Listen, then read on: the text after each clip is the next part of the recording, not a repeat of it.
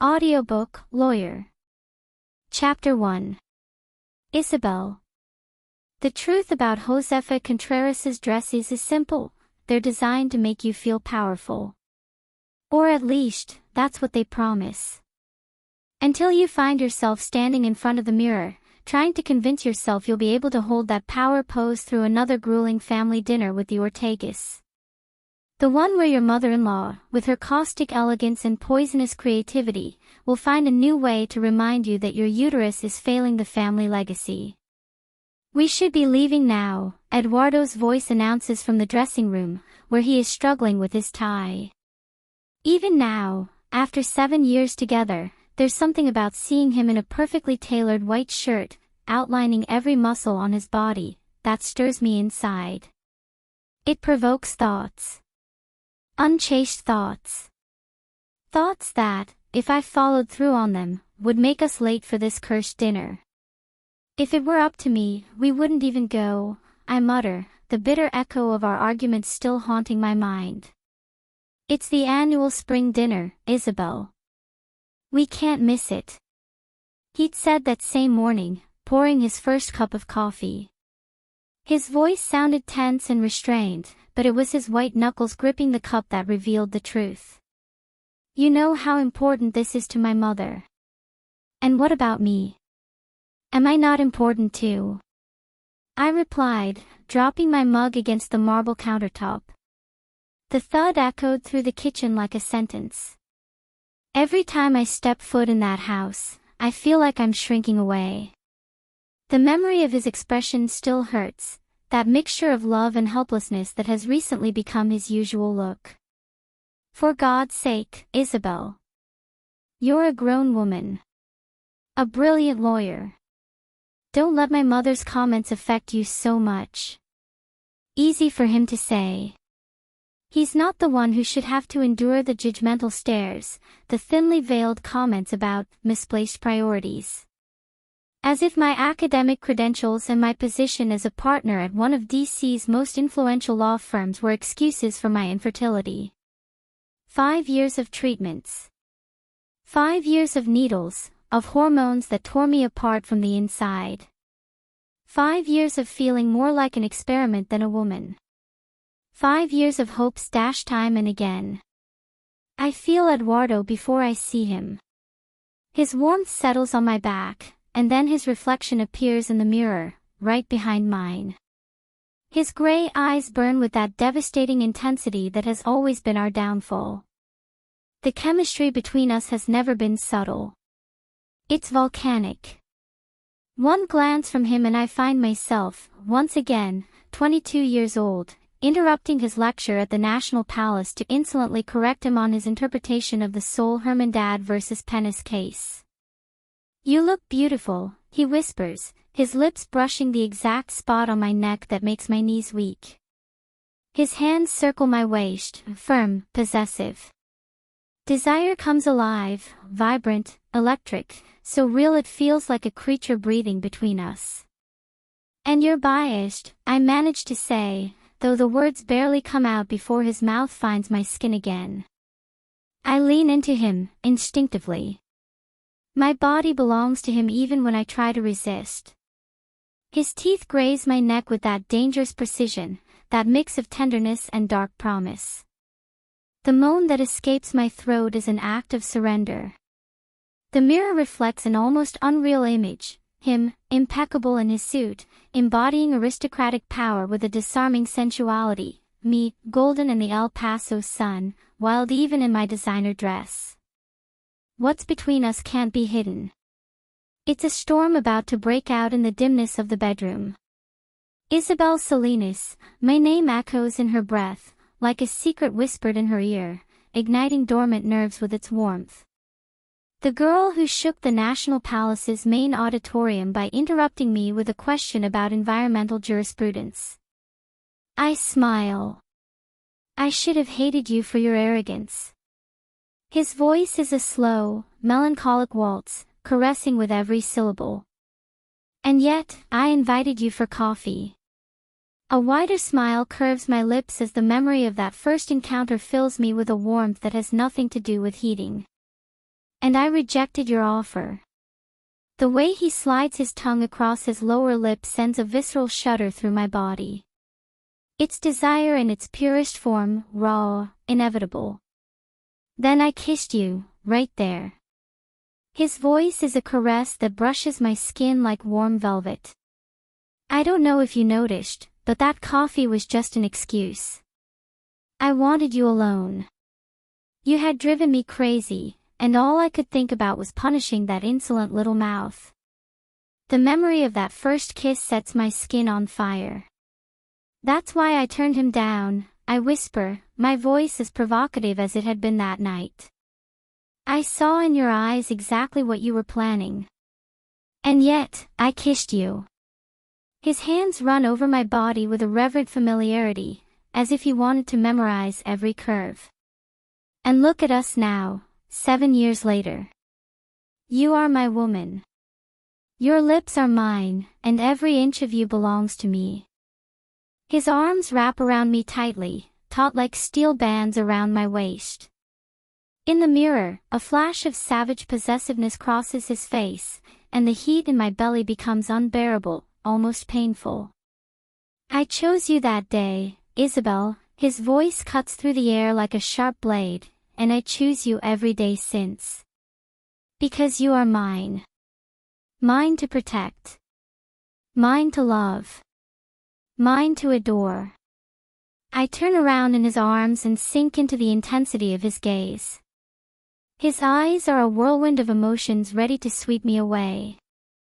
Even when your mom throws dinner parties just to remind me how little I fit in.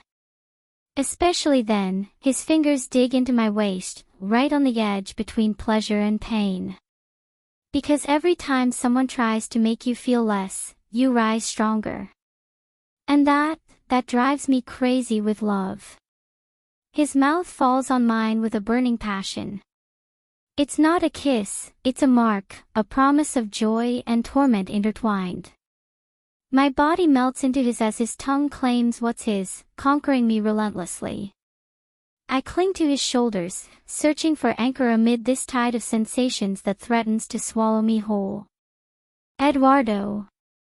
I barely whisper, as his lips trace a burning path down my neck. We're going to be late. Right now, I don't give a damn about that, he growls against my skin, his hands roaming over my body with the confidence of someone who's already explored every corner. Every caress is a promise, every touch the echo of endless nights lost in each other. And then, the high-pitched sound of her cell phone cracks like a whip through the heavy silence. Her mother's personalized ringtone is like a bucket of ice water falling on us. The spell is broken.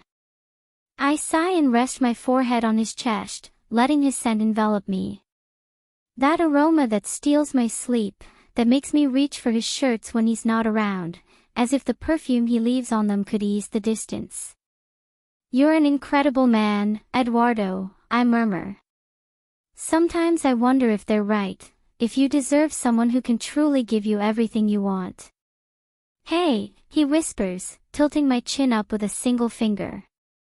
There's something wild in his gaze, something that makes my skin crawl. We already had this conversation 3 months ago. We swore never to talk about other people again, much less divorce. I'm not going to let anyone, not even you, insinuate that I should be with someone else. The memory of that night runs through me like an electric shock, his kisses marked by an almost ferocious need, the way he pushed me against the living room wall, claiming me with an intensity that erased any argument, any doubt. It was an act of wild self-affirmation. After that, I completely forgot why I'd mentioned the divorce. 30 minutes later, the Ortega mansion looms before us like a fortress from another era. Its large windows glow like golden eyes in the warm twilight of spring in Conejos. Octavio, the butler who has served the family for more than 3 decades, greets us with that familiar, genuine smile, to which we respond cordially. The main lobby is a choreography of crystal and gold. Cardo chandeliers, family heirlooms passed down through generations, cast their radiance over the Italian marble, creating an ethereal effect. The scent of fresh roses, Elena's eternal obsession, mingles with the subtle aroma of antique wood and tradition, permeating the walls like an indelible reminder of lineage and power. Santoro Ortega Sr. occupies his usual spot by the Victorian fireplace, majestic as a lion guarding his empire. Although officially retired from politics, the former senator still retains that imposing presence that made the Capitol tremble. Tall, distinguished, with silver hair that gleams under the lamps as if the light itself bowed before him, he is the living portrait of Eastern aristocracy. His gray eyes, identical to Eduardo's, scan the room with an intensity that resembles more a prosecutor than a retiree. I watch him as he converses with a group of federal judges. His measured but firm laugh occasionally rises above the elegant murmur of the party.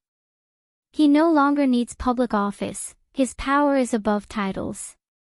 A single word from him can make or break careers in Conejos. It's the kind of influence that runs in the blood, like a second surname. Eduardo, my dear, Elena's voice cuts through the air with the precision of a shattering crystal glass. She approaches, wrapped in a cream-colored cupola that surely costs more than most people's monthly salary. The pearl necklace adorning her neck, according to family legend, belonging to a European duchess, glistens with the same arrogance as her smile. Isabel, that dress is, well, I imagine Josefa Contreras does her best with any figure. Eduardo's arm around my waist stiffens slightly, but enough for me to feel it. Mother, his voice sharpened like a scalpel, you know perfectly well that I have never tolerated, nor will I tolerate, any disrespect toward my wife. Not even you. Elena blushes with rehearsed elegance, although the malicious spark never leaves her eyes. Oh, please, it was just a joke, he says, flashing a smile that doesn't quite touch his soul. I'm sorry, Isabel. The dress is lovely. That, I'm sorry, sounds as genuine as a campaign promise. But before the atmosphere can fully escalate, a familiar laugh breaks the scene. Sebastián, Eduardo's older brother, bursts in with his usual casualness. His tuxedo is slightly disheveled, and in his hand he holds a glass of Macallan 25. He's always been the partially black sheep of the Ortegas, successful enough not to be a disgrace, but irreverent enough to drive his mother crazy. My favorite sister-in-law, she exclaims as she hugs me with genuine affection, skillfully ignoring Elena's sharp gaze. Clara can't stop talking about you. She's convinced she needs more riding lessons from her Texan aunt. Sebastián has that uncanny ability to soften any atmosphere, to break down rigidity with a disarming ease. Even here, in the solemn sanctuary of Conejos, DC's high society, his mere presence acts as a breath of fresh air in a room where it's hard to breathe. How is my favorite niece? I ask, grateful for the accompanying interruption. Completely out of control, he replies with the proud glow of a doting father.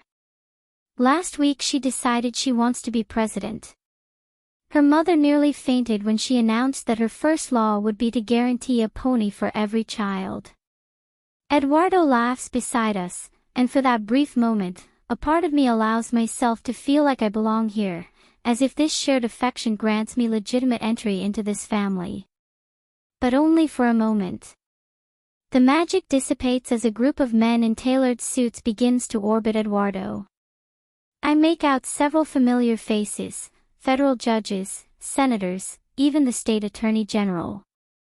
The words, judicial reform, and next case, float around us like sharks smelling blood in the water.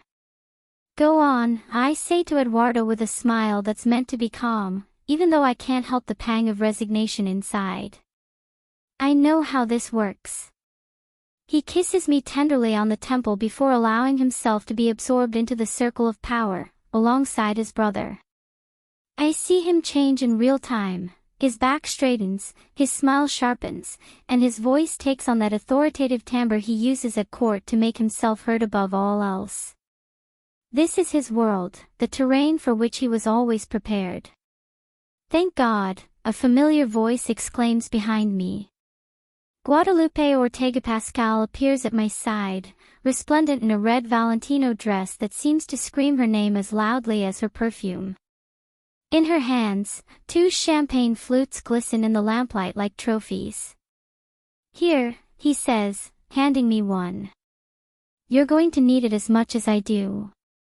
Unlike Elena, Guadalupe is a breath of sweetness and joy. Instead of following the family path of law or politics, she chose to open a chain of luxury boutiques, a decision that sparked more than one verbal battle within these very walls. At least she married well, Elena often remarks, as if her marriage to a renowned plastic surgeon were the only achievement that granted her redemption. Is the situation that serious? I ask, gratefully accepting the glass, just as her mother walks away, shaking her head as if she no longer has the strength for another debate. Guadalupe casts a dramatic glance around the room before rolling her eyes with almost studied elegance. Worse. Myra must just returned from Milan and hasn't stopped talking about her transformative Fashion Week experience. Although, just between us, I think the truly transformative thing was her new nose, courtesy of a Swiss clinic. The laughter that escapes my lips is genuine. In this sea of appearances, her irreverent humor and openness are an unexpected lifeline. And on nights like this, that's worth more than any last name or strategic alliance. And Sheldon? I ask, although I can easily imagine him surrounded by potential patients. He was kidnapped half an hour ago, she replies, gesturing slightly toward a corner where her husband is surrounded by 3 women who keep pointing at each other's faces. Apparently, having a plastic surgeon at a party is like throwing blood into water. The scalpel addicts come in droves. Guadalupe links her arm through mine and deftly guides me through the groups of guests. Come on, join me. If I'm going to have to hear about trips to the Hamptons and exclusive country club memberships, I at least want to be with someone who's sane. We approach a group of women gathered by the French window. An almost breathless cloud of designer perfumes, Cupelu, Jo Malone, and what must be the latest from Sam Ford, floats in the air, mingling with the night breeze. Isabel, my dear, Olga Olarte, the senator's wife, greets me with 2 kisses. That dress is lovely. It's by Josefa Contreras, isn't it? I've always been fascinated by how they manage to make things so accessible. I feel Guadalupe squeeze my arm, a subtle gesture of solidarity. I, for my part, barely manage a smile. It's amazing how these women master the art of disguising insults as compliments. Myra was telling us about her encounter with Ale. Guadalupe chimes in, shifting the conversation with surgical precision. Right, May. Myra, touched and moved, immediately perks up. Her face, still slightly swollen from a recent procedure, lights up with enthusiasm. Oh, it was simply magical. We were in this little cafe on Via Monte Napoleone. The next 40 minutes become an endless procession of exclusive designer names, tales of lavish trips, and barely concealed comparisons about who spent the most money on their latest indulgence. Guadalupe, trapped like me in this spiral of vanity, occasionally sneaks glances at me that scream, "Get me out of here," always making sure no one else notices. I, for my part, struggle to maintain an expression of interested politeness, even though inside I'm dying to disappear. Excuse me, I finally murmur, my patience running out. I need to go to the bathroom. I don't wait for an answer. I stride away, my heels sinking into the plush Persian carpet, muffling the sound of my escape. The main hallway is crowded, so I turn down the side corridor, where the air is cooler and the voices from the party fade to a distant murmur. That's when I hear them. Men's voices coming from the study, whose imposing carved mahogany door has been left ajar. I clearly make out Sebastian's voice, so similar to Eduardo's, but with that irreverent tone that makes it unmistakable. "Have you thought about talking to him about adoption again?" she asks cautiously. A slight clink of ice in a glass precedes Eduardo's response. "I can't," he replies, and there's a weight in his voice I've never heard before. "Not after that night." "You mean the night he offered you a divorce?" The silence that follows is thick, almost tangible.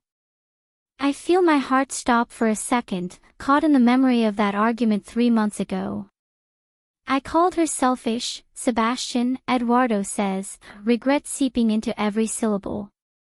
"I told her that refusing to consider adoption was an act of pure selfishness. And she..." He pauses, his pain seeping through the crack in the door like a pang. "She looked at me as if I had broken her from the inside." I lean against the wall, the memory of that night returning in all its rawness, like an open wound. "But you managed to convince her to stay," Sebastian points out. Eduardo laughs, but the sound is bitter, hollow. "Convince her? No. I swore to her that she was enough for me, that we could be happy without anyone else." A sharp thud marks the moment the glass hits the wooden surface. "I lied to her, Sebastian. My cheeks are flooded with tears, and I can't stop them. Each word pierces me like a sharp dart. Every day is a sentence," Eduardo continues, his voice shattering. "I wake up in the middle of the night, suffocated by this longing I don't even know how to name. But if I mention adoption again, if I see that pain in her eyes again..." "You're destroying yourself inside, Ed," Sebastian says, barely audible. "And what other choice do I have?" His voice vibrates with raw, unfiltered desperation. "I love her so much that I'm terrified to breathe without her. And yet, I also want to be a father. But if I had to weigh it up, I'd rather give up the latter than lose the former." His words hammer at my mind, revealing the truth behind his apparent victory that night. He didn't choose me above all else. What he did was bury his pain so deeply that it now silently consumes him from within. "Love shouldn't feel like a prison," Sebastian murmurs. "No," Eduardo replies, his voice barely a shattered sigh, "but here I am, a prisoner of my fear of losing her." I walk away quietly, the revelation solidifying inside me. That night, when Eduardo swore I was enough, he wasn't choosing our love. He was choosing silent suffering. He was choosing to stay, for fear of losing me. And that changes everything. It makes it infinitely more painful. His words still echo in my head as I discreetly call for a taxi. I love her so much that I'm terrified to breathe without her. Each syllable is now a burden on my chest, an anchor dragging me down. I slip away from the party like a shadow, certain that every step I take takes me further away from the man who chose to bury his dreams rather than face the possibility of losing me. Already in the taxi, my hands tremble as I dial Lorena's number, my boss and friend. My voice struggles to remain steady as I ask for a few days. I don't know how to explain to her that I've just realized how my stubbornness, my outright refusal to consider adoption, is slowly wearing down the man I love. Lorena accepts without question, and her quiet discretion feels like an immense relief. I think about El Paso. The old family ranch might be an option, but the idea dissipates as quickly as it appears. It would be the first thing Eduardo would look for. And I need to disappear, at least for a while. I need to find the courage to do the right thing. To stop being the wall between him and his dream of being a father. Deanna and Ian spring to mind as a way out. My best friend has been insisting I visit them for months, sending me photos of endless beaches and otherworldly sunsets. I call her, feeling the emotional weight of each dial tone. Her voice sounds cheerful and bright, a stark contrast to the chaos that surrounds me. She agrees to see me without a second thought, although I sense her unease when I dodge her questions. How can I explain to him that my love has become a golden cage, both beautiful and lethal? The device reads 8:40. A flight scheduled for 10 o'clock, the last of the day. Each click on the screen as I book my ticket resonates inside me with the gravity of what I'm about to do.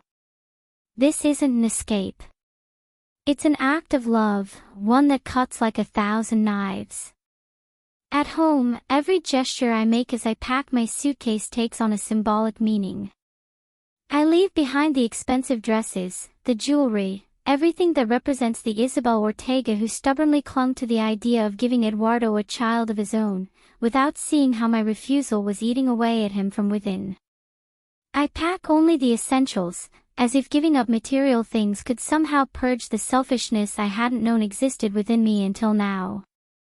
The kitchen remains dark as I stop at the counter. The note I'm about to write weighs more than any suitcase. It's a confession and an apology at the same time.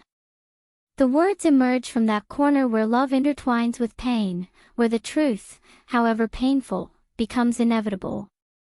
Because love, sometimes, means recognizing that you've become an obstacle to another's happiness, and having the courage to step aside. Eduardo. I heard your conversation with Sebastian. And, though it pains me to admit it, he's right, this is slowly wearing us down, until we break. You. Me. What we were. I need to step back, to distance myself, to give myself time to breathe and think clearly. I need to find the strength to do the right thing, even if it hurts. Please don't look for me. Not yet. I love you with an intensity that tears me apart, and that's precisely why I must take this step. I can't continue to be the barrier between you and your dreams. I know how much you've kept quiet, how many desires you've left behind for fear of hurting me, and that, Eduardo, only makes all of this hurt more. I don't know if I'm making the right decision. All I know is that staying by your side would end up destroying you. And I never wanted to become your downfall. You deserve a full life, full of joy, of childhood laughter, of the warmth of a home that I, despite all my love, haven't been able to give you. This distance doesn't mean I love you any less. It means, perhaps, that I love you too much to continue watching you slowly fade away because of me. I know what's coming won't be easy for either of us. But I sincerely hope that one day you'll understand. Even though I have no words to describe the pain I feel, I believe this is the most sincere form of love I can give you right now. Isabel. Eduardo. Something's not right. I can feel it clearly in the pit of my stomach as my gaze scans the room. Isabel is no longer there, where I last saw her, next to Guadalupe. Despite years of experience at court, always maintaining my composure, I can't help but feel my calm facade beginning to crack. Isabel. Have you seen Isabel? I ask, interrupting my sister Guadalupe's conversation with a group of guests. He was here a little while ago, he replies, frowning. He said he was going to the bathroom, but... He glances at his watch, it's been a while. An uneasy feeling settles in my stomach, prompting me to seek her out. The Marshal Service officers, discreetly stationed at the mansion's entrance, watch me as I pass. Since my nomination to the Supreme Court, security has become a constant in our lives, though I made sure it was as minimally intrusive as possible, especially for Isabel. She detests all the trappings that come with my position. I check the guest bathroom, the garden, the library. Every empty space increases my anxiety. Isabel hates these parties, I know better than anyone, but she would never disappear like that, without saying anything to me. I dial her number as I walk through the mansion's halls. Instantly, the phone rings, but it goes straight to voicemail. I try again. Nothing. My mind races with scenarios. Did someone say something to her? My mother. Since the president announced my nomination, social pressure has increased considerably, and that has only made things more complicated. Ed, Sebastian calls, intercepting me near the entrance. What's wrong? You seem worried. I can't find Isabel. My voice sounds tense, even to me. And she's not answering her phone. I try to call her again while Sebastian watches me. Voicemail again. Maybe he felt sick and went home, my brother suggests, but something in his tone tells me he doesn't believe it himself. Without telling me. I shake my head. And why aren't you answering your damn phone? Worry begins to turn into fear. Isabel and I have an unwritten rule: we always answer each other's calls. Always. It doesn't matter if I'm in the middle of a court session or she's in an important meeting. One missed call, fine. But 5. Something's not right. I'm going home, I announce, determined. If he comes back, I'll call you right away. Sebastian nods, and I can see the concern clearly on his face. The drive home is torture. The Maragua officers are following me at a distance, and even though I'm clear about it, I can see it in the rearview mirror. Each red light seems like an eternity, a space in which my mind spins around and around. Maybe I should have paid more attention to her during the party. Isabel always pretends the comments don't affect her, that the condescending glances slide over her, but I know that's not the case. I see how each social event wears her down a little more. I dial the number again, gripping the steering wheel so tightly my knuckles turn white. Come on, baby, answer. Tell me I'm being a paranoid idiot. Tell me you just needed some air and went home. When I get home, it's completely dark. The silence hits me like a punch in the chest. Isabel. My voice comes out choked, as if I'm afraid to hear the answer. I turn on the living room lights, hoping to find her asleep on the couch or deep in work, in front of her laptop. But silence is still my only response. Maybe she's in the kitchen. She sometimes makes herself a cup of tea when she's stressed. I go in, turn on the light, but I can't find her. Instead, there's a sheet of paper on the counter. My hands shake as I read his words, over and over again, refusing to accept what I'm seeing. No. No, no, no. Rage ignites in my chest, and before I know it, I'm standing by the bar in the living room. I need a drink, something to calm this consuming terror. But as I see the glass in my hands, all I can think about is Isabel and how she used to scold me when I drank spiked whiskey. Without thinking, the glass flies from my hands, crashing against the wall and shattering into 1,000 pieces. The roar is still echoing when 2 armed officers burst into the house. Is everything okay, sir? One asks, quickly assessing the scene at the sight of broken glass scattered on the ground. I shake my head and run a hand over my face, trying to compose myself. My wife. My voice sounds harsh, almost inaudible, has disappeared. The officers look at each other, exchanging a brief glance. Do you want us to initiate the search protocol, sir? One of them asks. No, I respond sharply, regaining some composure. This is personal. I'll handle it. I search for her number again, this time to leave her an audio message. I read your note, Isabel.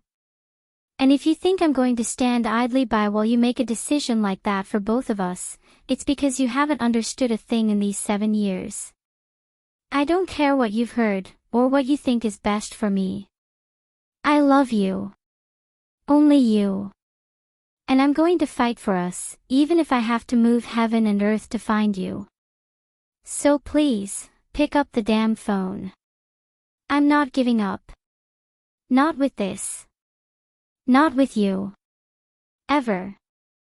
The last word comes out almost like a plea. I, Eduardo Ortega, the youngest judge on the Supreme Court, the man who makes even the most experienced lawyers tremble on the bench, pleading in a voicemail. I stride up the stairs to our bedroom. The closet is open, some drawers empty. She's taken her clothes, but she's left behind all the expensive dresses I gave her. The message is crystal clear: she wants nothing to do with the life we built together. My fist hits the wall. The pain is a relief, a tangible feeling to hold on to when I feel everything around me crumbling. I pick up the phone, my mind still tormented, and dial my brother's number. Sebastian, I say as soon as he answers. I need your help. Isabel's gone. What? What do you mean he left? He left a note. He overheard us talking. I need you to use your contacts, find out if he's taken any flights. And I need his credit card records. I can't go through official channels without this turning into a media circus. A heavy silence extends on the other end of the line. Ed. Sebastian's cautious tone puts me on alert. Maybe you should give him some time. If he left like that, he probably needs space too. No. Listen to me, Ed. I can imagine how you feel, and I know your temper well, but you need to calm down. Remember who you are now, your position as a judge. Sebastian's voice sounds firm, but also worried. I don't care where I stand right now, I interrupt, my voice shaking with suppressed emotion. Don't tell me to give her space. Don't ask me to wait.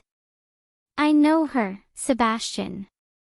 If I give her space, if I allow her to convince herself that this is the right thing to do, my voice cracks with pain. I'm going to find her. Sebastian sighs on the other end of the line. His tone changes, softens. All right, Ed. Give me half an hour. I'll see what I can find out. Thank you, I murmur before hanging up, the weight of the words falling on me. While I wait for news from Sebastian, I start calling everyone who might know something: Diana, his boss, his friends. I check his laptop for clues. Every minute that passes becomes agony, every unanswered call is a new torment. Isabel may think she's doing the right thing by walking away, but she's wrong. I know her better than anyone in this world. I know every gesture, every nuance in her voice, the exact way her nose wrinkles when she's thoughtful. And I know, with a certainty that burns inside me, that she's suffering as much as I am. I could use my position and have them search for her at every airport in the country. But that would only expose our private lives, turning the whole thing into a media spectacle. And that's what Isabel hates most. No. I'm going to find her my way. And when I do, I'll make it clear to her that there is no position, no responsibility, nothing more important to me than her. Because she's my whole life. And I'm not willing to lose her. Isabel. When I look in the mirror, the reflection I see is one of total disaster. It's 7 in the morning, mascara has already left streaks all over my face, my eyes are so swollen I can barely keep them open, and my hair, it's best not to talk about it. Although, come to think of it, none of that matters when you spend the whole night crying. I love you. Only you. And I'm going to fight for us even if I have to move heaven and earth to find you. Eduardo's message echoes in my mind once again, like a melody I can't get out of my head. I've heard it so many times I could recite it by heart. Every time his voice comes on the recording, I feel something inside me break a little more. I had to turn off the phone after his 20th call, knowing that if I kept seeing his name on the screen, my resolve would completely fade.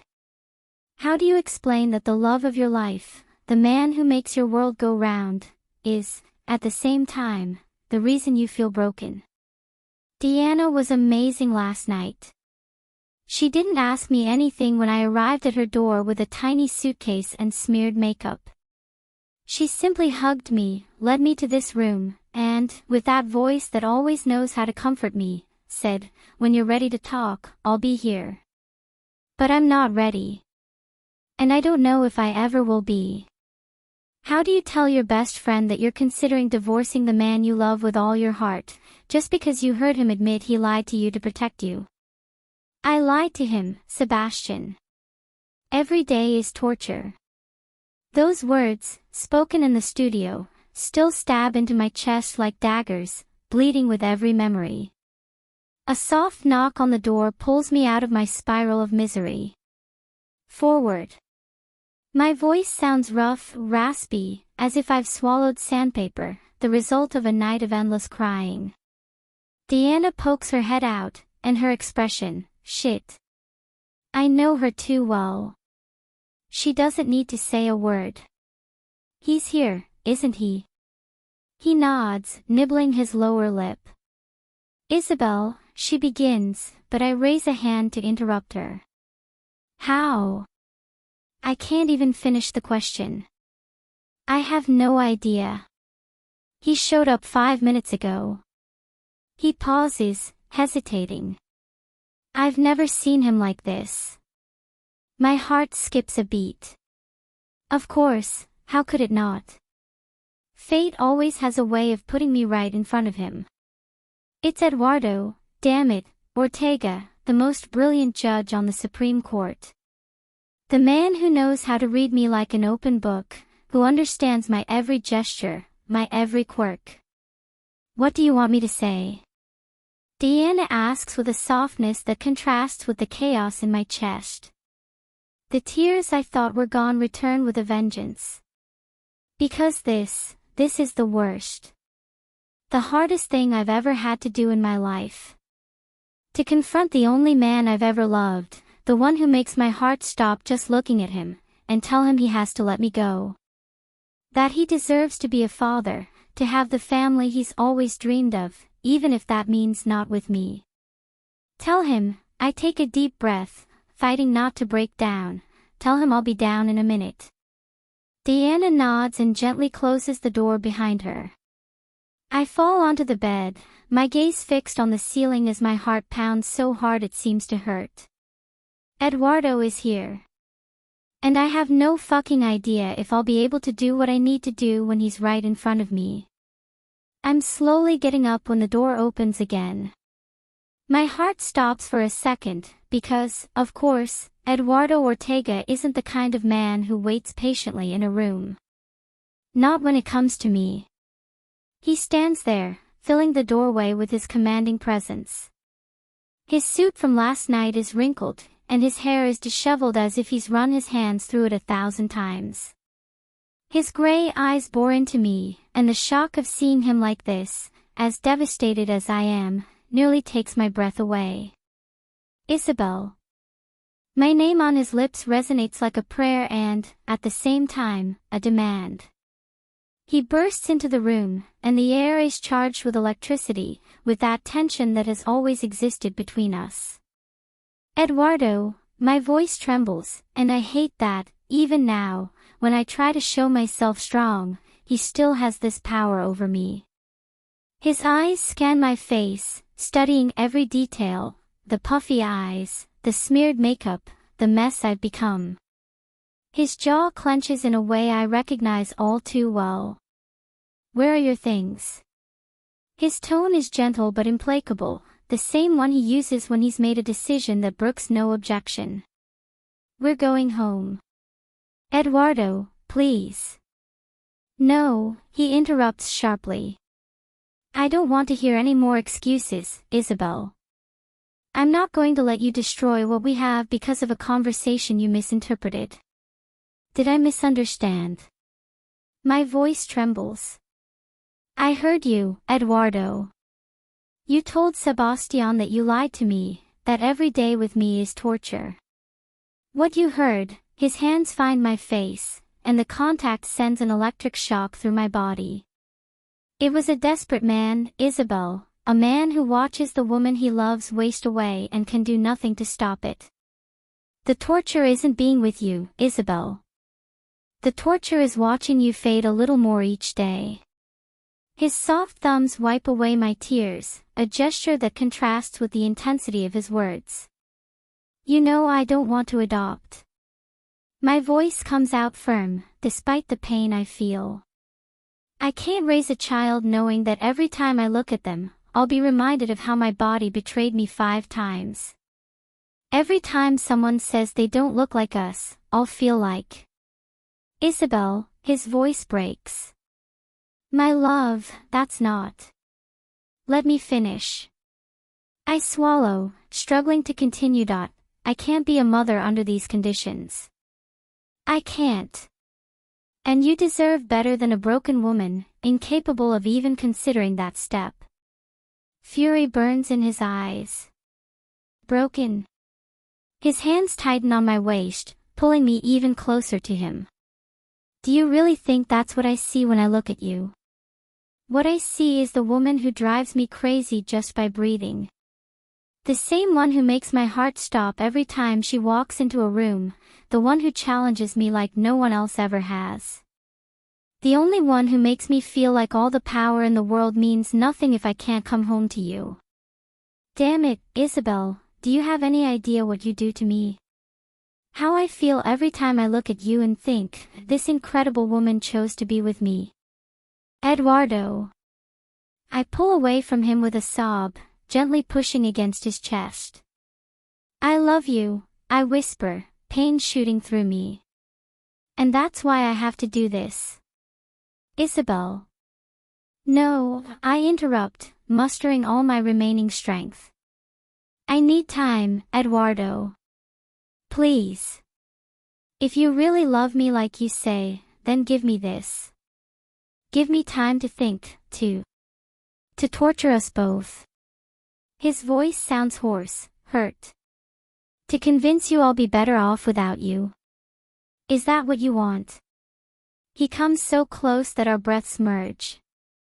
His eyes, those gray eyes that have driven me crazy since day one, stare into my lips. Do you want to see what I think of your brilliant idea? He murmurs, leaning in until our mouths are almost touching. I can't help it. My body reacts instinctively, seeking his lips as if they were air and I were drowning. Eduardo curses against my mouth. See? He growls, burying a hand in my hair. We're fucking crazy about each other. And you want me to let you go? Not in a million years, baby. Eduardo. My voice sounds broken, desperate. To find a way for us not to hate each other in the future. The words tumble out of my throat like broken glass.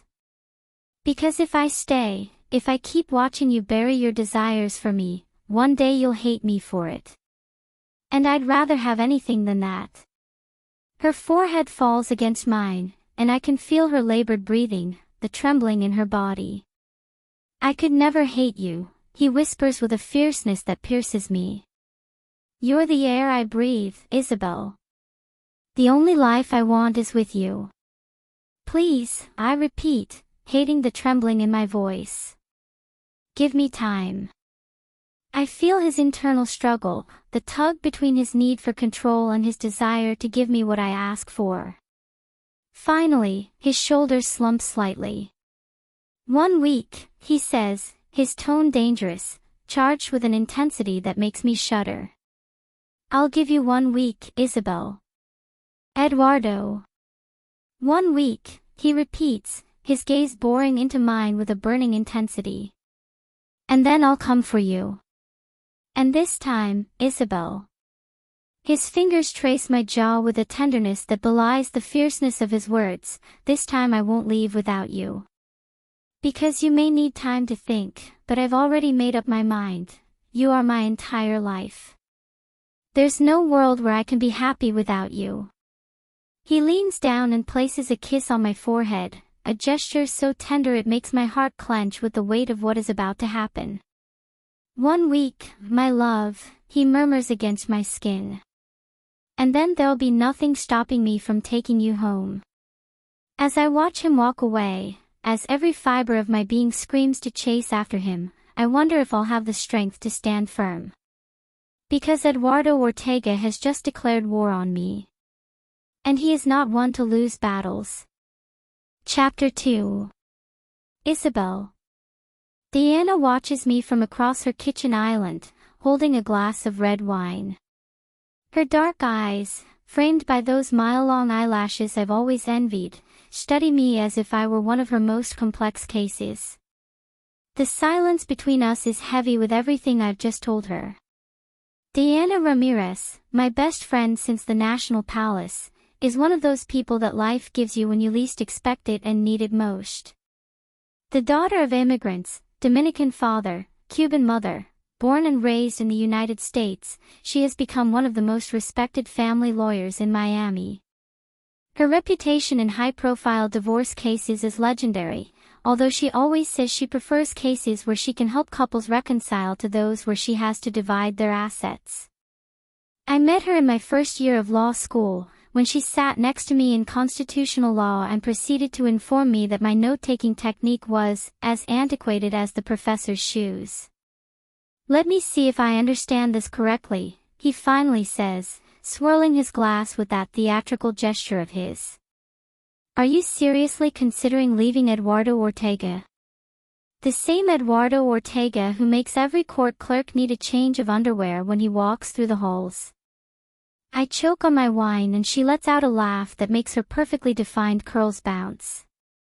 "Diana," I protest, wiping my mouth with a napkin. "What?" "I'm just telling the truth. That man is hotter than eating French fries with your hands." Her smile is pure mischief. "Or have you already forgotten all those confessions you made to me after your honeymoon? Because, honey, ever since you told me the details of your nights in Bora Bora, I've been having wet dreams that not even the air conditioning on full blast can control." Who would have thought that behind all that federal judge seriousness was a potential porn star? That's the last person you should let go, because finding a man who's a gentleman on the street and the complete opposite in bed is like finding a unicorn with an Olympic medal. You got me drunk so I'd confess that to you, but I can't stop a smile from escaping me. This is Diana at her best, able to make me laugh even when I feel like my world is falling apart. He shrugs while waggling his eyebrows suggestively. "No, seriously, Isabel. With the crisis of good men out there, I refuse to believe my best friend wants to leave a specimen who not only looks at her as if she were the sun and the moon combined, but also," she lowers her voice conspiratorially, "according to your own words, has a neck as long as a turkey's neck." "Diana." This time the wine definitely comes out of my nose, and she doubles over with laughter. "What?" "It was your words." He points at my wine disaster. "If my mother saw you wasting such good wine, she'd smack that perfect butt of yours with her flip-flops." He wipes away tears of laughter. "But seriously, Isabel, do you really want to leave your husband who looks at you like you invented oxygen?" I sink into the stool, the moment of fun fading. Diana, with the intuition that has taken her to the top of her legal career, immediately notices the change in my expression. Her face becomes serious, although her eyes retain that characteristic gleam of intelligence. "I need you to handle my divorce." The words leave my mouth with a finality that surprises her.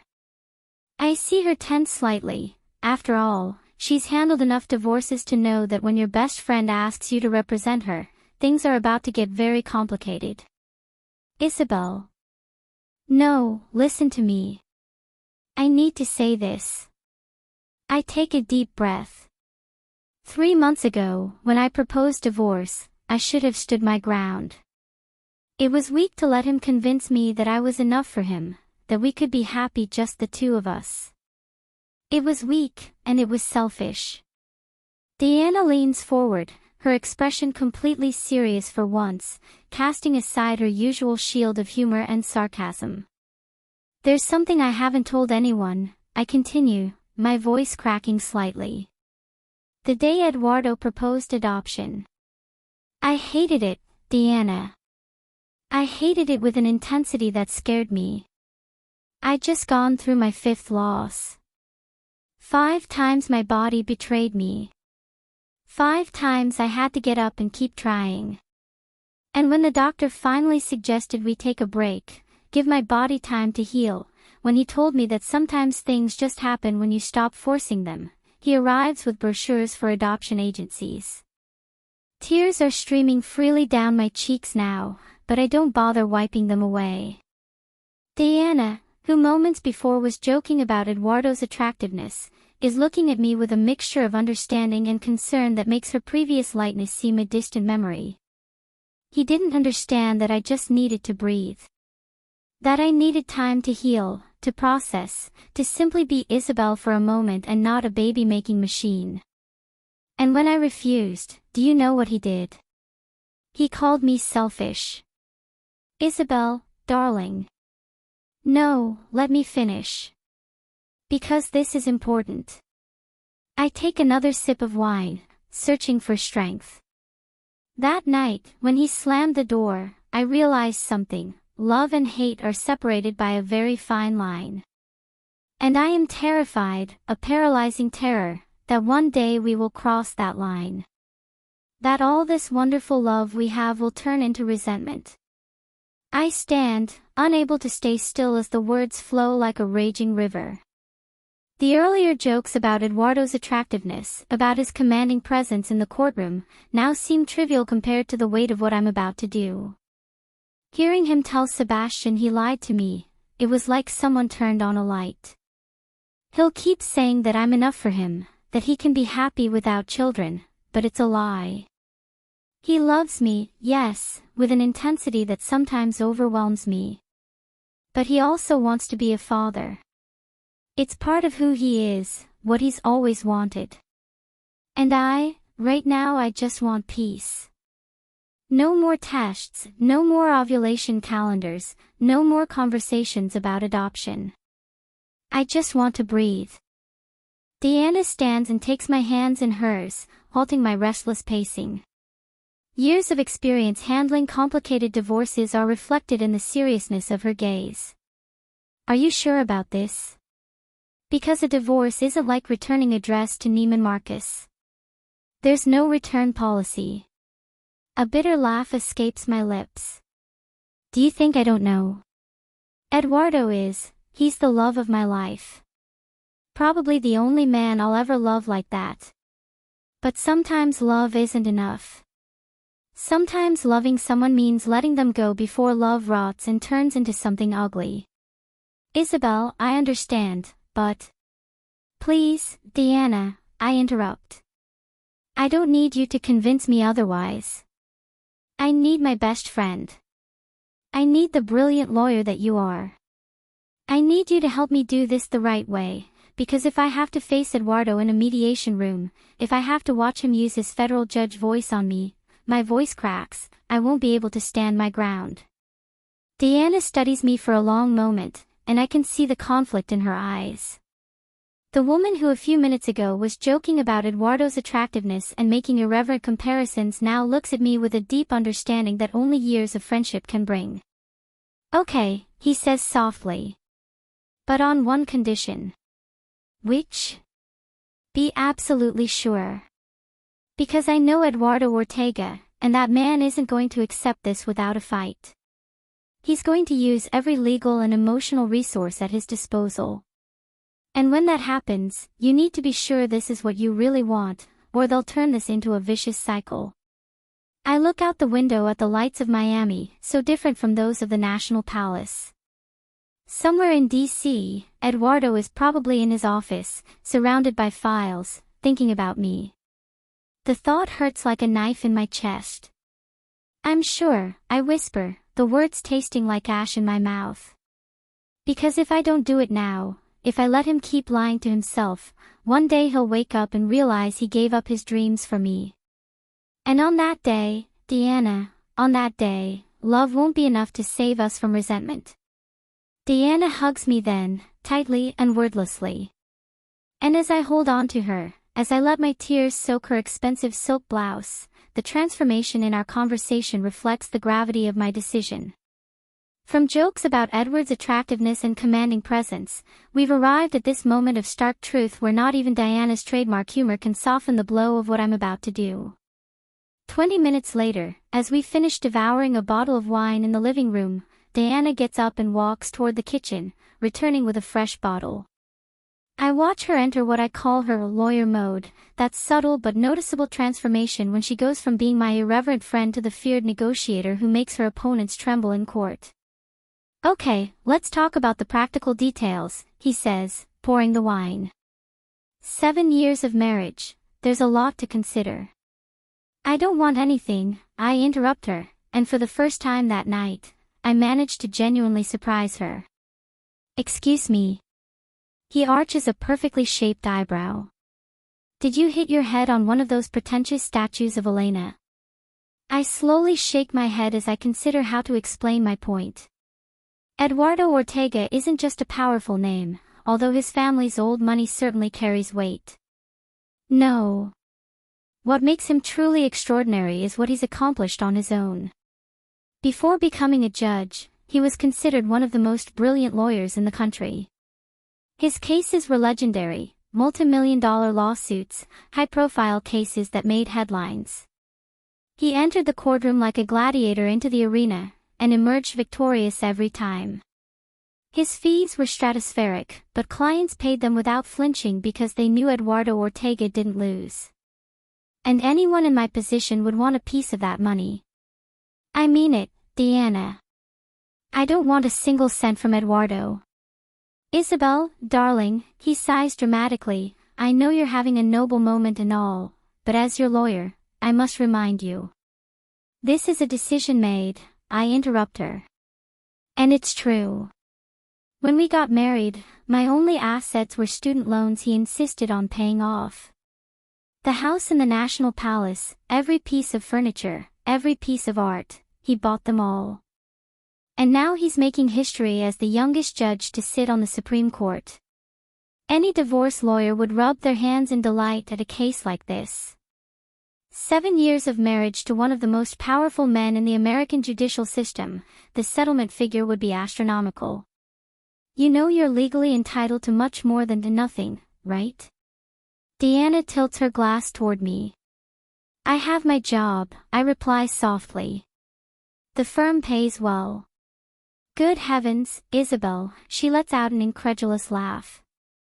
"Only you could be considering something like this. Do you know what any other woman in your position would say?" "I'm not just any other woman," I reply softly. "No, you're not. You're the only woman I know who's willing to give up a fortune on principle."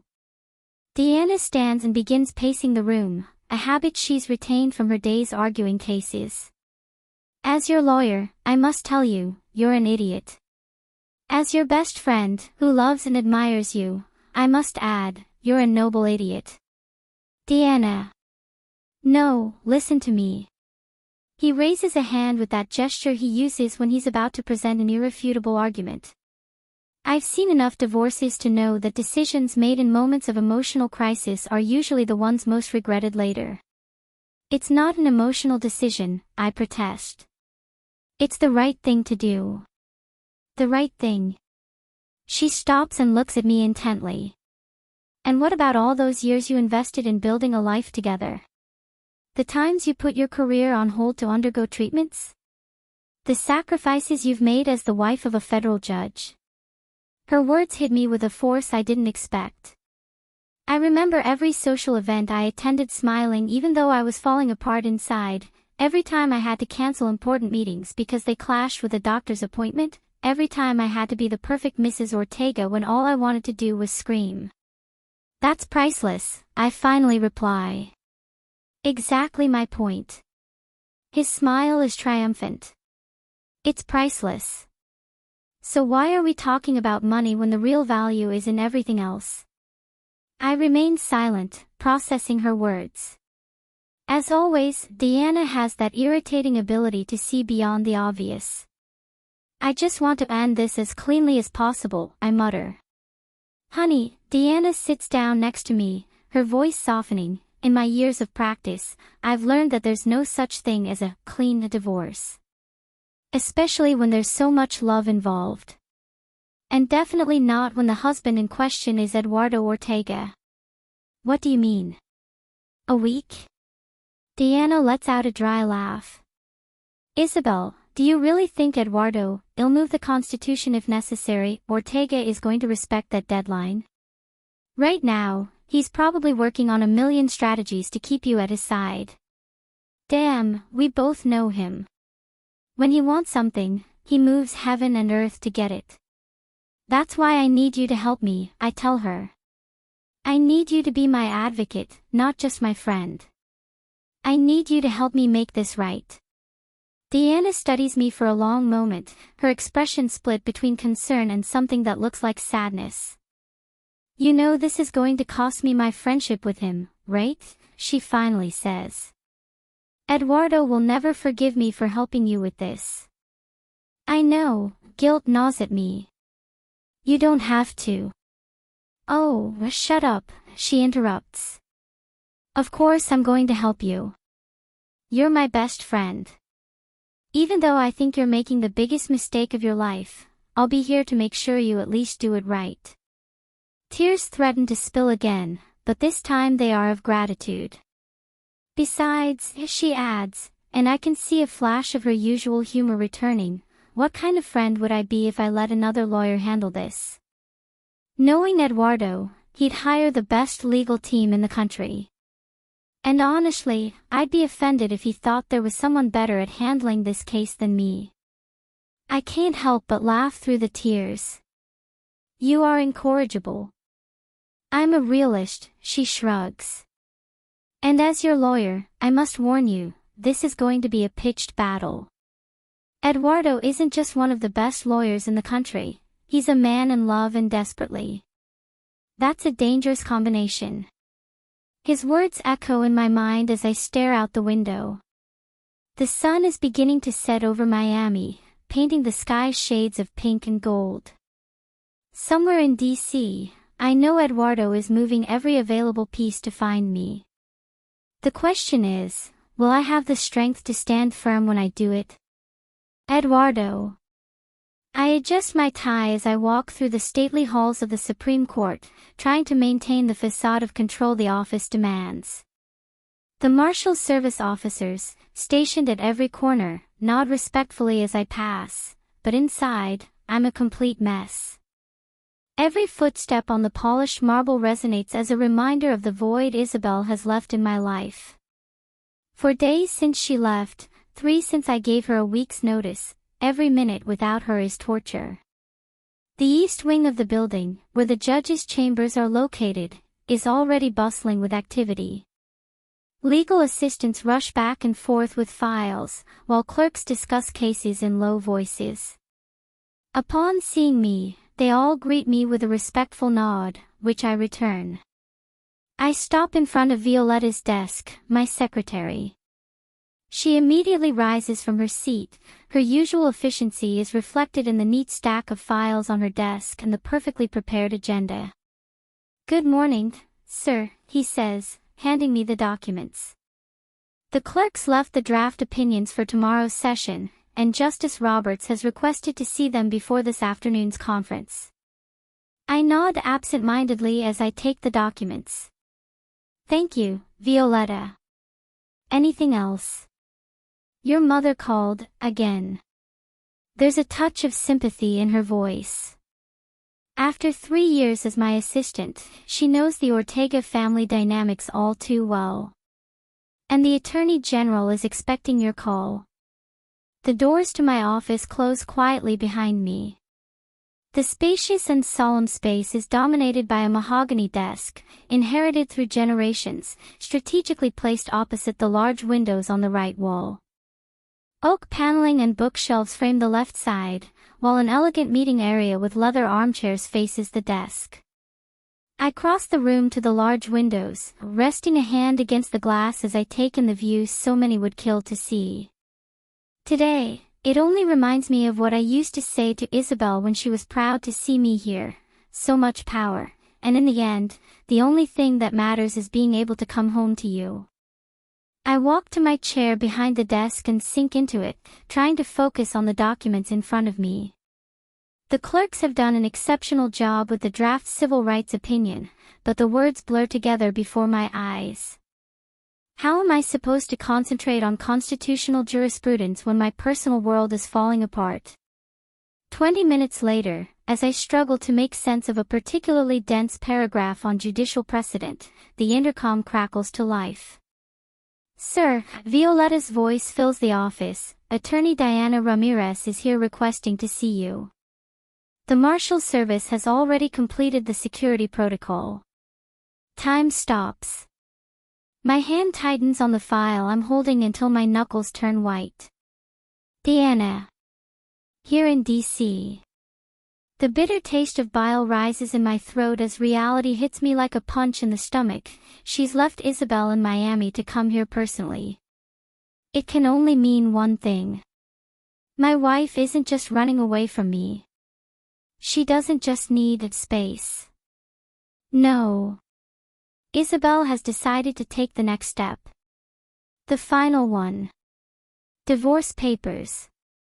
The damned papers that threaten to destroy everything we are, everything we've built. My world is shaking. The air becomes thick, almost unbreathable. 7 years of love, of waking up every morning with her body tangled with mine, of stolen kisses in the halls of this very court, and she wants to reduce it all to a pile of legal documents. The roaring of my pulse in my ears is deafening. For a moment, I consider refusing to see her, as if refusing to see the documents could somehow prevent this from being real, that my wife is actually trying to sever the bond between us as definitively as possible. "Sir." Violetta's voice sounds worried at my prolonged silence. I straighten in my chair, adjusting my tie as I try to regain some control. When I speak, my voice sounds strange, distant, as if it belongs to someone else. "Let her in." From my position behind the desk, I watch through the open door as 2 Marshal Service deputies escort Diana to my office. She pauses briefly in the doorway, assessing the situation, before taking measured strides toward one of the chairs across from my desk.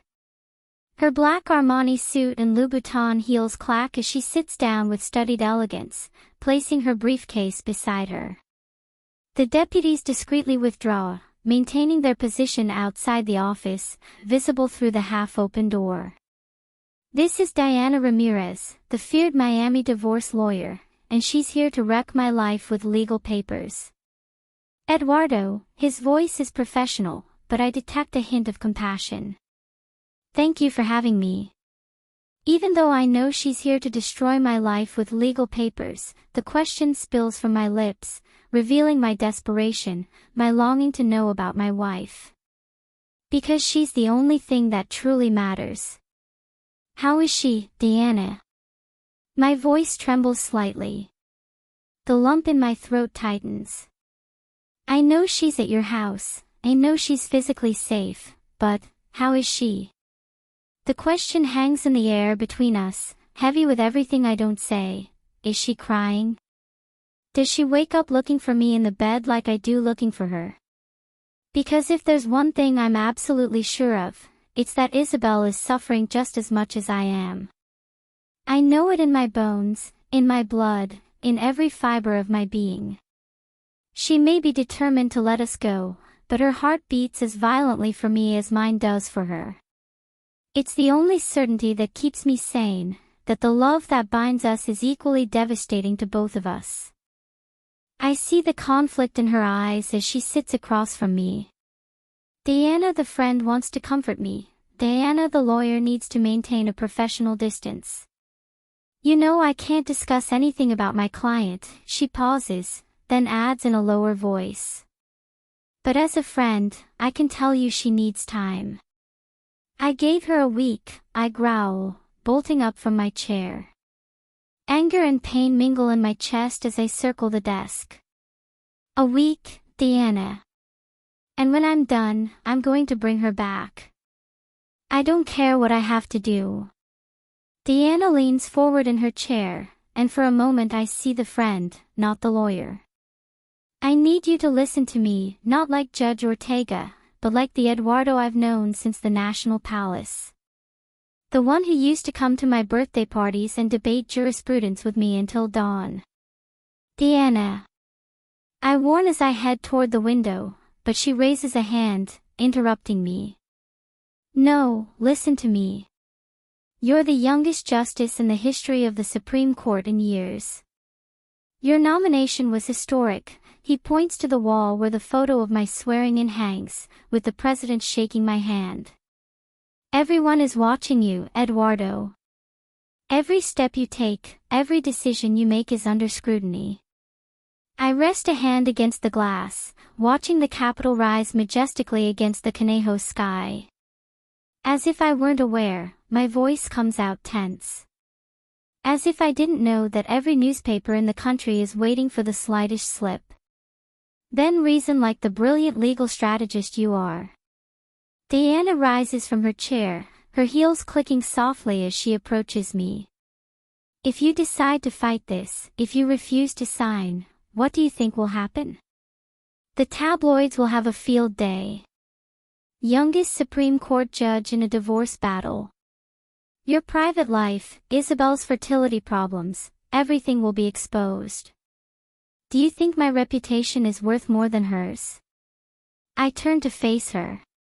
I know you don't, but you can't ignore reality. Her voice hardens as she maintains her position a few feet away from me. Because it's not just your reputation, Eduardo. It's the integrity of the institution. These walls, everything you stand for, are you going to risk all of that? Deanna, my voice cracks as I run a hand through my hair, turning away from the window to move toward the center of the office. When I married Isabel, when I put that ring on her finger, I did it for life. It wasn't a whim, it wasn't a spur-of-the-moment decision. I chose her. Forever. I stop a few steps from Diana, who remains near the window. I see myself growing old with her, Diana. My voice grows husky with raw emotion as I take a step toward her. 70 years old, on the porch of our house, still looking up at her like she's the center of my universe. My fingers intertwined with hers, our gray hair shining in the late afternoon sun. It's the only future that exists for me. The only one I'll accept. I look her straight in the eyes so she can see that everything I say next comes from deep within my soul.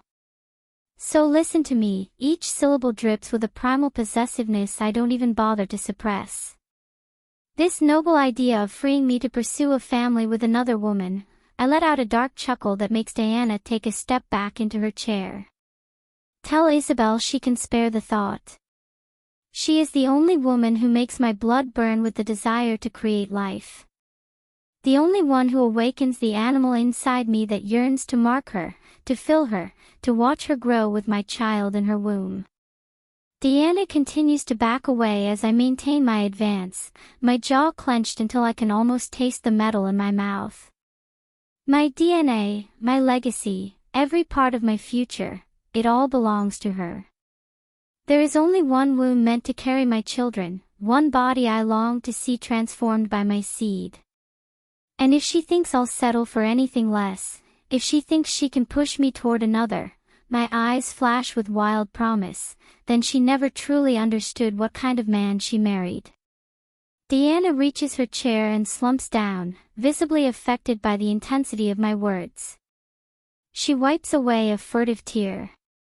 Eduardo, his voice has a conciliatory tone. No, I interrupt, remaining standing while she remains seated. Just, tell her all of that. Tell her that I love her. That I will love her until my last breath. And that there is no legal paper, no distance, nothing in this world that can change that. Deanna slowly rises from her chair, picking up her briefcase. Marshals appear silently in the doorway, ready to escort her. With deliberate movements, she circles the desk and places the manila envelope on the polished surface. I took the first flight out this morning from Miami, she says softly as she steps back toward the gate. I'll be back tonight. And Eduardo, she's hurting too. But sometimes love means giving space. 3 days, I reply, my voice raspy as I walk toward my desk. 3 more days and the deadline is up, Diana. And when that happens, all your legal experience won't be able to keep her away from me. When the door closes behind her and the officers, I stand behind my desk, staring at the manila envelope. Outside my office, I hear the constant murmur of the courtroom, law clerks arguing cases, the echo of footsteps in the marble hallways, the weight of centuries of justice and tradition in every sound. But none of that matters. Because when this week is over, I'm going to bring Isabel back. And if that means risking my reputation, my position, everything I've built, so be it. Because she's not just my wife. She's the air I breathe, the reason I climb these stairs every morning trying to be a better man. And no title, no institution, no political consideration is worth more than that. The week is almost over. And when it is, I'm going to get my wife back. Isabel. The clock strikes 8:30 when the sound of heels in the hallway pulls me out of the anxiety-filled limbo I've been in all day.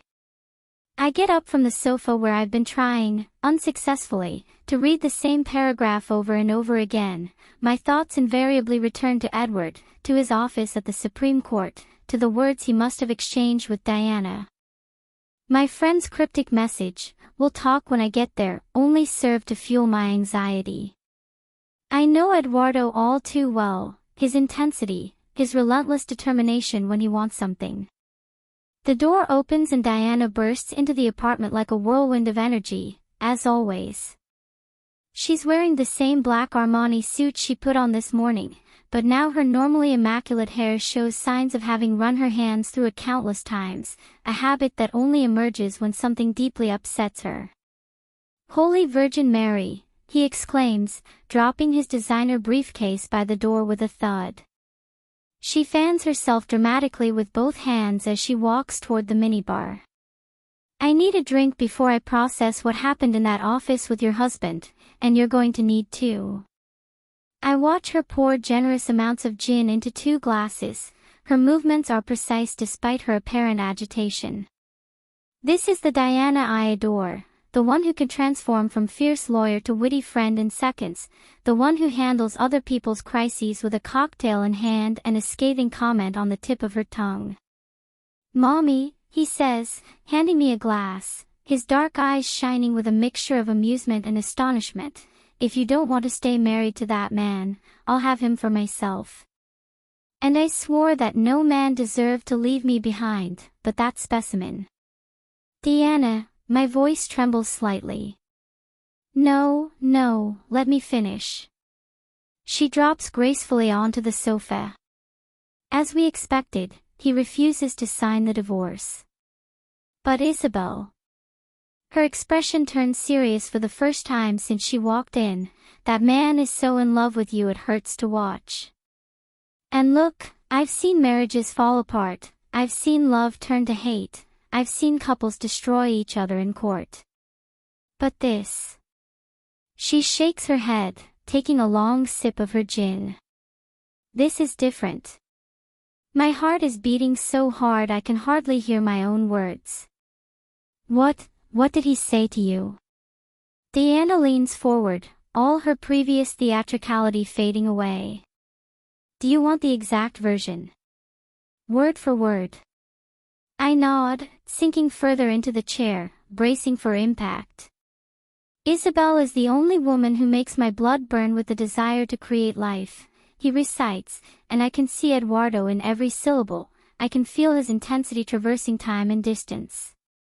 The only one who awakens the animal inside me that longs to mark her, to fill her, to watch her grow with my child in her womb. The air leaves my lungs. My glass trembles in my hand. My DNA, my legacy, every part of my future, it all belongs to her, Diana continues, each word like liquid fire in my veins. There is only one womb meant to carry my children, one body I long to see transformed by my seed. And if she thinks I'll settle for anything less, if she thinks she can push me toward another, then she never truly understood what kind of man she married. I stand abruptly, needing to move, needing space so the weight of those words doesn't crush me. Diana watches me silently as I walk toward the window. Miami glitters below us, oblivious to how my world crumbles a little more with each word. Isabel, her voice is soft now, all pretense of levity abandoned, as your lawyer, should be advising you on legal strategies, on how to handle her refusal to sign. But as your friend, she stops, choosing her words carefully. As your friend, I think you need to take some time to really think about what you're doing. I've thought about it, I whisper, pressing my forehead against the cool glass. I told you yesterday, I'm terrified that eventually that love will turn into resentment, into bitterness. Or maybe, Diana interrupts, and I hear her heels approaching. These days we're so used to love coming with conditions that we don't know what to do when someone loves you unconditionally. I turn to look at her, surprised by the sharpness of her observation. He gave you 3 days, she continues, leaning against the window frame. 3 days before he comes for you. And knowing him as I do, it won't be a simple visit with flowers and sweet nothings. That man is willing to move heaven and earth for you. That's precisely why I must stand firm, but my voice sounds weak even to my own ears. Or that's precisely why you should use these 3 days to think carefully about whether you really want to let him go. He takes my empty glass and places it next to his. I'm not saying you don't have valid reasons. I'm not saying your fears aren't real. I'm just saying, sometimes true love deserves a second thought. Or a third. Or as many as it takes. He heads toward his room, but stops at the threshold. And Isabel. Her smile regains some of its usual mischievousness. When a man like Eduardo Ortega says that your womb is the only one destined to carry his children, well, let's just say there are declarations of love, and then there's that. Think about it. I stand alone in front of the window, Eduardo's words echoing in my head, mingling with Diana's. 3 days. 72 hours to decide if my love for him is stronger than my fear of the future. The problem is that, deep down, I already know the answer. I've always known it. And that terrifies me more than anything else. Chapter 3. Isabel. The stifling Miami heat beats against the car windows as I wait for Diana to finish her work call. The Ramirez house rises in front of us, with its Spanish tiles and bougainvillea climbing the terracotta walls. He practically dragged me out of his apartment. It's my grandmother's 70th birthday, he'd said in that tone that wouldn't take no for an answer. And if you think I'm going to leave you lying on my couch for another day watching wedding videos on Instagram, you're sorely mistaken. We get out of the car and the sound of music and laughter greets us from inside. Diana opens the door without knocking, like someone arriving at her own home. The contrast with the Ortega family gatherings immediately hits me. Here, there are no white-gloved butlers or Cardo crystal glasses. Instead, the controlled chaos of a Latino family in the midst of celebration envelopes me as soon as I enter, cousins scurrying between patio tables, aunts exchanging gossip in Spanglish, the aroma of sofrito and plantains wafting from the kitchen. My love. Senora Paulina shouts over the noise. As always, her voice fills the entire space. She's 70 years old and maybe small in stature, but her personality is enormous. She gets up from her chair on the patio and comes toward us. She envelopes me in one of those hugs only grandmothers give, with that scent of expensive perfume mixed with the sweet smell that comes from the kitchen where she's always cooking something. It's been so long, no see. And Eduardo? Why didn't he come with you? Diana, who's already poured herself a mojito from the drinks table, nearly chokes. I glance at her, silently reminding her that she was the one who insisted on bringing me here. Before I can make up an excuse, Cousin Maria appears with a tray of pastries and the latest family gossip. Roberto married his CrossFit instructor in Las Vegas. Roberto did what? Senora Paulina dramatically crossed herself, her gold bracelets clinking with the movement. Holy Mary! Is this the same woman who does those indecent exercises on Instagram? I'm grateful for the distraction from Roberto's drama and sit in one of the patio chairs while the entire family debates the merits and demerits of marrying a fitness influencer in Las Vegas. I watch Diana move among her cousins with her characteristic natural grace, so different from her courtroom persona. Here, she's not the dreaded divorce lawyer, she's simply Diana, the favorite granddaughter who grew up running around this very yard. The peace doesn't last long. As soon as the commotion surrounding Roberto subsides, Senora Paulina turns her attention to me.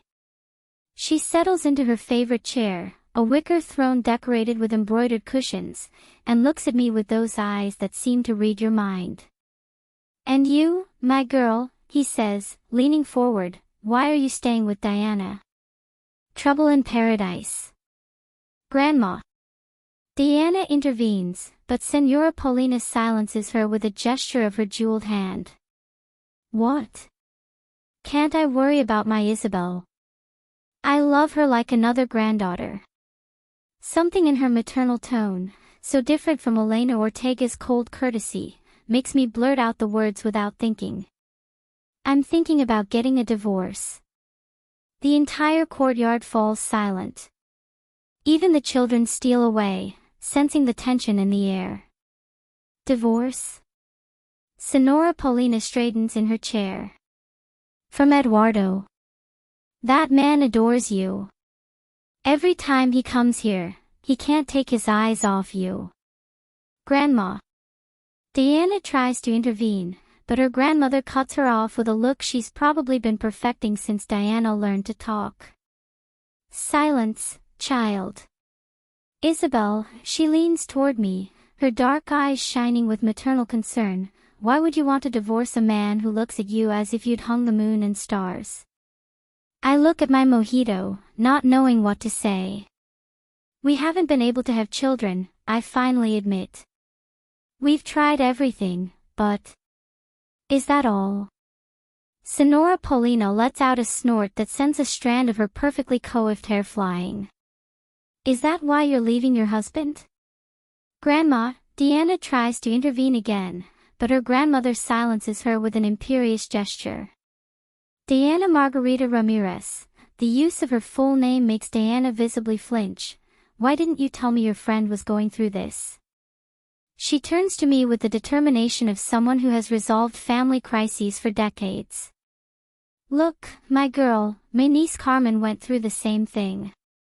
5 years trying to get pregnant, spending fortunes on doctors who were useless."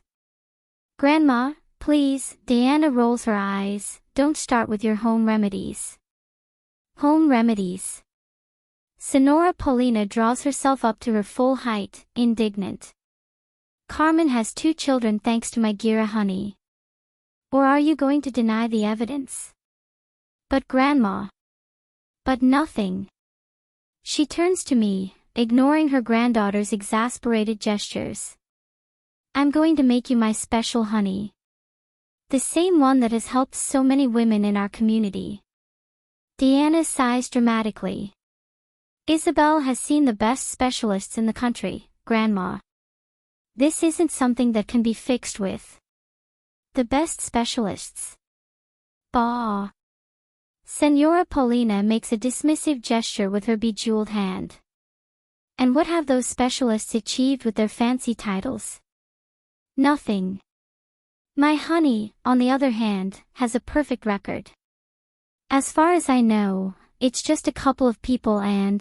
Diana murmurs. "Several," her grandmother corrects her triumphantly. "And you're forgetting your second cousin." "Grandma, Isabel doesn't." Oh, my God. Senora Paulina raises her hands to heaven. Do you see what I have to put up with? This girl thinks that because she's a fancy lawyer, she knows everything. I can't help but smile. It's refreshing to be in an environment where problems are faced with humor and love, so different from the formal, restrained atmosphere of the Ortegas, where every emotion is carefully measured and controlled. Thank you very much, Mrs. Paulina, I say sincerely, but the situation is more complicated. Complicated? She interrupts, her eyes shining with wisdom.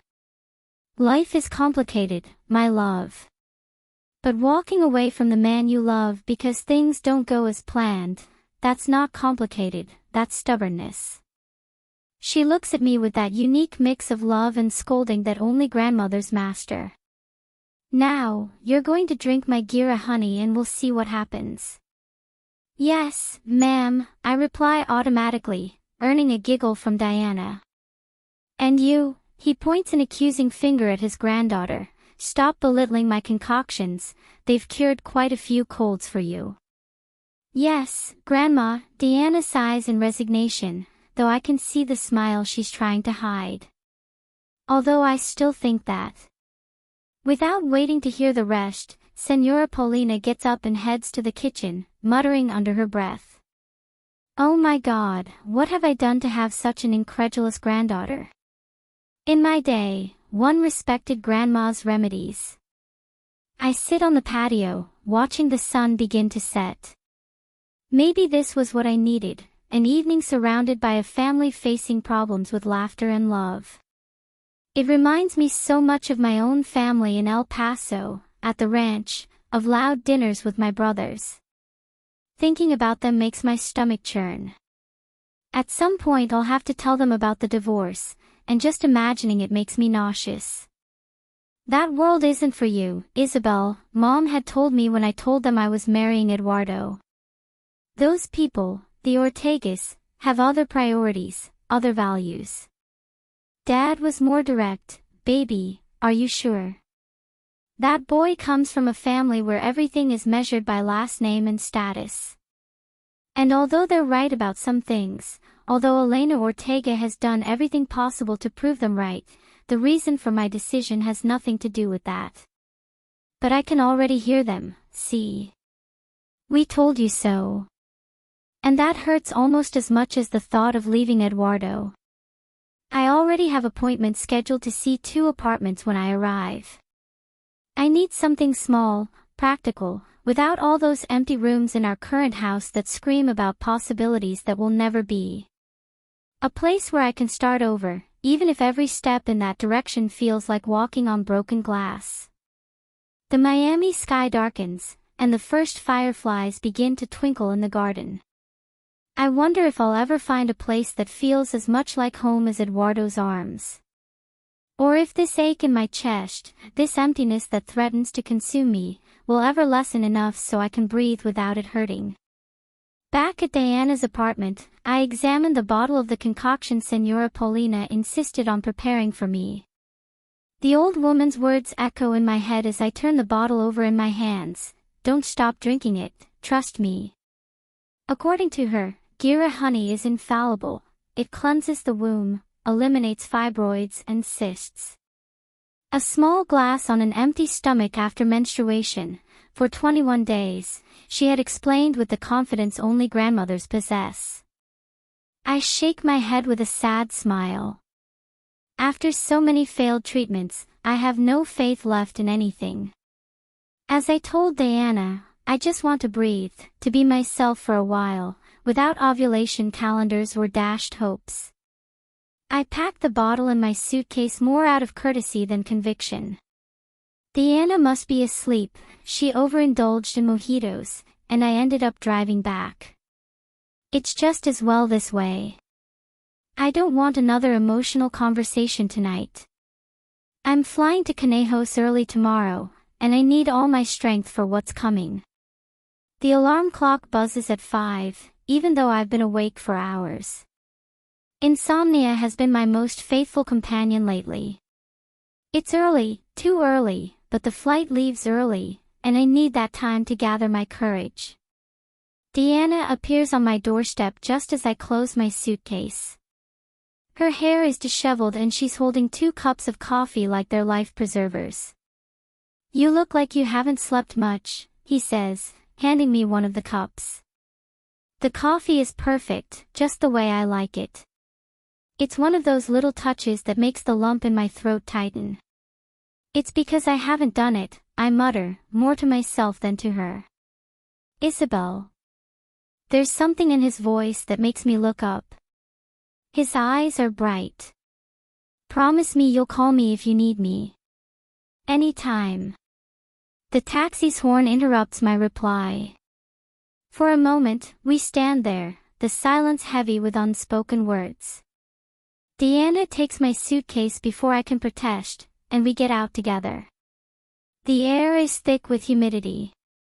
Miami bids me farewell with its stifling heat, as the taxi driver puts my luggage in the trunk. "I love you," Deanna hugs me one last time. "And no matter what happens, I'm here." I smile. "I know, and you don't know how grateful I am." 3 hours later, the plane lands in Conejos, and after taking a taxi, reality hits me full force. Every meter we get closer to the National Palace makes my resolve waver. I've rehearsed this moment 1,000 times in my head, but now that I'm here, words feel hollow, insufficient. The cobblestone streets hold memories of the past 7 years. I clutch the folder with appointments to view apartments in DuPont Circle, 2 options far from our usual haunts, but close enough to the courthouse to keep up appearances.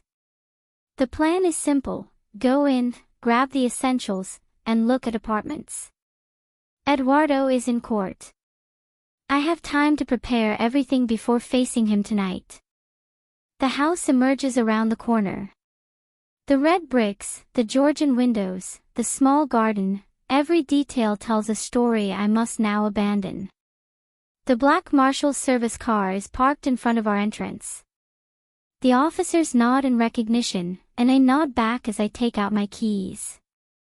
The door opens and his scent assails me, that expensive perfume mixed with something purely masculine that makes my stomach clench. 7 years later, my body still responds to him like a perfectly tuned instrument. His footsteps echo from the dining room. Firm. Determined. Like everything about him. And then it's there. My breath stops. Eduardo fills the space with his presence. His tie is loosened, his sleeves rolled up, revealing forearms that awaken locked-away memories. The top button of his shirt unbuttons ignites a hunger I thought was dormant. His eyes meet mine. There's desire there, but also relief and suppressed fury. His jaw is tense, a muscle pulsing beneath his skin reveals the emotions he's trying to control. "Damn, you're back," his low, deep voice makes my skin crawl. I don't have time to respond. In a second, he's upon me, his hands roaming my body with desperate reverence. His fingers tremble as they trace my face, my neck, my shoulders, as if he needs reassurance that I'm real. His mouth claims mine with a need that leaves me breathless. His lips devour me while his hands continue their frantic exploration. On my waist, my back, tangled in my hair. He touches me as if he fears I'll vanish between his fingers. Isabel. My name is a prayer on his lips. God, Isabel. His tongue slides against mine, and the moan that escapes my throat is almost animal. Eduardo's taste floods me, coffee, mint, and that unique something that is purely him. His body presses me against the wall, his erection evident against my belly, and my core pulses in immediate response. One of his hands finds my thigh and begins to move upward, dragging the fabric of my dress. "I need you," he growls against my neck, his teeth grazing that sensitive spot under my ear that only he knows. "I need you so much."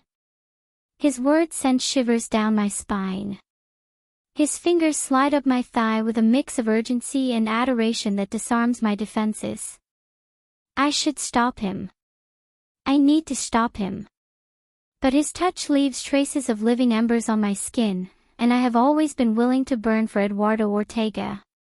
Eduardo, wait. My voice trembles as I try to push him away. We need to talk. Don't reject me, he growls against my neck, but there's a pleading note in his voice that tears me apart. Please, Isabel. The pain in his tone brings tears to my eyes. But I need to be strong. For once, I need to stand my ground. I haven't changed my mind, the words rip through my throat like rusty wire. I still want a divorce. His body tenses against mine. His breathing quickens, heavy against my skin. He pulls back enough to look at me, his gray eyes clouded by the storm my words unleash. The muscle in his jaw pops. My love, his voice is husky, rough with suppressed emotion. His hands cradle my face as his thumbs wipe away tears I didn't even know I was shedding. I'd do anything for you, just don't ask me to let you go. Isabel. We need to talk, I whisper, pulling away from his touch. Really talk, Eduardo. Without you trying to seduce me, without using your intensity to overwhelm me. Just talk. Something in my tone must convey the gravity of the moment, because he takes a step back, giving me the distance I need. I head toward the living room sofa, the one where we've built so many moments together throughout our marriage, where each cushion holds the memory of our laughter and tears. Eduardo follows me, his body tense and cautious, like a dancer measuring each step. He sits in the chair opposite me, and for the first time since I arrived, I truly observe him. The deep dark circles under his eyes, the disheveled tie, the exhaustion emanating from his posture, he, too, is falling apart. I love you, I begin, because it's vital that he knows that he never questions it. I love you with such intensity that sometimes I wonder if it's humanly possible to love like that. But this transcends love. His gray eyes bore into mine, and I sense the exact moment he realizes this won't be a light conversation. The first loss was devastating, I continue, my voice cracking like dry leaves in autumn. But we recovered, didn't we? We told each other it was common, that many couples go through this. The second. I swallow hard. The second hit harder, but we still held on to hope. Eduardo leans forward, his elbows resting on his knees, his hands clasped so tightly that his knuckles turn pale. By the third loss, I could no longer face my reflection without feeling like my own body was betraying me. The words come out haltingly, laden with a pain that seems to have taken root in my throat. Do you understand what it means to wake up every morning and have your first thought be, today could be the day I fail again? Isabel, his voice is filled with pain. No, please. I need to get this out. I inhale deeply. The fourth time almost destroyed me. But I persisted, didn't I? Because I watched you with Clara, our niece, watched the way your eyes lit up as you held her, and I thought, one more time, I can try one more time for him. The silence thickens between us as tears trace silent paths down my cheeks. I don't bother wiping them away. They are silent witnesses to this pain I finally allow myself to express. And then the fifth loss happened, my voice cracks, the pain as fresh as the first day. And something inside me just disintegrated. It wasn't just the physical pain, though God knows that was unbearable. It was the realization that every social event, every visit to your mother, every mention of babies or family, it was all slowly eroding my core. Eduardo sits up, as if the distance between us were physically painful, but I raise a hand to stop him. His entire body vibrates with the need to get closer, to comfort, to protect.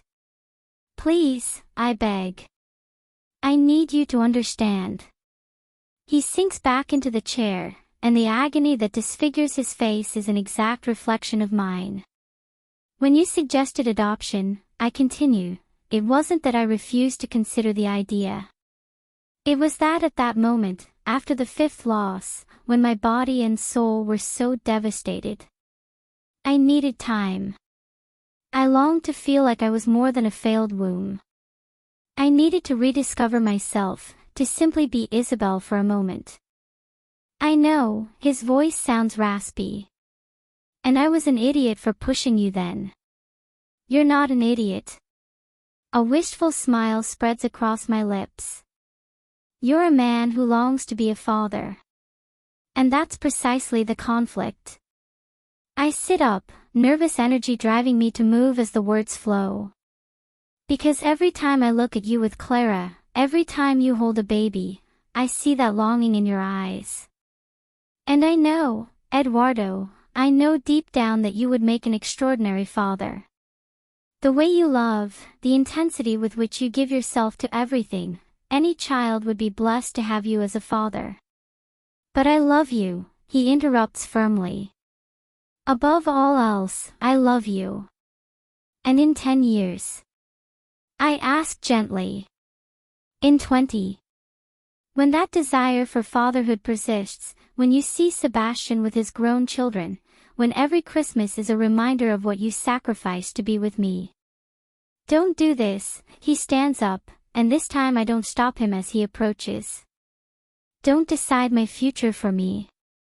I'm not deciding your future, I reply. I'm trying to protect us from becoming people who resent each other. His hands find my face, and the warmth of his touch is so familiar it hurts. I hear you, he murmurs. I hear your pain, your fear, your need to heal. And I understand, Isabel. I understand that these years of treatments have left scars that transcend the physical. His thumbs wipe away my tears with a tenderness that makes my heart ache. But I also need you to listen to me, he continues. When I chose you, when I knelt before you and asked you to be my wife, I wasn't choosing a procreating machine. I chose the woman who gives meaning to my existence. The one who challenges me, inspires me, pushes me to be a better person every day. Eduardo. I'm not finished. His voice is soft but unwavering. Do I want to be a father? Yes. I'm not going to lie to you about that. But parenthood, there are many ways to be a parent, Isabel. And if you're not ready to consider adoption now, that's okay. If you need time to heal, to rediscover yourself, I understand. But don't walk away. Don't decide for both of us that our love is not enough. His words hit me with a force that leaves me breathless.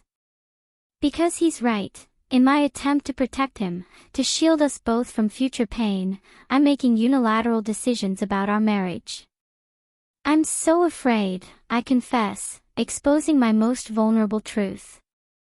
Afraid of being insufficient, of waking up one day and realizing you gave up so much to stay by my side. And I'm afraid of losing you, he admits, his forehead resting against mine. I'm afraid that your love for me will turn into resentment because you think you have to carry all this weight alone. We remain like this, breathing the same air, our tears mingling. Pain and love intertwine like threads of the same fabric, inseparable. We don't have to figure everything out today, he finally says. We don't need to have all the answers right now. Just, let us find the way together. And there, in the room where we began our life together, I understand that perhaps true courage lies not in walking away to protect others, but in staying and facing the uncertainty of the future together. I need time, I whisper against her lips. Distance to heal, to find myself again. I know, he replies, his fingers tracing gentle patterns on my back. And I'm willing to grant that. But don't ask me to give up on us. Don't ask me to accept losing you. Words are insufficient to express everything that's overwhelming me right now. Love, fear, gratitude, uncertainty, it's all swirling in my chest like an emotional storm. One step at a time, he murmurs against my hair. That's all I ask. One day after another. I have apartment appointments today, the words come out soft but firm, and I feel her entire body tense against mine. Eduardo pulls back enough to look at me, and the pain across his face is almost tangible. This house is our home, his voice sounds husky, restrained. If you need space, I'll leave. I can stay in. No, I interrupt gently. This house, you bought it. Everything here. Everything I own is yours, Isabel. His jaw tightens. I thought that was settled when we got married. My fingers unconsciously trace his chin, that familiar gesture that has become part of our unspoken language. And I appreciate that, I explain. But I can perfectly afford an apartment, Eduardo. I watch him wage an internal battle, visible in the way his jaw tightens and his eyes darken. Eduardo Ortega, the man who always remains in control, desperately struggling not to impose his will on me. I don't like it, he finally admits, his hands still on my waist. The idea of you being somewhere without me. He stops, taking a deep breath. But if the alternative is losing you completely. He leaves the sentence unfinished, but we both understand what he's not saying. He prefers this to divorce. Give me the address of the apartments, he says after a moment. Eduardo. No, his voice hardens slightly. If we're going to do this, it'll be on my terms. I need to know you're safe. I can take care of myself, I object, but he shakes his head. I've never doubted your ability to take care of yourself. His fingers trace gentle patterns on my back. But you're my wife, Isabel. And if I must give you the space you need, at least let me make sure it's safe. It's a safe place, I say with determination. A smile that doesn't reach her eyes touches her lips. I'm sorry, darling, he murmurs, and for a moment I catch a glimpse of the dominant Edward I knows so well. You're still my woman, and you know perfectly well that I'm happy to take care of you.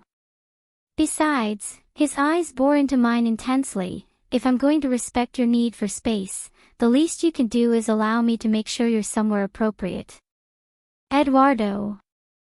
It's non-negotiable, Isabel, his tone leaves no room for argument. You need distance, I understand. I'll give it to you even if it's tearing me apart inside. But I won't allow you to go anywhere just because your stubbornness prevents you from accepting my help. I should be irritated by his authoritarian tone, his way of wanting to control the situation.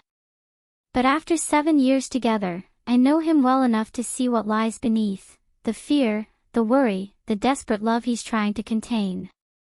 Okay, I finally concede. You can see the apartments with me. But you won't pay.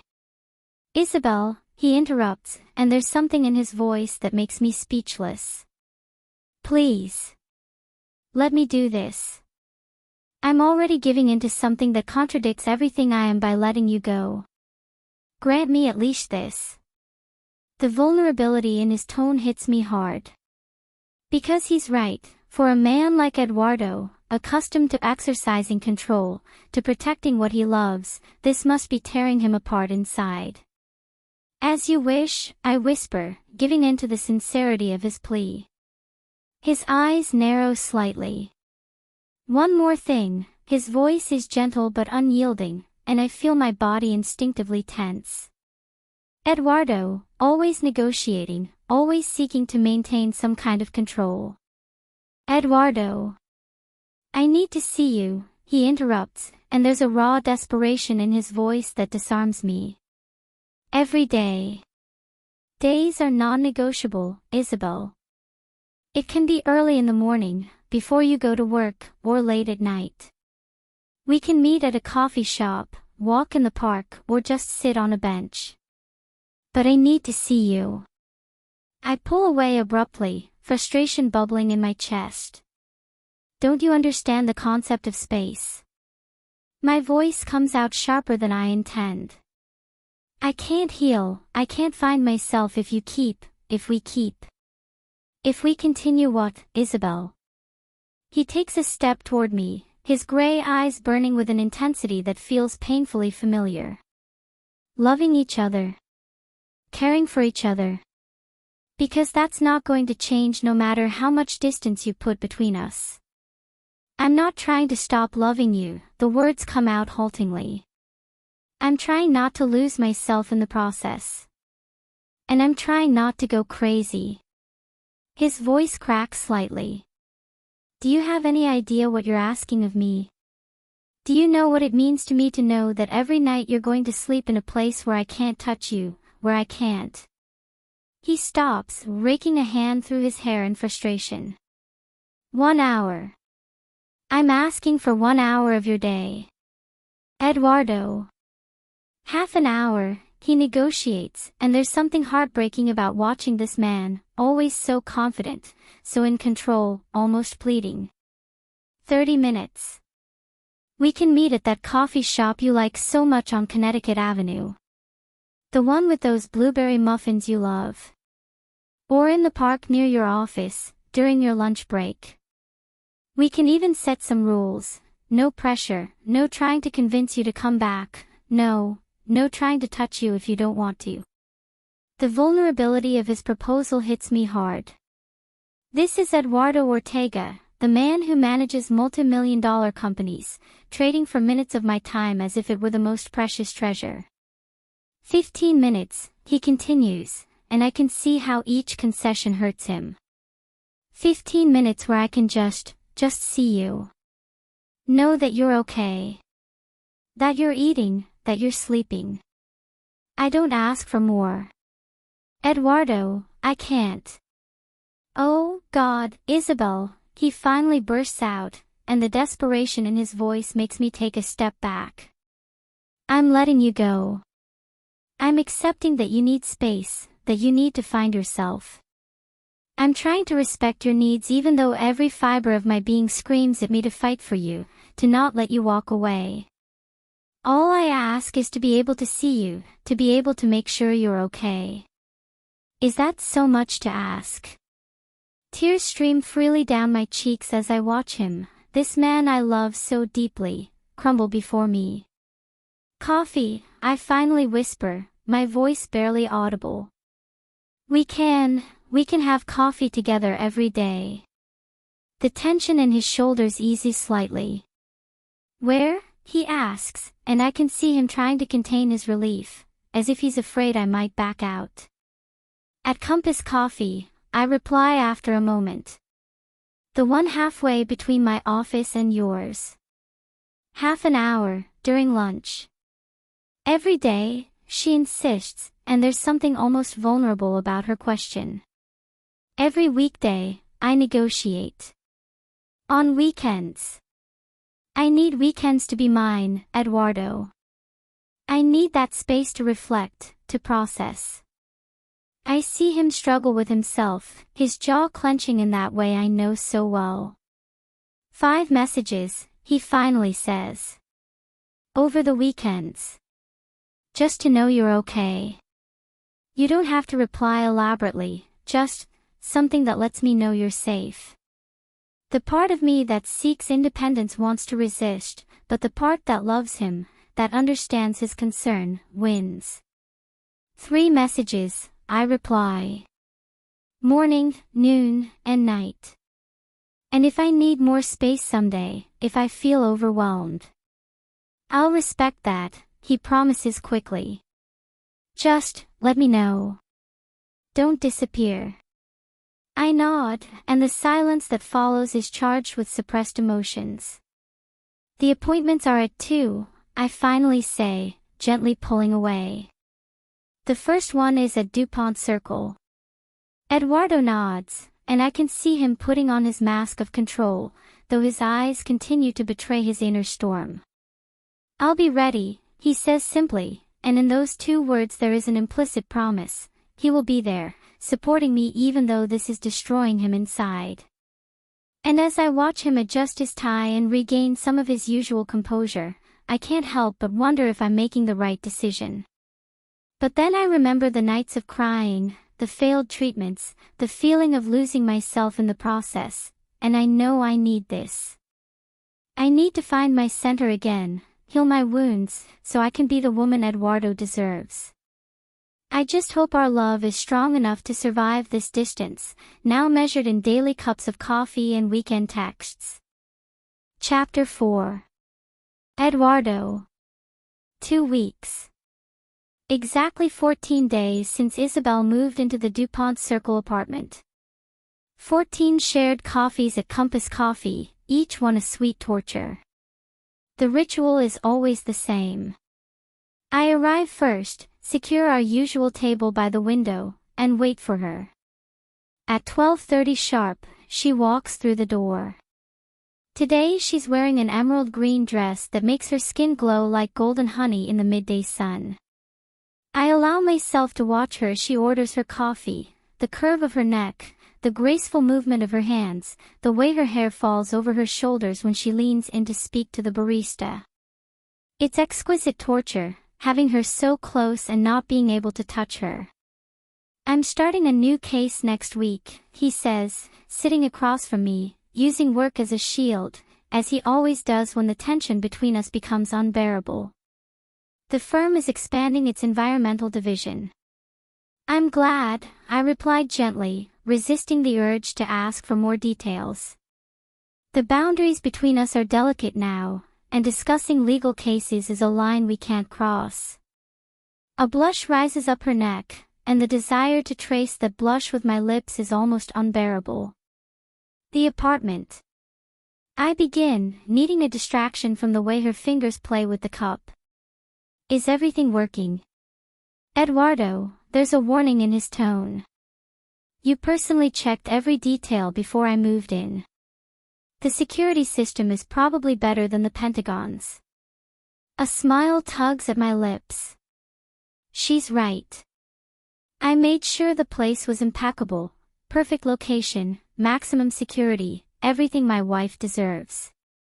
Although every time I think of her sleeping there, far from me. Have you been sleeping well? The question escapes before I can stop it. His gaze falls to his coffee, and the answer is written in the shadows under his eyes, so similar to mine. Isabel, my voice comes out hoarse. No, she interrupts. Please, Eduardo. Don't make this any harder. My fingers tighten around the mug. I want to tell her this is crazy, that we should be home, together. That every night without her is hell, that my bed feels like a desert without her warmth. But I promised him space. I promised him time. So I swallow the words that threaten to spill out and instead ask. Did you have dinner last night? It's a safe, neutral question. The kind of question a concerned husband might ask without crossing the carefully drawn lines between us. Lorena stopped by the apartment, he replies, and there's a flash of guilt in his eyes. She brought Thai food. She says I need to eat better. Relief mingles with jealousy. At least someone is looking out for her, even if it can't be me. The minutes pass too quickly, as always. When her phone buzzes, signaling our time is up, the urge to hold her back is almost physical. Isabel, I call when she stands up. She stops, her body tense like a violin string. I love you. I watch her close her eyes, her eyelashes casting shadows on her cheeks. I know, he whispers. I love you too. And then she leaves, taking my heart with her, as she has every day for the past 2 weeks. I stay in the coffee shop long after she's gone, staring at the dregs of coffee in her cup, wondering how much longer I can stand this distance before the need to hold her in my arms overwhelms all my promises to give her space. Because every day without her is a battle against my most basic instincts. Every night is a war against the urge to go to her apartment, to claim her as mine, to remind her that she belongs by my side. But I gave him my word. And Eduardo Ortega never breaks his promises. Even though it's slowly killing me to keep this one. Isabel. For the love of God, you need to get out of this office now. Lorena leans against my doorframe, her slender figure encased in a black dress that screams power. You've become a workaholic times 1,000. I look up from the documents I was reviewing. Lorena Carrasquedo, my boss and friend of 5 years, is staring at me with that look that won't take no for an answer. At 36, she's the epitome of sophistication and success, legs that stretch to the limit, curves that turn heads, and a fierce intelligence that has made her one of the most respected lawyers in D.C. I have work to finish, I object weakly, but she's already grabbing my coat from the rack. It's almost 8 p.m., and it's Friday, he declares as he drags me out of the office. Let's go to Le Diplomate. You need a martini and a serious conversation. Half an hour later, we're sitting at the bar of the elegant French bar. Lorena catches the bartender's attention with her characteristic natural grace and orders 2 dirty martinis. Very well, he says, turning to me with that penetrating gaze he uses in court. It's been 2 weeks since you moved in. How are those daily coffees with Eduardo going? My husband's name makes my stomach twist. They're difficult, I admit, grateful when the bartender places the glasses in front of us.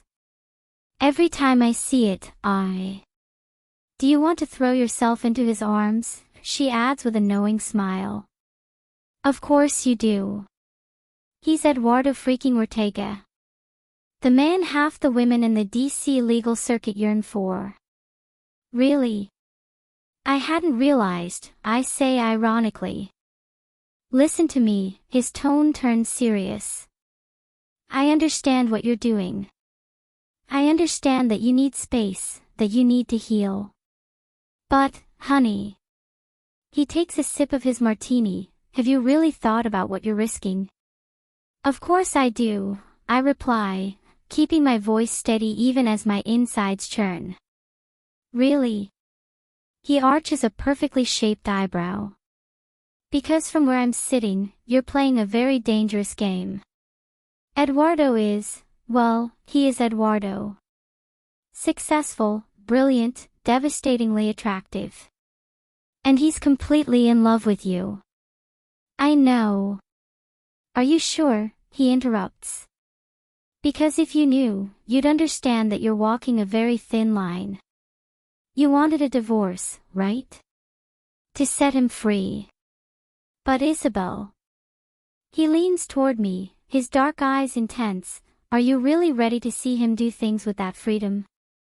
Going out for drinks with someone else, to be more precise. His words shake me to my core. I keep my expression neutral, years of legal practice manifesting in my ability to hide the whirlwind of emotions those words unleash. He doesn't. Not what? Wouldn't he look for someone else? Lorena lets out a humorless laugh. Maybe not now, maybe not soon. But if you keep pushing him away. Isabel, there are dozens of women who would kill for a chance with him. Women who would be more than willing to give him the children he so desires. Every word is a truth I've been avoiding. My fingers tense imperceptibly around the glass. Imagine it, she continues relentlessly. Eduardo at some social event, with another woman on his arm. Someone young, fertile, willing to give him everything you think you can't. Could you bear it? Watch him form the family he's always wanted, with another woman. I'll leave it there. As I play with the ice in my martini, I ponder Lorena's words. My decision to give space makes sense. I need to heal, find myself, and yes, give Eduardo the chance to reconsider whether a childless life is really what he wants. It's not cowardice, I repeat to myself, it's maturity. But Lorena makes a brutal point. this space I've created is also an open door. For Senator Roberts' pediatrician daughter, for any woman Elena Ortega deems most suitable for her son. The thought of Eduardo with another woman turns my stomach, and that's the irony. By trying not to be selfish, to not tie him down to a childless life, I could be pushing him straight into someone else's arms. Eduardo loves me in a way that makes half the women in DC hate me. And I'm so hopelessly in love with him that it hurts to breathe when he's not around. But is love enough? Or am I being naive to think space will help us find answers when all it does is create opportunities for others to take my place? But isn't that what this is all about, Isabel? Wasn't that the purpose of all this? Isn't that why you even proposed the divorce, for this very reason? My subconscious reminds me, and my heart feels tight. God, am I doing the right thing, or did I just open Pandora's box? By the way, Lorena stirs her martini with the thin black straw. You haven't forgotten that tomorrow is my birthday, have you? My body tenses imperceptibly. I'd completely forgotten. Lorena's birthday is always a highly anticipated event in our social circle, her penthouse in the National Palace transformed into the perfect setting for an evening of elaborate cocktails and sophisticated conversation. Of course not, I lie, keeping my face neutral. I wouldn't miss it. But as the words leave my mouth, a realization hits me. This will be the first time in 7 years that Eduardo and I will attend a social event apart. The thought settles in my stomach like lead. We've always been, Eduardo and Isabel, at these gatherings, an inseparable unit. The way his hand rested on my lower back as we navigated the room, the way he handed me a glass of champagne without me needing to ask, the way his eyes searched for me through the crowd. Isabel, Lorena's voice brings me back to the present. If it's too soon. No, I interrupt, perhaps too quickly. I'll be there. But my mind is already picturing the scenario, Eduardo arriving alone, immediately surrounded by women eager to catch his attention. Senator Roberts' daughter will likely be there, Lorena and she move in the same circles. The thought makes my jaw tense. Is this what giving him space means? Watching him socialize freely, witnessing other women try to take the place I voluntarily left vacant. Isabel. Honestly, you'd think that after 7 years of running in DC's elite circles, I'd be used to these parties by now. But here I am, in the elevator of one of the most exclusive buildings in the National Palace, clutching a ridiculously expensive bottle of wine like it's my personal life jacket. Breathe, Isabel. It's just a birthday party. Yes, of course. A party where I'll probably see my still-loving husband for the first time at a social event since our separation. No pressure. At least I know I look good. The black dress I chose is a weapon in itself, sophisticated enough for a party in DC, but with a cut that makes my legs look miles long and my waist even narrower. I bought it in a moment of weakness last week, but, hey, a girl needs her armor. The elevator doors open, and the sound of laughter and jazz music immediately hits me. Lorena has always known how to throw a party. Isabel Ortega. Lorena's voice echoes through the lobby. She's stunning in a red dress that probably cost more than my first car. Finally. I was just about to send a search and rescue team. Happy birthday. I hug her, genuinely happy that she's part of my life. And before you start all the drama, it's only 8:30. 8:42, he corrects, looking at his Cartier watch. But I forgive you because... His eyes light up at the bottle. Don't. Fuck. Me. Is that what I think it is?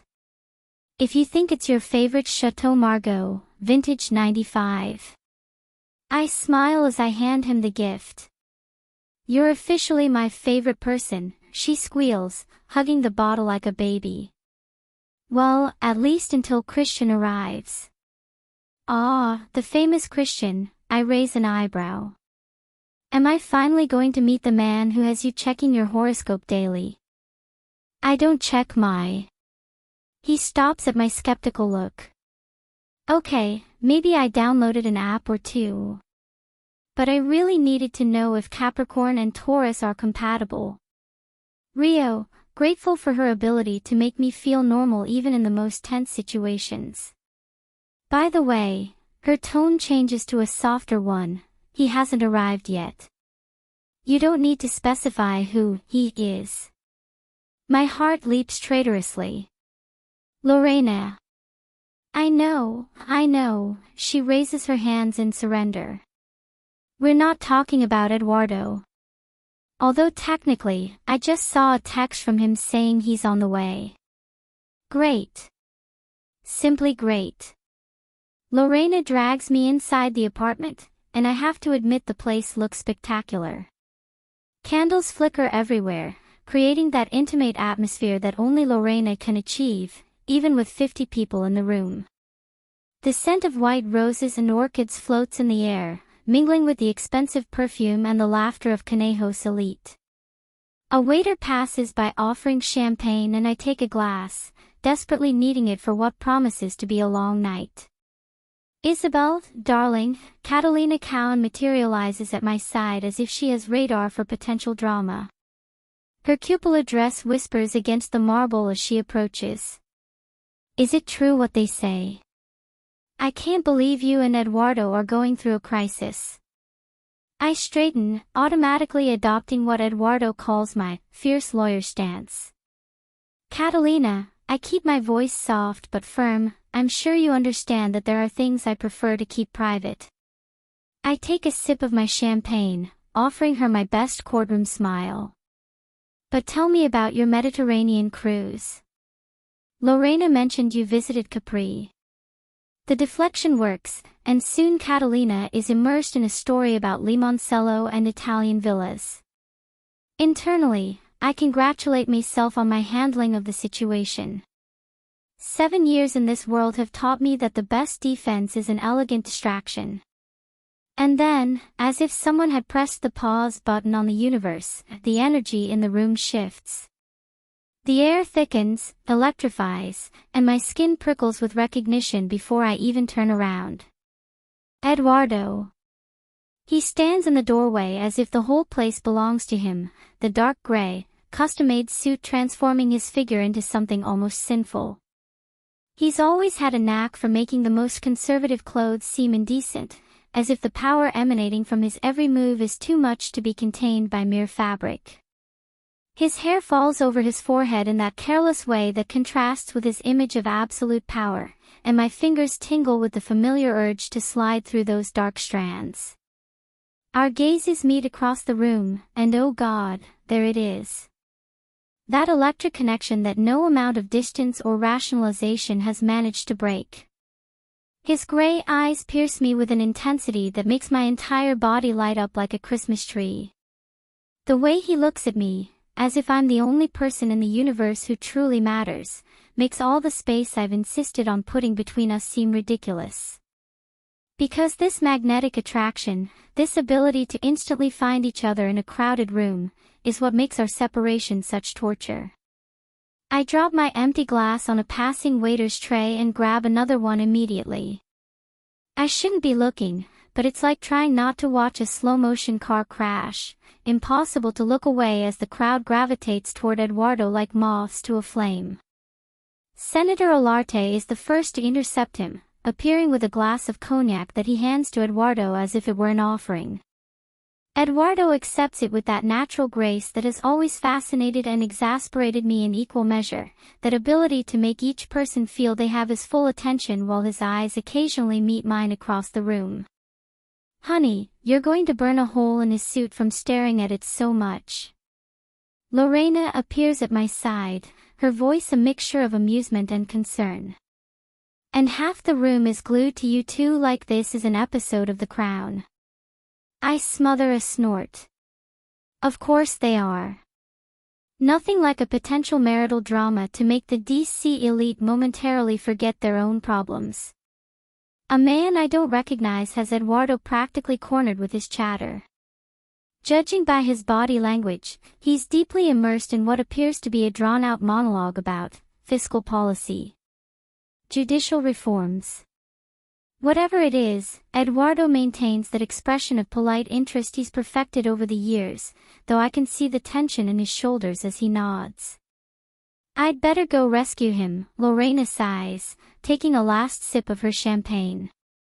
That's Gerald Thompson, and I once saw him talk for 2 hours straight about tax reform. At a wedding. I see her approaching like a red whirlwind, linking her arm through Gerald's with that social grace that characterizes her. And now, oh God, they're spinning in my direction. Panic hits me like a wave. I'm not ready for this. How am I supposed to greet him? A handshake. A kiss on the cheek. A simple, hello. Each option seems simultaneously overly formal and unbearably intimate.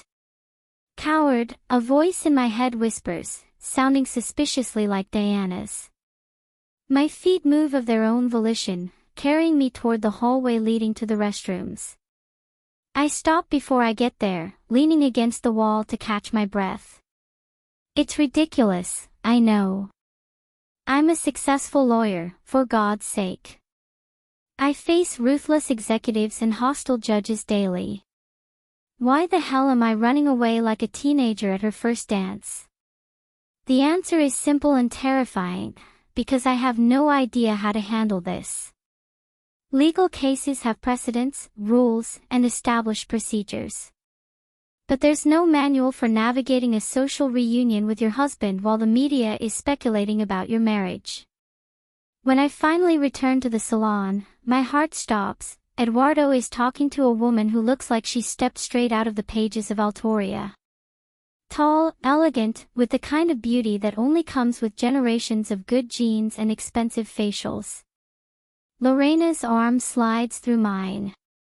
I can't believe you ran away, he whispers, his tone a mixture of amusement and exasperation.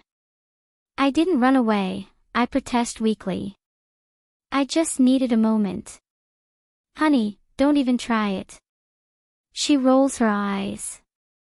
Half the guests saw you do your best Cinderella impression at midnight. My answer dies on my lips when the woman next to Eduardo laughs, gently touching his arm.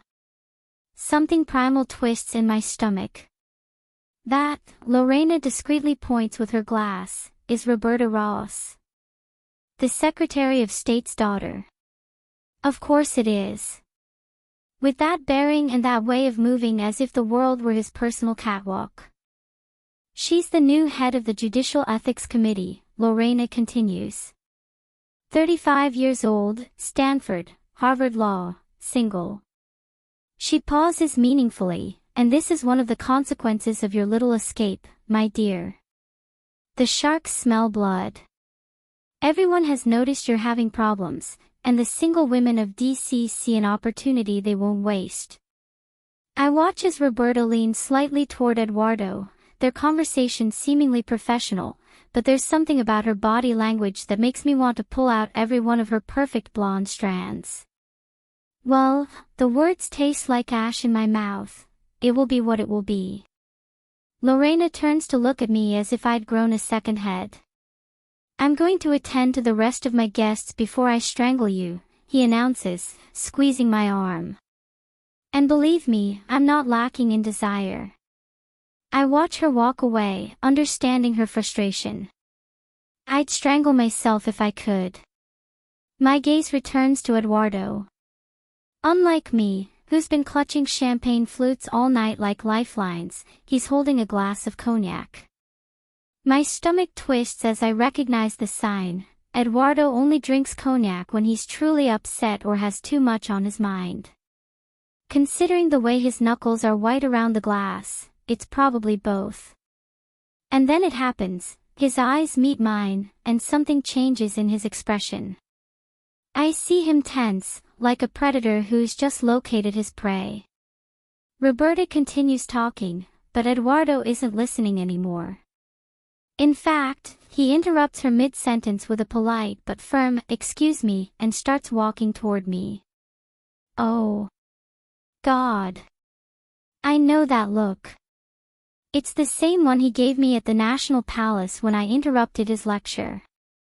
His eyes promise persecution and consequences if I try to slip away again. My feet refuse to move this time. Even though I want to run away, something primitive inside me recognizes the futility of the attempt. When he reaches me, the air between us practically sparks.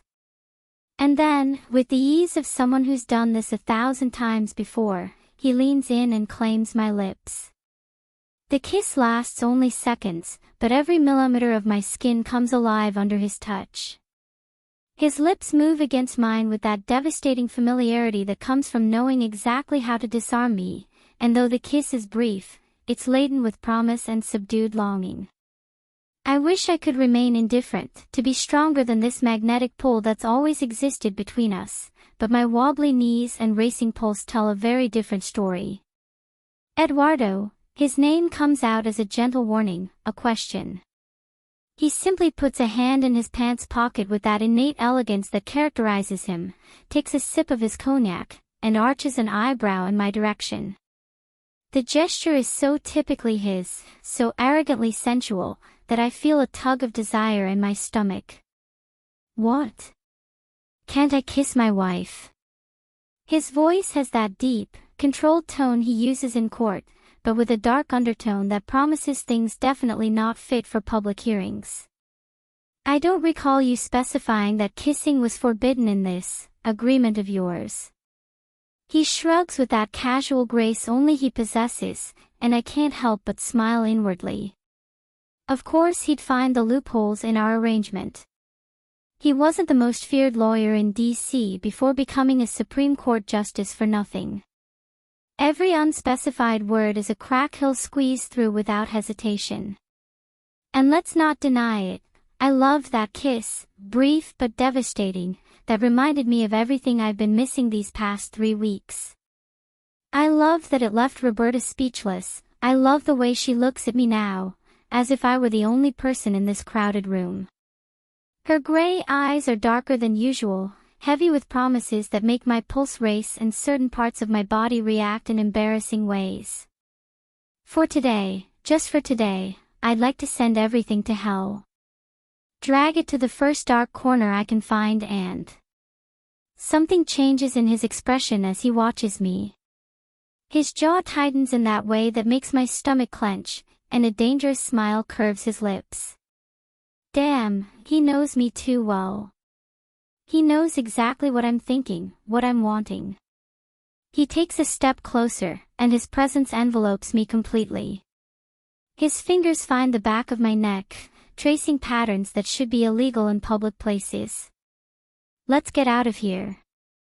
His lips brush against my ear, his voice a whisper that makes everything inside me melt. Nothing has to change. I'll still give you your space, your time. But tonight... He pauses, making my skin crawl. Tonight we could just let ourselves go. It takes me exactly 3 seconds to make a decision I'll probably regret tomorrow. But hey, tomorrow is future Isabel's problem. Only tonight, the words come out in a whisper that makes his eyes flash with something primal and possessive. Just tonight, he confirms, though the smile that curves his lips tells me he sees it as a victory, as the first crack in my resolve. And it probably is. Chapter 5. Isabel. When the door closes behind us, we seal a decisive moment from which there is no return. In the blink of an eye, Eduardo has me cornered against the wall, his body pressed against mine with overwhelming urgency. His hands grip my waist with a possessive hold, as if he fears I could vanish at any moment. His mouth devours mine with a primal hunger that leaves me breathless. It's not a soft or restrained kiss. It's pure, raw, desperate need. His lips move over mine with overwhelming intensity, his tongue claiming every corner of my mouth with absolute dominance. My fingers tangle in his dark hair, tugging lightly, and the guttural growl that rises from his throat sends electric shock straight to my core. Isabel, you have no idea what you do to me. His voice is deep and choked as his lips eagerly capture mine again. 3 weeks without being able to touch you, without tasting you. You've driven me to the brink of madness. Eduardo. I moan as his hands descend to my hips and begin to lift my dress with frantic and vehement movements. Shoo, don't say anything. Just listen to me, he murmurs, his voice husky with desire as his forehead rests against mine. His fingers trace a hot trail along the exposed skin of my thighs. This body belongs to me, Isabel. Every inch of you is mine, and I won't let you forget that. His statement takes my breath away and lights a fire in my veins. Before I can respond, his hands find the edge of my underwear and rip it open, drawing a surprised gasp from me. Eduardo, my panties. I begin to protest, but he's already tossed them aside. His dark gaze bores into mine with a heady mix of adoration and lust. I'll buy you 1,000,000 more, he promises with a predatory smile as his fingers begin to trace slow, tortuous circles over my clit. But tonight I don't want anything between us. My legs buckle and I dig my nails into his shoulders as the pleasure begins to consume me.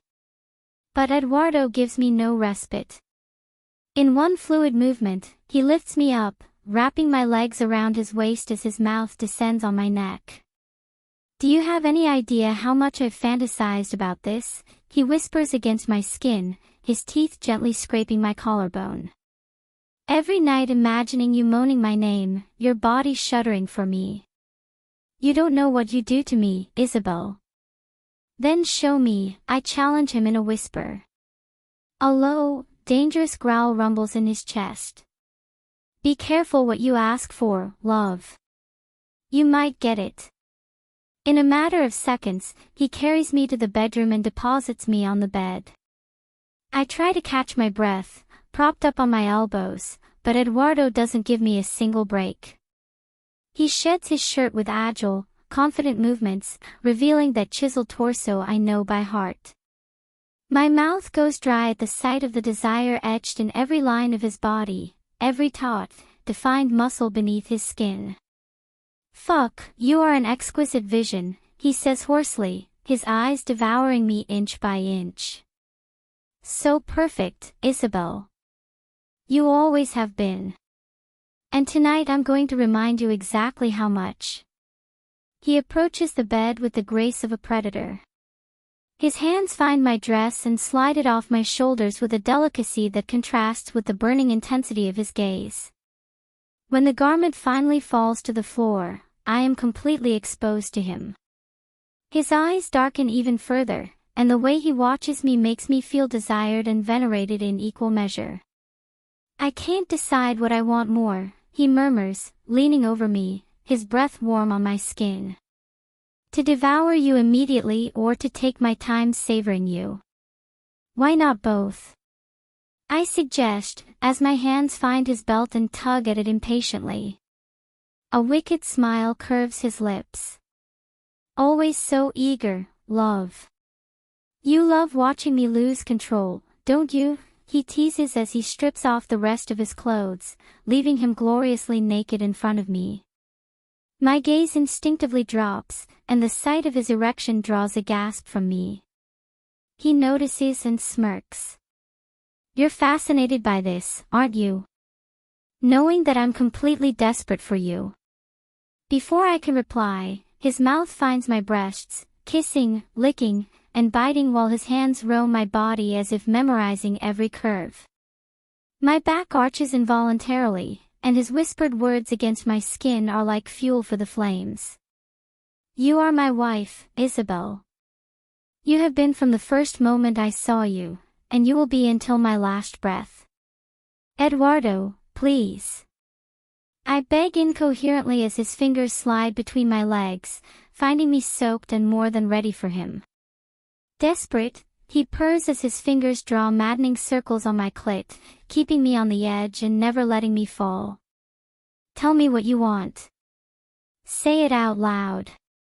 You, inside me, now, I gasp, my voice breaking. The words barely leave my lips when Eduardo positions himself between my thighs. When have I ever been able to deny you anything? With a deep, precise thrust, he plunges completely into me, drawing a moan of pure ecstasy from both of us. The sensation of having him inside me again, filling me to the last fiber, steals the air from my lungs. His hips find a frantic rhythm, thrusting in and out with quick, precise strokes that make me scream his name. Look at me, Isabel, he demands in a commanding voice. My eyes find his, and what I see in them leaves me defenseless. Infinite love, burning desire, absolute devotion. I want to see your face when I make you finish. Every thrust is an oath, every movement a declaration of everything I mean to him. His mouth captures mine in a voracious kiss as his hands explore every corner of my body, taking me to the edge again and again until we finally fall off the cliff together, losing ourselves in an overwhelming climax that leaves us both trembling and gasping. When we finally collapse onto the sheets, the only sound in the room is our labored breathing. Eduardo wraps me in his arms, his mouth leaving soft kisses on my hair. You're my everything, Isabel, he whispers with a vulnerability he rarely lets on. And I'll keep fighting. For you. Always. His promise resonates in my heart.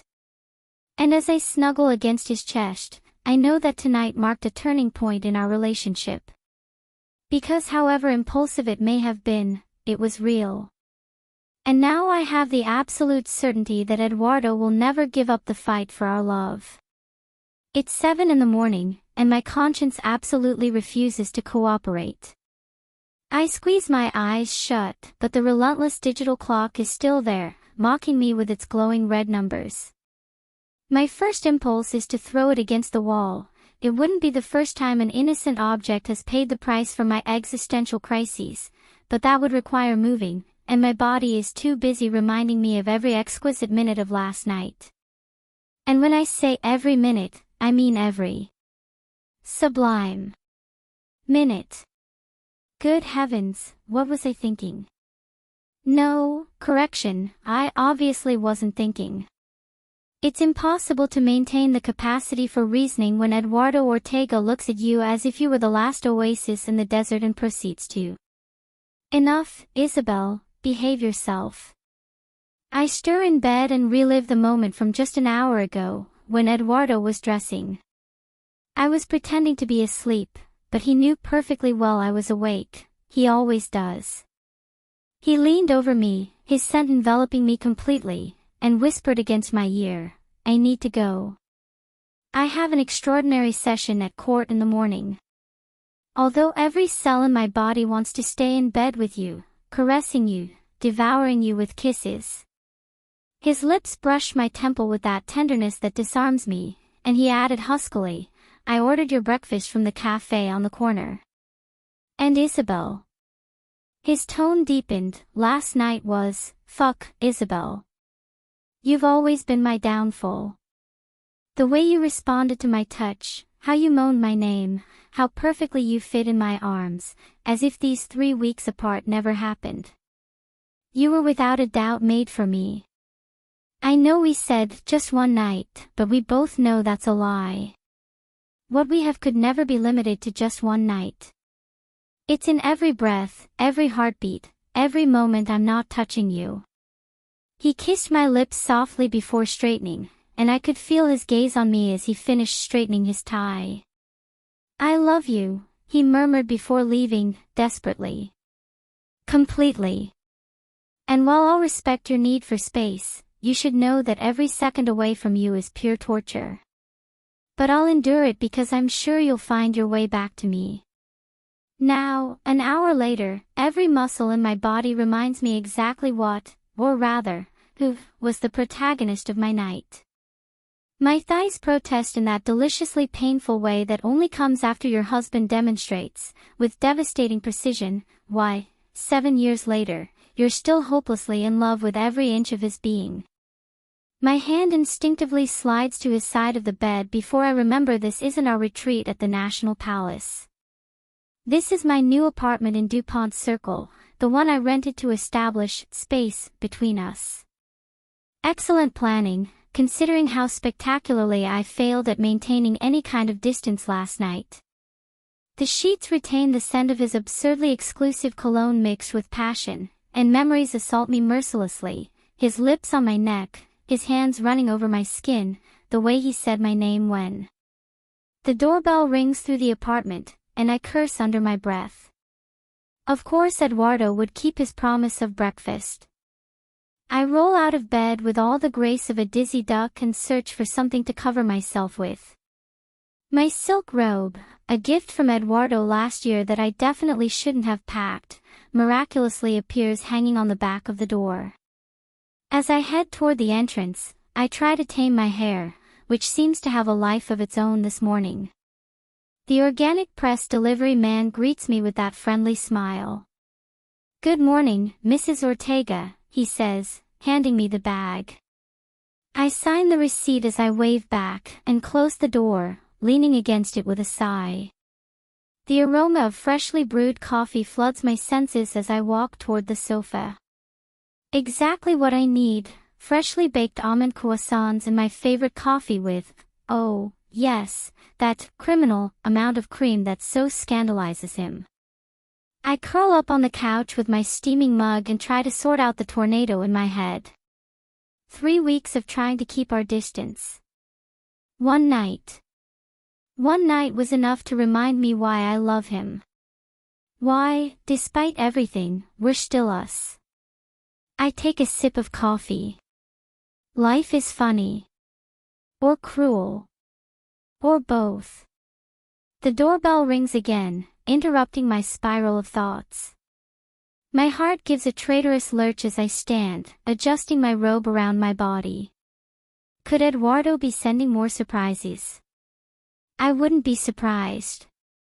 It's exactly the kind of gesture he would make, turning one night into a full-blown campaign of reconquest. My bare feet cross the apartment toward the door, deliberately ignoring the quickening of my pulse at the mere prospect. Because I know my husband, if last night was his first victory, now his real offensive will begin. But when I open the door, a cold unease takes over my body. Elena Ortega, impeccably dressed in an elegant cream-colored suit, observes me with that icy gaze she has perfected over decades in Conejos high society. "Good morning, Isabel," his voice is soft but sharp as a scalpel. "May I come in?" He doesn't wait for my answer. He glides into the apartment with that aristocratic grace that has always made me feel clumsy in comparison. His eyes scan the space, and although his expression remains neutral, I know he's cataloging every detail, every piece of evidence of my night with his son. "Elena, what are you doing?" I begin to ask. "I heard you've decided to stay away from my son," she interrupts, sitting down on the couch as if the place belonged to her. "So I'm here to have a conversation with you. Not just as a mother, but as one woman to another." His gaze bores into me like daggers of ice. "I think if you made this decision, you should stick to it," he continues, each word measured and precise. "I don't want you to back down.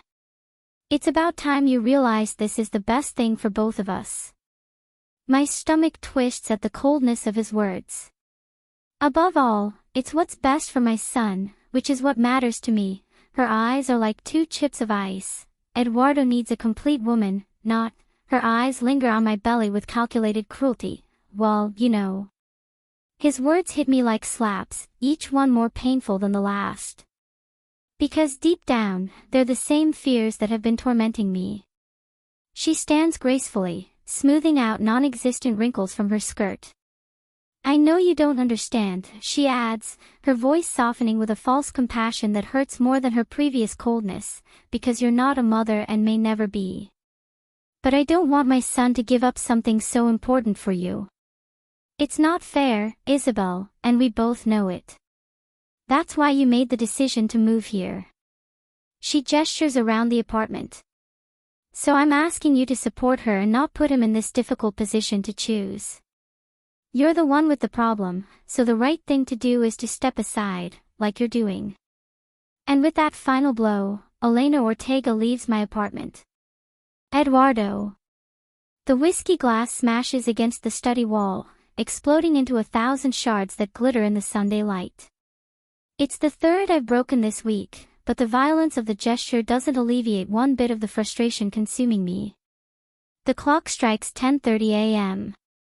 In an hour and a half, I have to be at my parents' house for Sunday lunch, and the mere thought of facing the stares and questions about Isabel makes me nauseous. 5 days. 5 damn days since I held Isabel in my arms, since I felt her shudder beneath my caresses, since I foolishly believed we were finally finding our way back to each other. And now this silence is driving me crazy. The phone vibrates on the desk.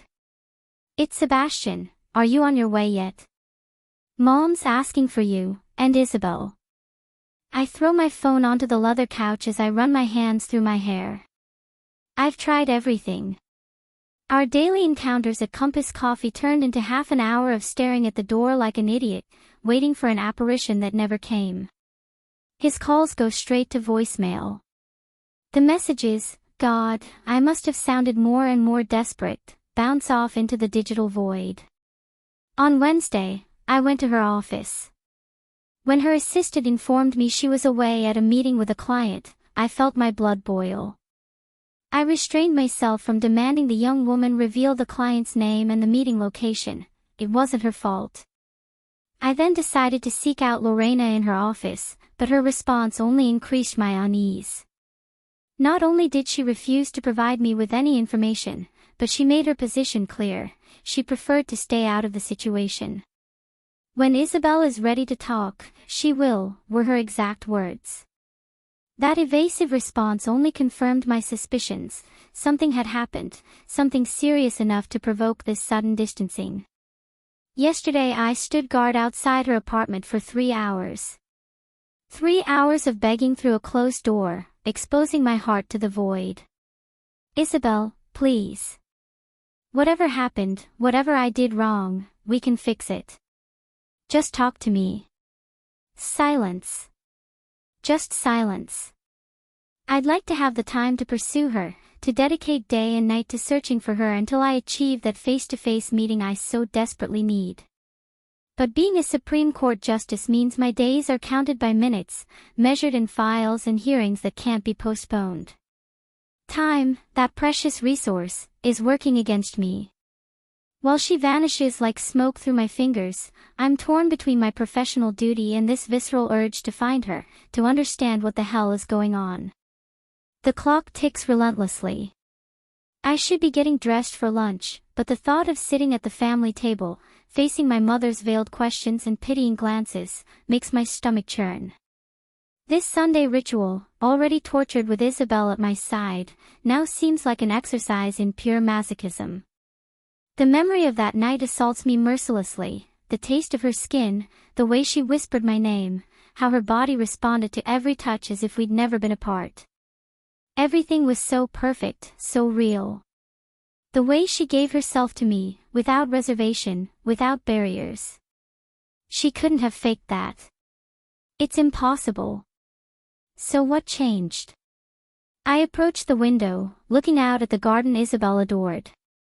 The roses she planted last spring are blooming, oblivious to the chaos that is my life. Sebastian says to give him space, to respect his timing. More space.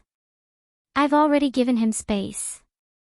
I agreed to his terms, limited myself to half an hour a day at a damn coffee shop, allowed him to move into that sterile apartment in DuPont Circle. And for what? So that after a night where she showed me she still loves me as much as I love her, she simply disappears. The phone vibrates again. This time it's my mother. Eduardo, darling, are you coming alone today? The seemingly innocent question is loaded with meaning. Elena Ortega never asks questions without purpose. I close my eyes, resting my forehead against the cold window pane. I'll have to shower, get dressed, drive to the family mansion. Sit at the table and pretend my world isn't falling apart while my mother launches into thinly veiled comments about Isabel, about our separation, about how she always knew this would happen. My fist slams into the window frame. The sharp pain is almost welcome, something tangible to hold onto when everything else slips through my fingers. Something's wrong. Terribly wrong. Isabel isn't like that. She may need space, she may be struggling with her own demons, but this absolute silence. No. There's something else. Something I'm not seeing. And when you find out what, or who, caused this change. The clock strikes 11 o'clock. Time is running out. In an hour, I must be presentable and at my parents' house, ready for the interrogation that awaits me. But as I head to the shower, as I prepare to face my family, a certainty consumes me: this isn't the end. I'm not going to lose her like this. The Ortega mansion rises among the ancient trees like a monument to generations of power and tradition. The armored SUV I'm riding in glides silently up the driveway, followed by a second, identical vehicle. Normally, I'd drive the Aston Martin myself, but with the tension of recent weeks over the laws we're about to pass, the security team insisted on taking over the transport. Area clear, sir, Officer Thomas reports as we park next to Sebastian's Bentley. The family's other vehicles are already lined up on the circular driveway: Guadalupe's Mercedes, my brother-in-law Richard's Porsche, even the antique Jaguar my father insists on keeping. The entire Ortega family, gathered for another Sunday of pretensions and appearances. The murmur of voices and laughter filters from the backyard, mingling with the clinking of glasses and the sound of the central fountain. As I walk through the main foyer, my footsteps echo on the Italian marble my mother had imported decades ago. Family portraits watch my passage from the walls, generations of Ortegas with their stern expressions and judges' robes. Isabel used to joke that this house was more like a museum than a home. Are all Ortegas born with that "I just bit into a lemon" expression, or is it something they practice in front of the mirror? She once asked me. The memory makes my chest tighten painfully. The French doors leading to the garden are wide open, allowing the summer breeze to flow freely. The murmur of conversation stops abruptly as I emerge onto the terrace. 20 pairs of eyes turn toward me, and I can almost feel the unasked questions floating in the air like dust in the sunlight. Uncle Ed. Clara's excited shout breaks the tension. My 6-year-old niece runs toward me, her blonde curls bouncing, and I can't help the smile that forms on my lips as I catch her in the air and lift her up. Princess, I kiss her cheek as she laughs. Did you miss me? So much. Mommy says you're too busy saving the world. The innocence of his comment makes my chest tighten. Guadalupe approaches, her floral dress moving in the breeze. Ed, you're here. Her smile is tight, forced. We thought maybe you wouldn't be coming today. It's Sunday, I reply curtly, putting Clara down, who immediately runs back to play. As if we ever had the option of skipping these lunches. Conversations gradually resume, but I can feel the furtive glances, the barely contained whispers. Sebastian emerges from the makeshift bar with 2 glasses of Macallan 25-year-old, the whiskey my father reserves for special occasions. His eyes, so similar to mine, convey an understanding that I silently acknowledge as he hands me the glass. Macallan. I raise an eyebrow. Do I look that bad? Like you'd been hit by a train, he answers with brutal honesty. Several times. Before I can answer, my Aunt Margaret's voice cuts through the air like a butter knife. Eduardo, dear, her sweet tone fools no one. And Isabel. The entire garden seems to hold its breath. Even the children seem to feel the tension, momentarily stopping their games. Before I can formulate a response, Mom chimes in from her private throne. An elegant garden chair, which everyone knows is exclusively hers, is situated next to my father. Her dark blue dress probably costs more than most people's monthly salary, and her pearl necklace sparkles in the sun as a reminder of her social standing. "Oh, Margaret, dear," her voice drips with false sweetness. "Haven't you heard? Apparently, the rumors are true." My jaw tenses involuntarily. Sebastian, beside me, mutters something that sounds suspiciously like a curse. The hand holding my whiskey glass tenses until the knuckles turn white. "What rumors, Mother?" My voice comes out more controlled than I feel. Mom takes an elegant sip from her glass of wine, her eyes sparkling with something that looks too much like satisfaction. "Frankly, Eduardo," each word comes out measured, precise. "It pains me to have to find out from others that my own son is getting divorced." The word divorce makes something twist violently inside me. The whiskey in my stomach threatens to rise up my throat. "I'm not getting a divorce," my voice comes out loud and sharp. "No." She raises a perfectly shaped eyebrow, a gesture she's perfected over decades of social dominance. "So where's your wife?" Her eyes scan the garden theatrically. "Because I don't see her around here." "Do you see her?" The question, directed at the rest of the family as if they were the audience at her own private show, provokes an awkward silence. The cousins find their champagne glasses fascinating, while my sister-in-law seems to be intensely studying the pattern of the tiles. Sebastian takes a step forward. "Mom, please." "No, Sebastian," she interrupts, placing her glass on the nearest table with a clink that sounds like a sentence. "Someone has to come clean. This marriage is a failure, and the sooner you admit it, Eduardo, the better off you'll be." She rises from her seat with the studied grace of someone who has spent decades being the center of attention in every room she steps into. Her heels click against the stone as she approaches me, the scent of her Hermes perfume enveloping me like a suffocating cloud. "Look at you," she continues, her voice mixing maternal concern with something darker. "All your siblings are here with their families. Do you know why?" She gestures around the garden, where my nephews are playing, oblivious to the tension. "Because I was able to procreate. That's what a successful marriage is, son, when you're able to start a family." "Stop." My voice, though low, cuts the air like a whip. "I love and respect you, Mother." Each word comes out measured, controlled, as if you were delivering an opinion at court. "But Isabel is my wife, and she will be until the end of my days." She tries to interrupt, but I raise a hand, silencing her. For the first time in my life, I see genuine surprise in her eyes. "Yes, we're going through a crisis," I continue, my voice gaining strength. "Yes, things are difficult right now. But that doesn't mean I'm going to stop fighting to fix them." My eyes scan the faces of everyone present, lingering on each one. Guadalupe seems on the verge of tears.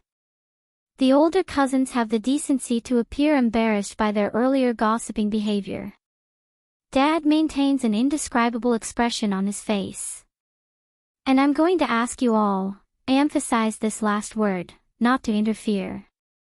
Because if there's anything sacred to me, it's my marriage to Isabel." "Eduardo," my mother's voice trembles slightly, half indignation, half surprise. "I'm just trying to protect you." This woman, I interrupt, and several people present gasp audibly. No one interrupts Elena Ortega, is the love of my life. "And with all due respect, Mother, I don't need your protection. What I need is for you to respect my decisions and my marriage." The silence that follows is so thick it could be cut with a knife. Sebastian approaches and places a hand on my shoulder, a silent gesture of support. Guadalupe discreetly wipes away a tear. The rest of the family seems to find their champagne glasses fascinating, as if in the golden depths of the liquid they might find a way out of this situation. My mother stares at me, and for a moment I see something in her eyes: guilt, concern. But it disappears so quickly I could have imagined it, replaced by her usual mask of absolute control.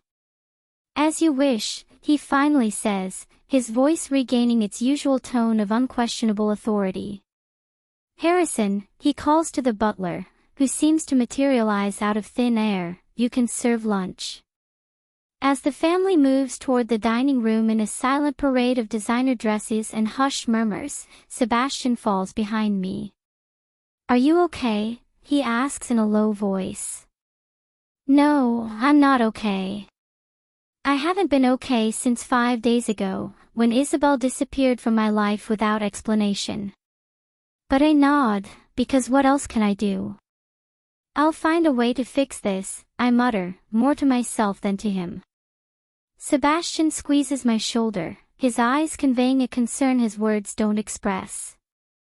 "I know, brother. I know." As we follow the rest of the family into the dining room, a certainty consumes me: something isn't right. The way my mother spoke, that flash in her eyes, the way she looked almost guilty for a moment.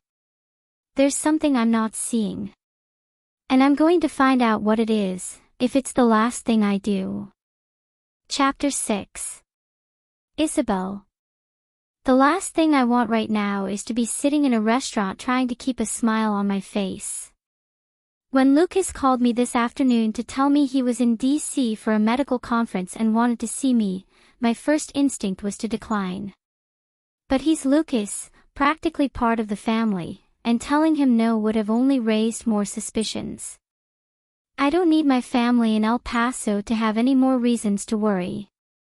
The Farmers and Distillers is packed tonight. The murmur of conversations and the clinking of cutlery against fine china create a cacophony that makes my head throb.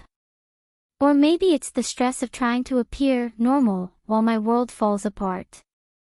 Lucas talks animatedly about his clinic in Austin, about how he's expanding services for rural communities, and I nod at appropriate moments, forcing smiles that don't quite reach my eyes. He's changed little since the days we ran around the ranch with my brothers. The same unruly hair, the same easy smile that used to make every girl in high school sigh. He's a good man, always has been. My brother's best friend for as long as I can remember, practically part of the family, which only makes this harder. Because every time she looks at me with that sisterly concern, I know she's cataloging the changes in me, the dark circles under my eyes that makeup can't completely hide, the way my dress hangs a little looser than it should, the tension in my shoulders. And I know every detail will be meticulously reported to my family in El Paso. "Isabel Bear, are you sure you're okay?" Her question interrupts my thoughts, and for a moment it reminds me of when I was 12 and she found me crying in the barn after my first horse died. I take a sip of my wine, stalling for time while I formulate a convincing-sounding answer. But it's hard to concentrate when all I can hear is Eduardo's broken voice from 3 nights ago, pleading on the other side of my door. "Isabel, please, open the door. Whatever's wrong, we can fix it. We always do." His voice had been torture, each word a knife straight to my heart. I sat there on the floor with my back against the door, my nails leaving marks on my palms as I fought the urge to open it, to let him wrap me in his arms, to convince me that everything would be okay. But Elena's words kept echoing in my head like a sentence: "Eduardo needs a complete woman." And she's right, isn't she? He deserves everything, the children he's always wanted, a complete family, not this broken version of a marriage I'm offering him. "I'm fine," I lie, forcing another smile. "Just tired. A lot of work, you know how it is." Lucas gives me that look that clearly says he doesn't believe me, but he's kind enough not to push. Instead, he begins telling me about the rural medicine conference he's attending tomorrow, and then a story about how my older brother almost burned down his garage trying to fix his motorcycle. I appreciate the change of subject. The drive back to my apartment is an exercise in self-control. Lucas keeps the conversation light as he drives, but I can feel his worried glances whenever he thinks I'm not paying attention. My phone weighs like a rock in my bag, silent for days. Eduardo is respecting my request for space, and that hurts more than any argument. When his car pulls up in front of my building, Lucas insists on making sure I get to the entrance safely. "Take care, Isabel Bear," he says, wrapping me in one of his signature bear hugs. "And call me if you need anything, okay? You know that's what friends are for." I watch him get in his car and drive away, and just as I'm about to enter my code at the building's front door, a voice that makes my blood run cold cuts through the night air. "I see you have time for everyone except me." Eduardo's voice runs through me like an electric current, my body reacting to him before my mind. It's always been this way, my traitorous nervous system recognizing him even when my brain screams at me to keep my distance. I turn around, and damn, it's not fair how devastatingly attractive he looks even when he's furious. The streetlights play with the angles of his face, accentuating that jawline I've traced with my lips countless times. His dark gray suit hugs his body in a way that should be illegal, and his tie is loosened in that specific way that's always made me want to tug on it to bring him closer. He's leaning against his black car, emanating that restrained power that always makes me fall head over heels for him. The marshals maintain a discreet distance, but their presence only adds to the aura of authority Eduardo naturally exudes. I thank heavens for the heels I'm wearing. At least I don't have to tilt my head so far to look at him. Although maybe it would be better not to look at him at all, because his eyes. God, his eyes are a gray storm that threatens to sweep everything away. "Eduardo." My voice comes out weaker than I intend, and I see his jaw tense in response. You know, he takes a step toward me, and the scent of his cologne makes my stomach turn. When my mom called to tell me you were seen having dinner with a man, I refused to believe it.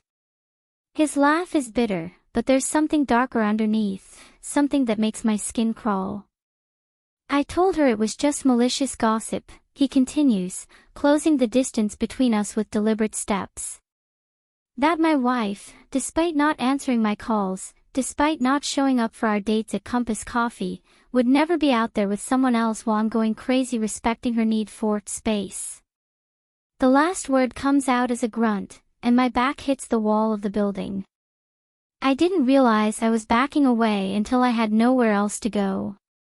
It's not what you think, the words sound like a lie, even if they're technically true. Lucas is a childhood friend, he practically grew up with my brothers. A childhood friend. Another humorless laugh as he rests a hand on the wall next to my head.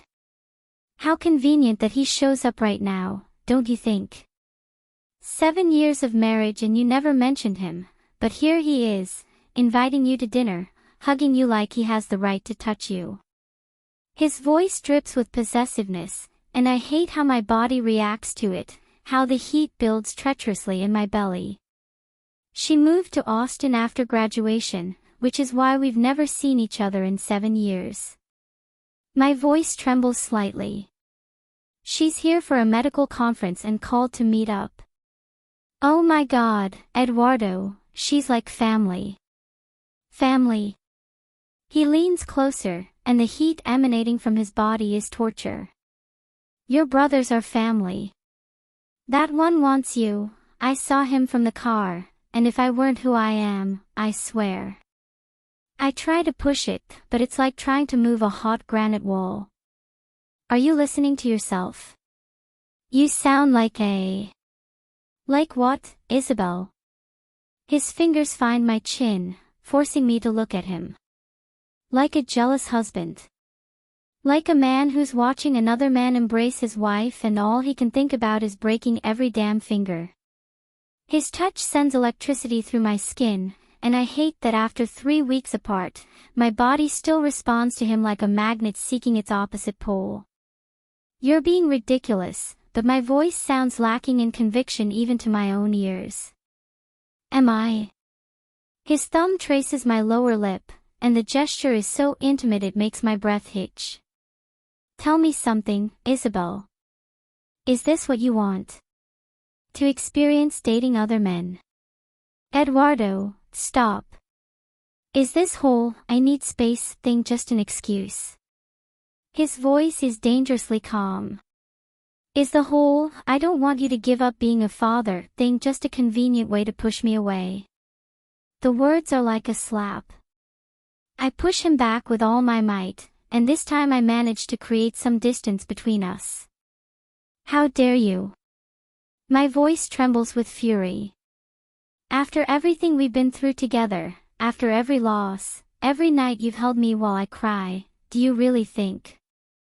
I don't know what to believe, he finally blurts out, running a hand through his hair. The woman I know, the one who woke up in my arms every morning, the one who looked at me like I was her everything, she wouldn't do this to us. She wouldn't keep me away without a real explanation. There's so much pain in his voice it makes my heart ache. I need to get in, I whisper, trying to get past him. His hand finds my waist, and the contact burns even through the fabric of my dress. Isabel, my name on her lips is a plea and a warning. Let me go, Eduardo, but my fingers twitch with the desire to hold on to him. Please. Not until you tell me what the hell is going on. Your mother, that happened. What he told me that day has turned my head because, even though I hate him, I know he's right. What happened, Isabel? His voice is pure sin against my skin. That night, his fingers tighten on my waist, and the memory of what those hands can do to me sends a wave of heat through my body. That night was fucking perfect. You gave yourself to me like you always have, like your body was specifically created to fit mine. And then, his jaw tightens with suppressed fury. Then just silence. I try to back away, but the wall behind me and the warmth of his body have me trapped. His cologne, that scent that haunts my dreams, envelopes me like a familiar drug. Don't tell me it didn't mean anything, he continues, and there's something raw, almost feral in his gaze. Not when I can still taste your moans, when I can still feel the marks of your nails on my back. Eduardo, my voice sounds pathetically weak. No, Isabel. His thumb traces my bottom lip, and damn it, my mouth opens instinctively at his touch. I felt you tremble beneath my hands. I heard you beg for more. I saw you come, screaming my name over and over again until you could barely breathe. Heat builds treacherously in my belly at his words. Because he's right. That night it was us at our purest, wildest. And now. His other hand finds my hip, his fingers pressing exactly where he knows he drives me crazy. Now you pretend we can be strangers. That you can have dinner with other men while I go crazy remembering what it feels like to be inside you. Stop, I plead, though my body is practically vibrating under his touch. We can't. Can't we what? His mouth is dangerously close to mine. Admit that this thing between us is stronger than any excuse you can come up with. That every cell in your body recognizes me as yours. As if to prove his point, his fingers find that spot on my hip that always makes me shudder, and my body, the damn traitor, reacts instantly. I want you to stop, I whisper lamely. Liar, his smile is pure sin. Your body doesn't lie, Isabel. It never has. From the first time I touched you, you've been unable to hide from me how I make you feel. This doesn't solve anything, but my hands are already clutching his shirt, torn between pushing him away or pulling him closer. No. His thumb traces circles on my skin, and the heat spreads like liquid fire. Because for me, it's quite simple. I love you. I want you. And every damn night I wake up looking for you in a bed that feels too big, too cold without you. Eduardo. No, he growls. Don't you dare tell me love isn't enough. Not when I can feel you trembling for me. Not when I know you wake up as fucking needy for me as I am for you. Don't you have anything to say? His voice is thick with frustration as his fingers trace maddening patterns on my skin. Aren't you even going to try to explain to me why, after that night, after the way you begged me not to stop, you suddenly decide you can't even stand to look at me?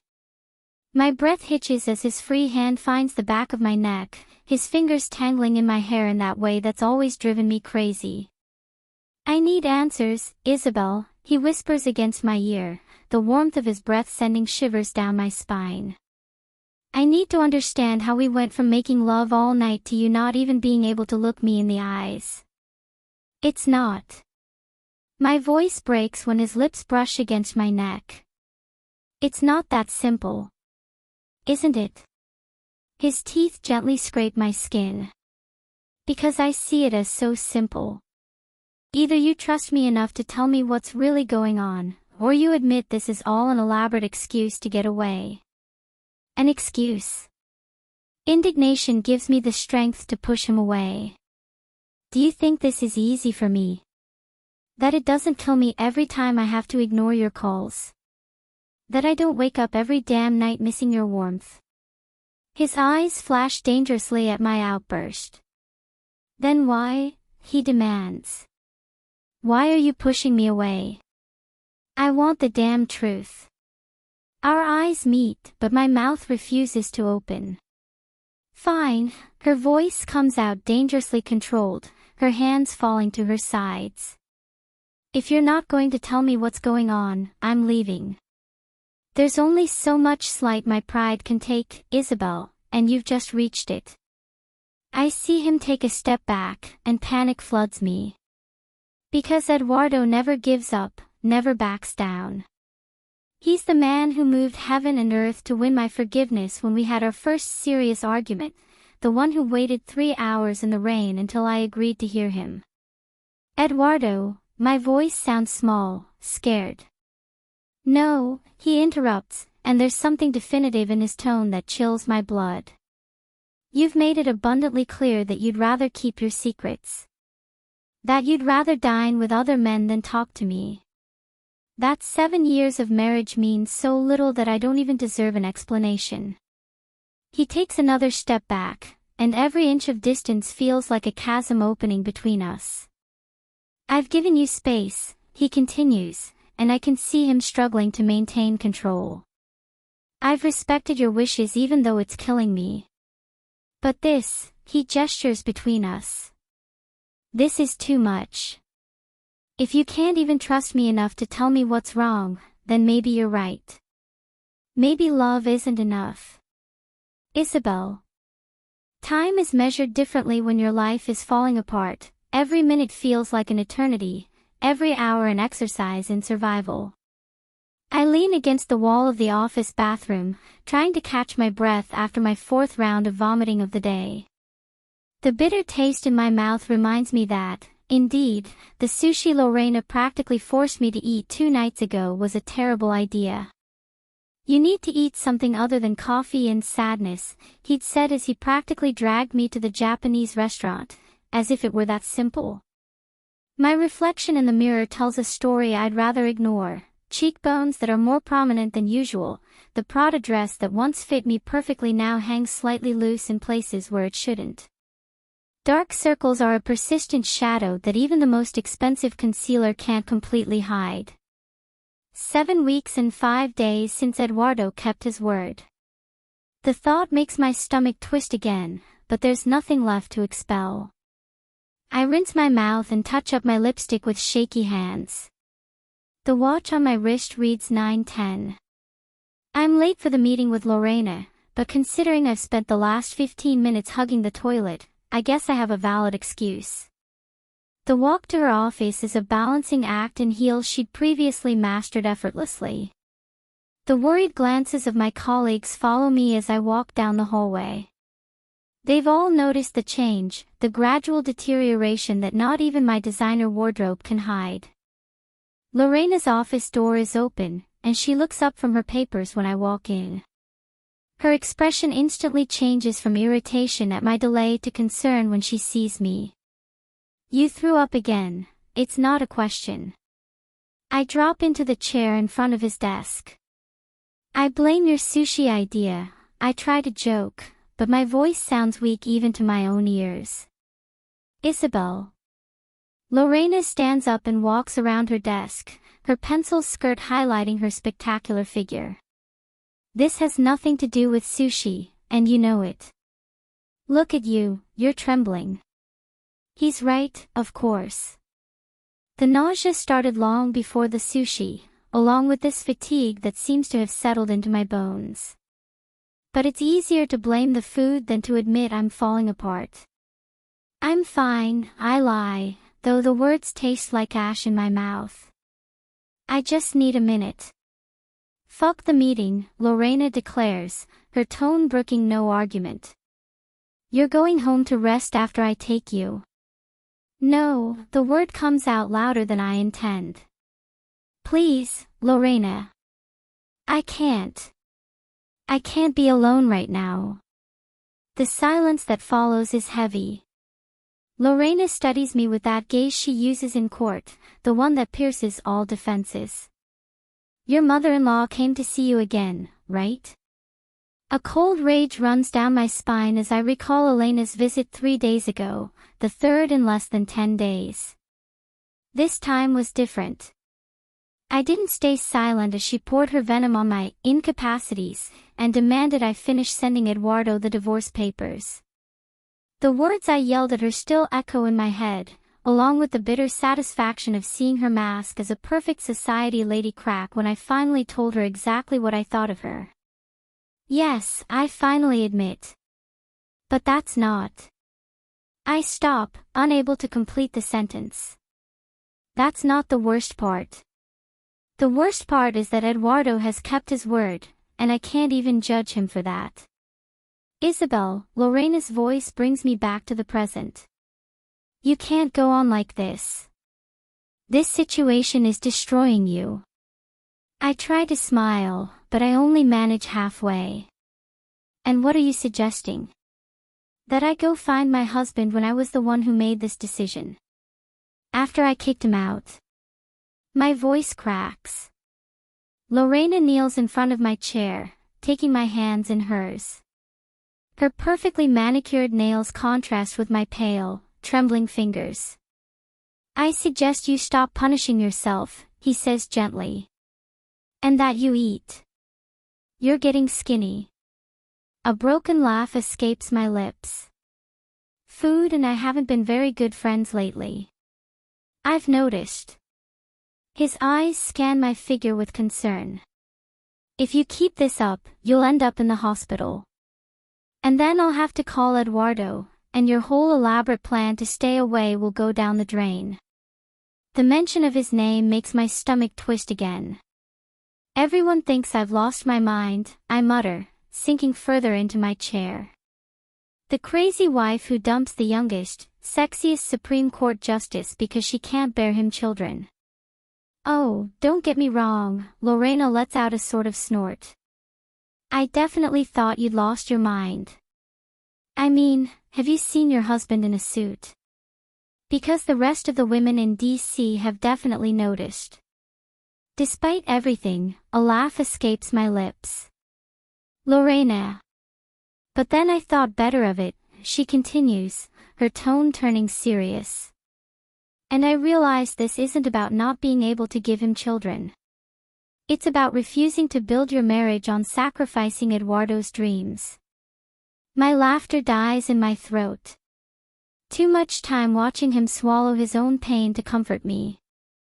And then that night, my voice cracks at the memory. The way his voice broke when he told Sebastian every day was torture. "When I already told you I could live without children," Lorena adds softly.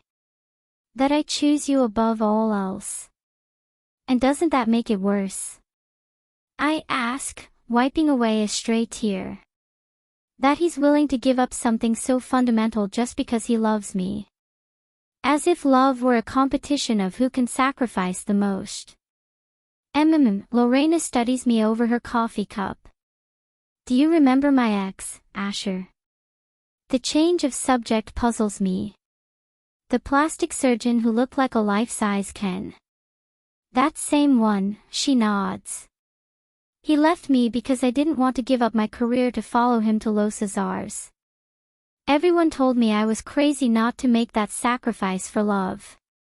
But it wasn't fair for me to ask you. Exactly, he interrupts. It wasn't fair.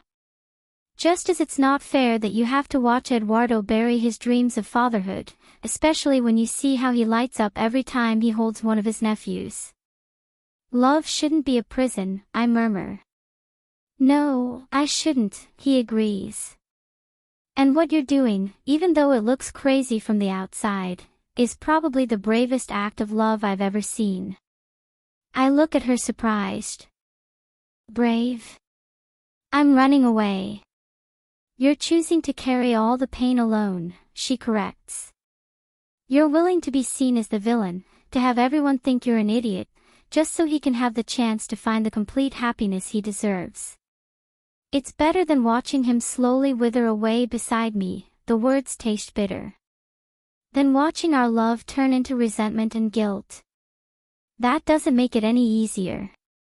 Lorena takes my hand. Does it? Every morning I wake up wanting to call him, I admit.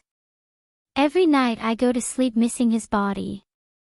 And everyone says, but he's willing to give up the kids for you, as if that weren't part of the problem. Because he loves you so much he'd emotionally cripple himself for you, Lorena nods.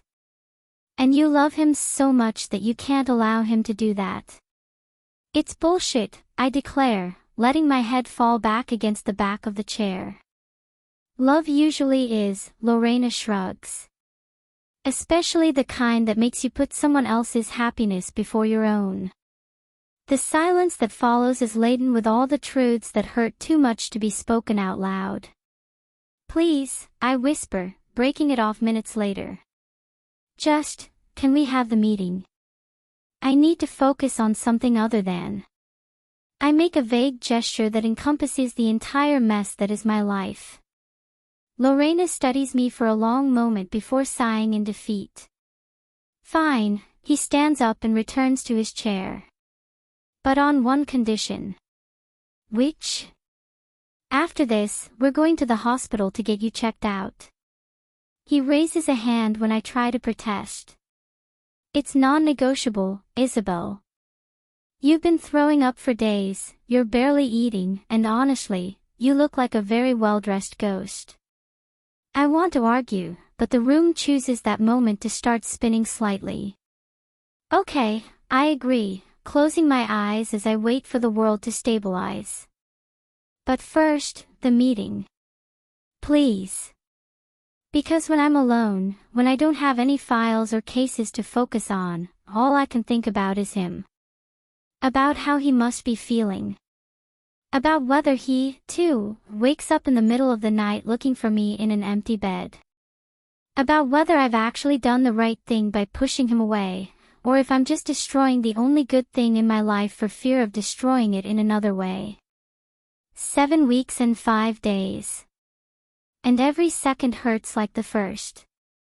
One thing about Lorena Carrasquedo, when she sets her mind to something, it's like trying to stop a hurricane with an umbrella. It's useless, and you'll probably end up soaked. The meeting had stretched on for 2 endless hours, during which I had to pretend the world didn't shift slightly every time I turned my head too quickly. Lorena kept her promise to focus on the work, but her eyes never stopped studying me over the documents we were reviewing, like a hawk watching its prey. When he finally put the last file back in his drawer, I knew my time was up. Good, she declared, standing with her characteristic feline grace. Time to go to the doctor. Lorena. I tried to protest, but she's already grabbing her Hermes bag and keys. Nope. Don't even try it, she cuts me off as she practically drags me out of the office. I've already called the clinic and cancelled all my afternoon meetings. I stare at her open mouth as we wait for the elevator. Did you cancel your meetings? You? The same Lorena who once drove 3 hours in heavy snow to avoid missing a client appointment? That was different, he replies as we step into the elevator. That client was really hot. Despite everything, a laugh escapes my lips. It's so typical of Lorena, making jokes to lighten tense situations while simultaneously forcing you to do what she thinks is right. She's very similar to Diana in that respect. The descent in the elevator makes my stomach twist uncomfortably. Lorena must notice because her hand finds mine and squeezes gently. It'll be fine, he murmurs. We just need to make sure you're not dying. Although if you are, please wait until after the right case to do that. I've already invested too many hours in that lawsuit. Your compassion overwhelms me, I respond curtly, but I appreciate his attempt to distract me. The underground garage is cool and quiet when we step off the elevator. Lorena's heels click against the concrete as we head toward her black Porsche, a gift she gave herself when she won her first $1 million case. Where exactly are we going? I ask as I slide into the passenger seat. The Italian leather is soft against my skin, and the familiar vanilla scent of the air freshener Lorena always uses has a strangely calming effect. The Wellington Clinic, he replies as he starts the engine. The best in DC. Of course. Only Lorena would consider taking me to a clinic that looks more like a 5-star spa than a medical center. The drive is silent for a few minutes, the only sound the soft purr of the engine and classical music pouring from the stereo. Lorena drives with the same precision she uses in everything in her life, every movement calculated, every turn perfectly executed. You know, he finally says, as we wait at a stoplight, there's a reason I specifically chose this clinic. Lorena. My tone is warning.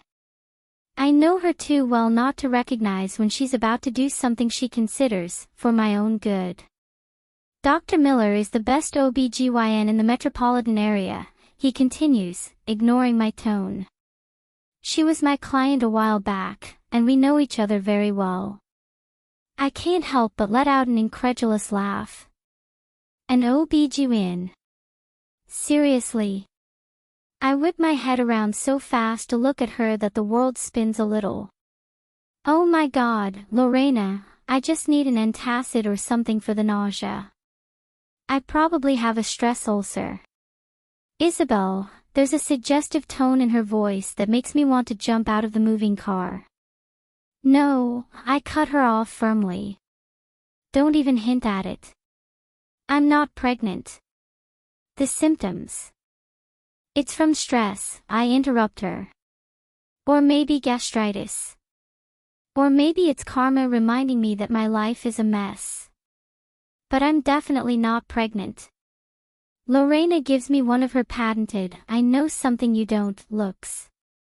You've been vomiting for days. You're dizzy, fatigued. She pauses as she turns onto a tree-lined street. When was your last period? I snort, crossing my arms. Are we really going to do this? After all the specialists who've told me my chances are practically zero, do you really think my body would choose this precise moment to perform a miracle? My laugh sounds bitter even to my own ears. Please, Lorena. I know you're trying to help, but I've been through this too many times. I don't allow myself that kind of hope anymore. And if... No, I interrupt. My body has made it very clear to me that it's not designed for this. I've accepted it. Or at least I'm in the process of accepting it. It won't happen. Not even when, abandoning my rationality, I fell into the temptation of taking Senora Paulina's famous, miraculous, honey. Lorena remains silent as she parks in front of an elegant glass and stone building. When she turns off the engine, she turns to me with a serious expression. Just let me do this for you, okay? Dr. Miller is excellent. If I'm wrong and it's just stress or gastritis, she'll refer you to the right specialist. And if it's something else, she chooses her words carefully, there's no one better to care for you.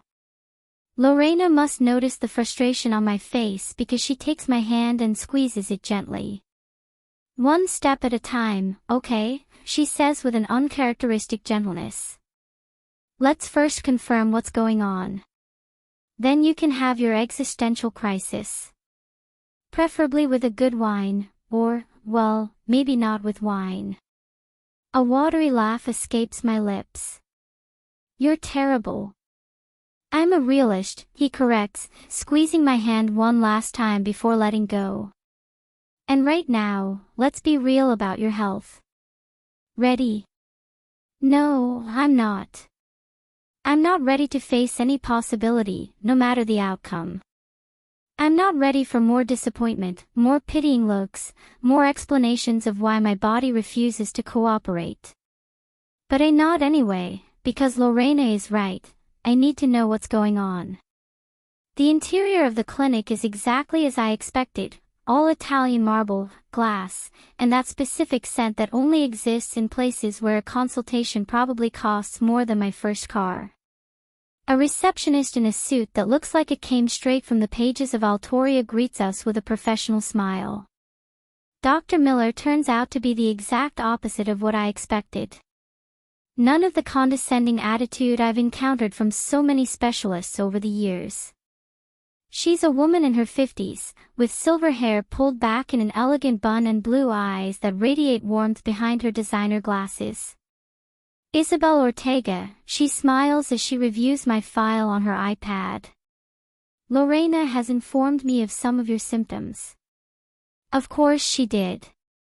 I glare at my friend, who's comfortably settled in one of the office chairs as if it were her second home. It's just nausea, I quickly clarify. And some fatigue. Probably stress. Dr. Miller raises a perfectly shaped eyebrow. What about the dizziness? He asks casually. Lorena mentioned you've had some episodes. Stress, too, I insist. Or maybe I need vitamins. Or more sleep. She murmurs as she types something. When was your last period? I resist the urge to roll my eyes. Why is everyone so obsessed with this? No. I'm not sure, I finally admit. I've been a bit distracted lately.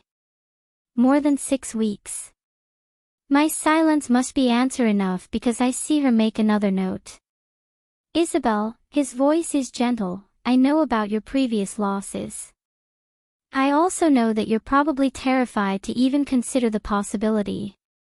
There's no chance, I interrupt. Dr. Miller, I appreciate your time, but after every specialist has told me my chances are practically zero.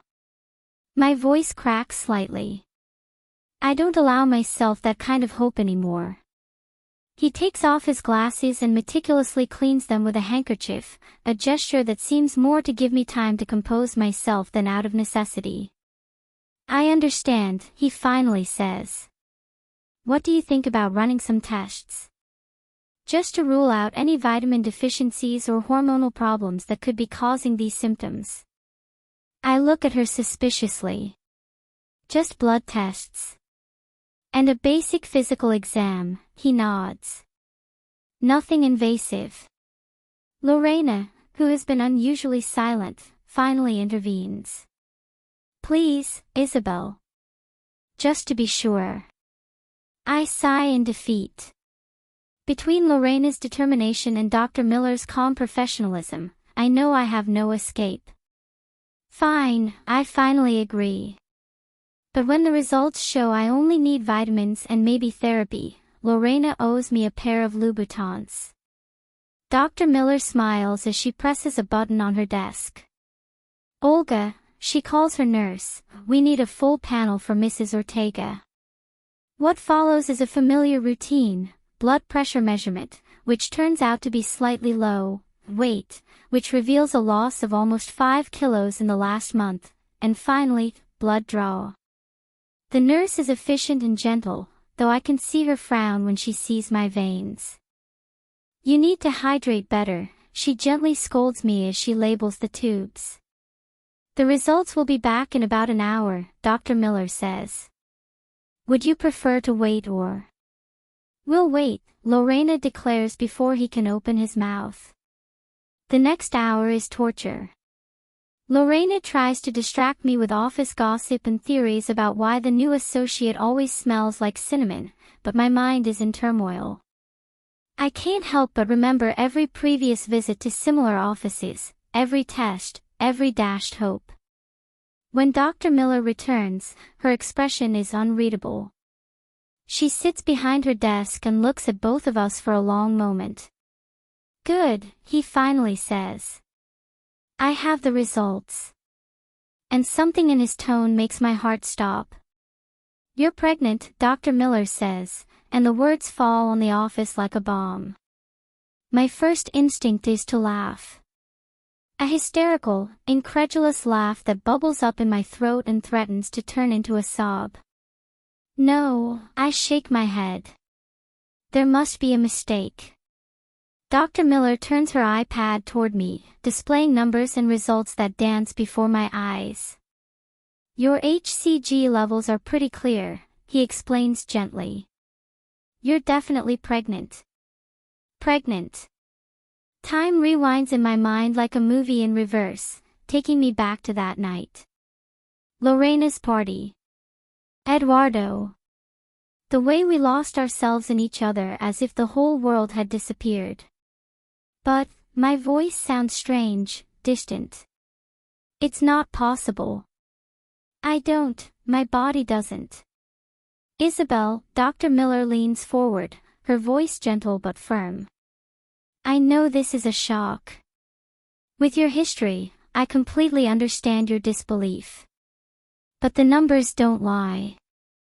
Lorena is unusually quiet beside me, her hand finding mine and squeezing it tightly. I stand abruptly, the world spinning dangerously. I need air. Isabel, Lorena starts to stand up, but Dr. Miller stops her with a gesture. Give it a moment, I hear her say as I practically run out of the office. The bathroom is just a few steps away, and I barely make it before my knees give way. The cold marble against my back is the only thing keeping me grounded as the tears begin to fall. Chapter 7. Isabel. Time is measured differently when your world goes crazy. Every minute is an eternity, every hour, torture. 7 weeks. 7 weeks and 5 days since Eduardo decided to respect my wish and stay away. The bitter taste of bile rises in my throat as I lean over the toilet for the 5th time that day, my entire body shaking with the effort. The soft knock on the door barely registers in my nausea-addled consciousness. Isabel. Lorena's voice is soft, tentative, so different from her usual confident tone. Do you want me to come in? I don't respond, but she comes in anyway. It's so typical of Lorena, ignoring all basic social conventions with that grace only she possesses. The whisper of her designer skirt against the bathroom tiles is almost musical as she sits next to me, not caring that the cold marble will probably ruin the Italian fabric. Well, she says after a moment, her dark eyes studying me with that unique mix of concern and amusement that only she manages, this explains why the sushi made you feel so bad. A laugh that sounds more like a sob escapes my lips. The scent of her expensive, floral, sophisticated perfume, which probably costs more than my first car, should make me dizzy, but strangely anchors me in the moment. I can't be pregnant, the words come out as a desperate plea, my fingers gripping the toilet rim until my knuckles turn white. Not now, not when everything is. My hands instinctively find my still flat stomach. There are no visible changes, nothing to indicate the miracle seemingly growing inside me. But according to the numbers on Dr. Miller's iPad, there is life there. A life Eduardo and I created that night, when for a moment we pretended the outside world didn't exist. Eduardo. Oh, God. Panic hits me with the force of a train. My pulse quickens and the air seems to thicken in my lungs. I can't tell him, the words come out in a terrified whisper, my voice shaking as much as my hands. I can't give him hope and then. My voice cracks, unable to complete the thought tormenting me. Because that's the real reason for my terror, isn't it? It's not just the fear of another loss, of that soul-rending physical pain. It's the terror of seeing hope light up those gray eyes I love so much, of seeing Eduardo get his hopes up only for my body to betray us again. Isabel, Lorena takes my face in her hands, her perfectly manicured nails contrast with the paleness of my skin. Breathe. One step at a time, remember. The tears I've been holding back finally spill out, hot against my cold cheeks. My voice cracks. What if I lose him again? What if? Then we'll face it, she interrupts me with the firmness that has taken her to the top of her career. But right now, at this moment, there's a small miracle growing inside you. And whatever your decision about Eduardo, above all, you deserve to allow yourself to feel something other than fear. Her words open a crack in the wall of panic I've built around my heart. Suddenly I'm sobbing in her arms, letting out 7 weeks of bottled-up pain, crushing loneliness, paralyzing terror. Her silk blouse probably costs more than my entire wardrobe, but she only holds me tighter, her fingers tracing comforting circles on my back. And then, beneath all that pain, so small I barely dare acknowledge it, I feel a spark. Something that feels dangerously like hope. I slowly pull away from Lorena, wiping my tears with the back of my hand. My makeup must be a mess, but for the first time in weeks, I don't care. She has a right to know, I murmur, the realization settling in my chest like an unavoidable truth. Of course, Lorena agrees, her eyes shining with something that looks suspiciously like pride. It's Eduardo. Despite everything he's been through, he's still the man who's been with you through every loss, every difficult time. The memory of Senora Paulina surges through my mind, her voice resonating with the wisdom only grandmothers possess. My Gira honey never fails, my love. The image of her in her kitchen, her gold bracelets clinking as she mixed her homemade remedies, brings a smile to my lips. Even Diana, who always scoffed at her grandmother's remedies, would now have to admit that perhaps, could it be? I'm going to tell him, I declare, the decision crystallizing in my chest like an anchor. Tonight. Lorena raises a perfectly shaped eyebrow, studying me with that gaze that makes seasoned lawyers shudder in court. It's an excellent decision. I nod as I get up from the floor, my legs shaking slightly. The morning sickness seems to have subsided, at least for now. I know he's late coming home, especially since. The words catch in my throat, the memory of our separation still too fresh. I'll go wait for him. I need to do this at our house, Lorena. In the place where we've built our life together. Do you want a ride? Her offer is laced with genuine concern. No, I shake my head, an idea forming in my mind. Take me to the office and I'll take my car. Besides. A small smile tugs at my lips, I think I'll cook his favorite dish. Mushroom risotto. Lorena smiles, her eyes shining with recognition. You're going all out, aren't you? If I'm going to have this conversation. I shrug, but we both know the weight this gesture carries. I at least want to start it by reminding him of one of our best moments. Lorena hugs me one last time before I leave the bathroom, her perfume enveloping the moment like a promise. "Call me if you need me," he says, his voice heavy with affection. "It doesn't matter what time it is." Asterisk asterisk asterisk. The envelope from the lab weighs like a sentence in my bag as I drive toward the National Palace. Familiar streets pass by me, every corner holds a memory of our life together. The cafe where we used to have Sunday breakfast, the park where Eduardo kissed me for the first time in the rain, the bookstore where we spent hours lost among dusty shelves. I park in front of our house because yes, it's still our house, even though I haven't slept in it in weeks. The garden I loved so much looks neglected, the roses I planted are in desperate need of pruning, their wilted petals an all too accurate reflection of my marriage. Eduardo probably hasn't even noticed their condition. Gardening was never his thing, though he used to spend hours on the porch, supposedly reading dossiers, while watching me work among the flowers. "It's distracting to see you like this," I used to joke, especially when you bend over to pull weeds. The memory makes my heart clench painfully as I insert the key into the lock. The familiar click echoes in the evening silence, and for a moment I wonder if I'm doing the right thing. I haven't been here since that night, when Elena shattered the last bubble of hope I had left. But Eduardo deserves to know the truth, even if I've been adept at hiding things from him lately. The scent of wood and leather hits me as soon as I step inside, so familiar it hurts.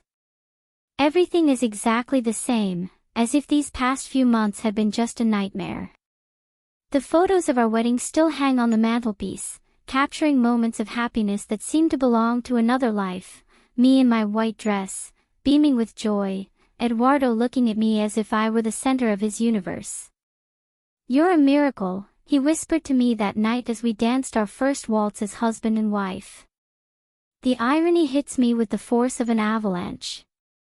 7 years later, it seems there's finally a real miracle growing inside me. My fingers unconsciously brush against my stomach as I make my way toward the kitchen. The space is immaculate, almost clinical, clear evidence that no one has really used it in weeks. Eduardo has probably been surviving on takeout and those obligatory Sunday dinners at his parents' house. A pang of guilt courses through me when I think about those gatherings.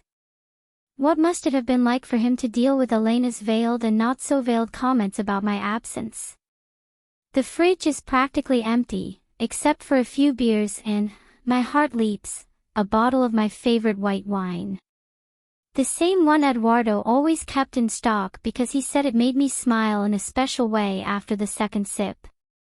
The fact that it's still there, waiting, makes something twist painfully in my chest. The pantry, at least, holds the basic ingredients I need.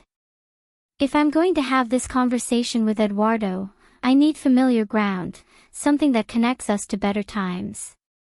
His favorite dish, porcini mushroom risotto with black truffle. The aroma of the rehydrating mushrooms instantly transports me back to our first time making this dish, during our first year together.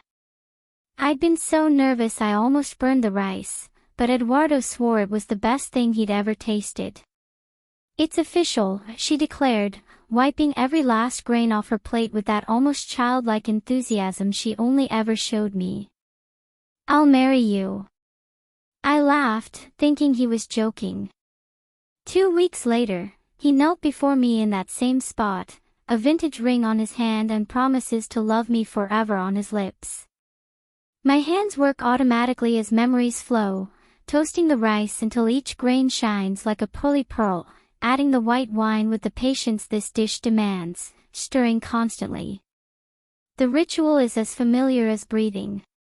The aroma of mushrooms and broth fills the kitchen, and with it come more memories, Eduardo hugging me from behind while I cooked, his lips on my neck as he whispered how sexy I looked focused on the kitchen, our impromptu dinners after difficult cases when we came home exhausted but happy to have each other. The lump in my throat threatens to choke me. How did we get to this? At what point did I let the fear of hurting him become such a high wall that I couldn't even see that I was hurting him more by pushing him away? While the risotto rests, 20 minutes exactly, no more, no less, I head into the adjoining living room.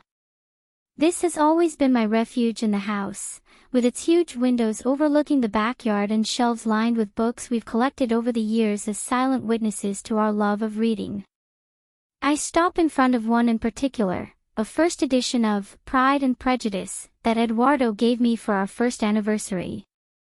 Because you, like Elizabeth Bennet, he told me then, his gray eyes shining with amusement and love, are never afraid to challenge me.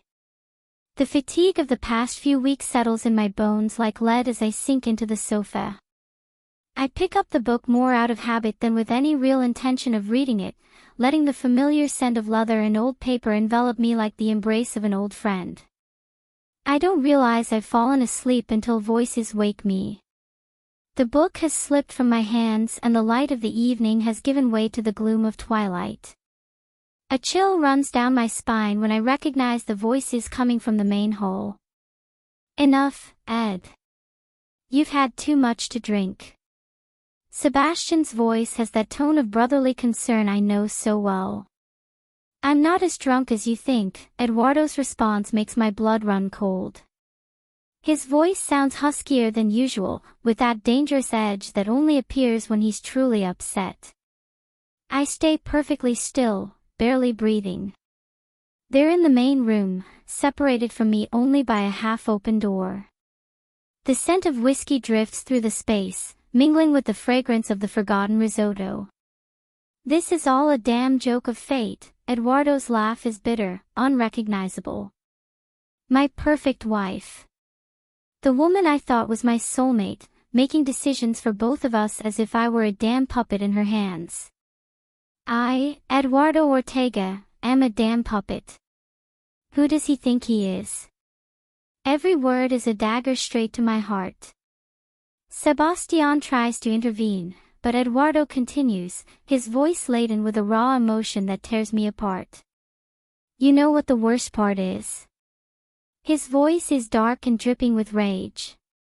Maybe Mom was right. Isabel isn't what I need. I've been so blinded by her, so completely lost in this idea of perfect love, that I couldn't see the obvious. Tears begin to fall silently. I don't realize I'm crying until I feel the wetness on my neck. Each drop is a reminder of what I'm losing. That's the alcohol talking, Ed. Sebastian's voice is firm. You know that's not true. No. Then explain to me why I'm considering giving him what he wants. A damn divorce. End this torture once and for all. You don't mean that either. Just like I didn't mean agreeing to that dinner with Roberta Ross. Sebastian's words make my stomach twist violently. You shouldn't mix your anger with Mom's advice, Ed. It's a dangerous combination. The pain in my chest is so sharp that for a moment I wonder if this is what a heart attack feels like. I get up from the couch, my legs shaking like leaves in the wind, and push open the door. The scene in front of me freezes like a macabre tableau. Eduardo, his tie loosened and his hair disheveled from obsessively running his hands through it, looks like a destroyed version of himself. Sebastian, beside him, wears that horrified expression that only appears when things have gone catastrophically wrong. Isabel, my name on Sebastian's lips sounds like a desperate apology. I shake my head, unable to form words. Eduardo is completely still, like a cracked marble statue. His gray eyes are fixed on me with a burning intensity. I came because I needed to talk to you. My voice sounds strangely calm, considering I feel literally destroyed. But I see you're not in the mood for that conversation. I think it's best to save this for another time. I grab my purse along with my coat and then turn toward the door. My heels click against the hardwood floor like the ticking of a clock marking the end of something precious. Isabel, wait. Sebastian catches me before I can open the front door. His eyes, so similar to Eduardo's, are filled with a concern that makes my heart clench. How much did you hear? Everything. The word comes out like a broken sigh. But I understand, Sebastian. I really do. With trembling hands, I reach into my purse and pull out the envelope. The paper is slightly wrinkled from all the times I've squeezed it today, torn between hope and terror. What is this? Her confusion is evident as she takes the envelope. I shrug, fighting back tears. A miracle, a broken laugh escapes my lips. Though it seems to have arrived a little late. I don't wait for his answer. I can't. If I stay one more second, if I look at Eduardo one more time, all the courage I've mustered will crumble like a house of cards in a storm. The walk to my car is a test of will. Each step takes me further away from the life we built together, from the man who still makes my heart race just by looking at him. Eduardo's words echo in my head like a cruel litany. Isabel is not what I need. Tears blur my vision until driving becomes dangerous. I force myself to pull over onto the shoulder. The city lights become blurry blurs through my tears. The sob I've been holding back finally escapes, and for the first time since I received the news of the pregnancy, I allow myself to break down completely. Because this time it's not just my heart that's at stake. There's a life growing inside me, a tiny miracle that chose the worst possible moment to manifest. And the irony is so cruel it hurts. After years of begging for this baby, it finally happens when everything else is falling apart. My phone vibrates incessantly in the passenger seat. Sebastian. Of course he's already opened the envelope. He's probably as shocked as I was. He probably wants me to come back, to talk to Eduardo, to fix this. But I can't. Not now. Not when my husband's words keep echoing in my ears, not when the image of him dining with Roberta Ross refuses to leave my tortured mind. With trembling fingers, I put my phone on silent and restart the car. The drive home to my temporary apartment, because I left my true home behind with an envelope and a broken heart, has never felt so long, so final. The city lights parade past me like shooting stars, each one taking a piece of the dreams we once shared. And as I drive through the rabbit night, I can't help but wonder if this baby, this unexpected little miracle, will be what finally brings us together or what ends up tearing us apart forever. Because if there's one thing I've learned in recent weeks, it's that sometimes love isn't enough. Sometimes, even miracles don't come at the right time. Eduardo. The sound of the door closing echoes in my ears. I can't move. My entire body is paralyzed, frozen in this horrible moment where the words I spoke, words born of alcohol and bitterness, float in the air like poison daggers. Isabel was here. In our house. And I. Sebastian reacts first, doing what I should have done, running after her. My legs refuse to respond, my mind trapped in an endless loop of horror at what just happened. The minutes stretch like hours. Damn his habit of parking in front of the house instead of using the garage. If we'd come in through the front instead of the side gate, I would have seen his car. I would have known it was here. I would have. The front door opens again and Sebastian returns. His face is pale, his hands holding an envelope that makes my stomach twist with a dark feeling. I see him immediately pull out his phone, his fingers urgently dialing. The sound of the voicemail echoes in the silence of the house. Isabel, please, Sebastian's voice trembles slightly. Answer the phone. You can't drive like that. Driving like this. The words pierce the fog of my paralysis. My brother dials again, cursing as he goes straight to the mailbox again. Finally, my legs remember how to move. I cross the distance between us in 3 strides and snatch the envelope from his hands. The paper trembles between my fingers as I open it, the alcohol in my system making the letters dance before my eyes. But there is one word that stands out with brutal clarity: positive. The whole world stops. Reality sentences me with the force of a judicial gavel, with no right to appeal. The paper trembles between my fingers as numbers and medical terms dance before my eyes, but that word, positive, remains clear, relentless. A baby. After 5 heartbreaking losses, after countless nights holding Isabel as she cried herself to sleep, it finally happened.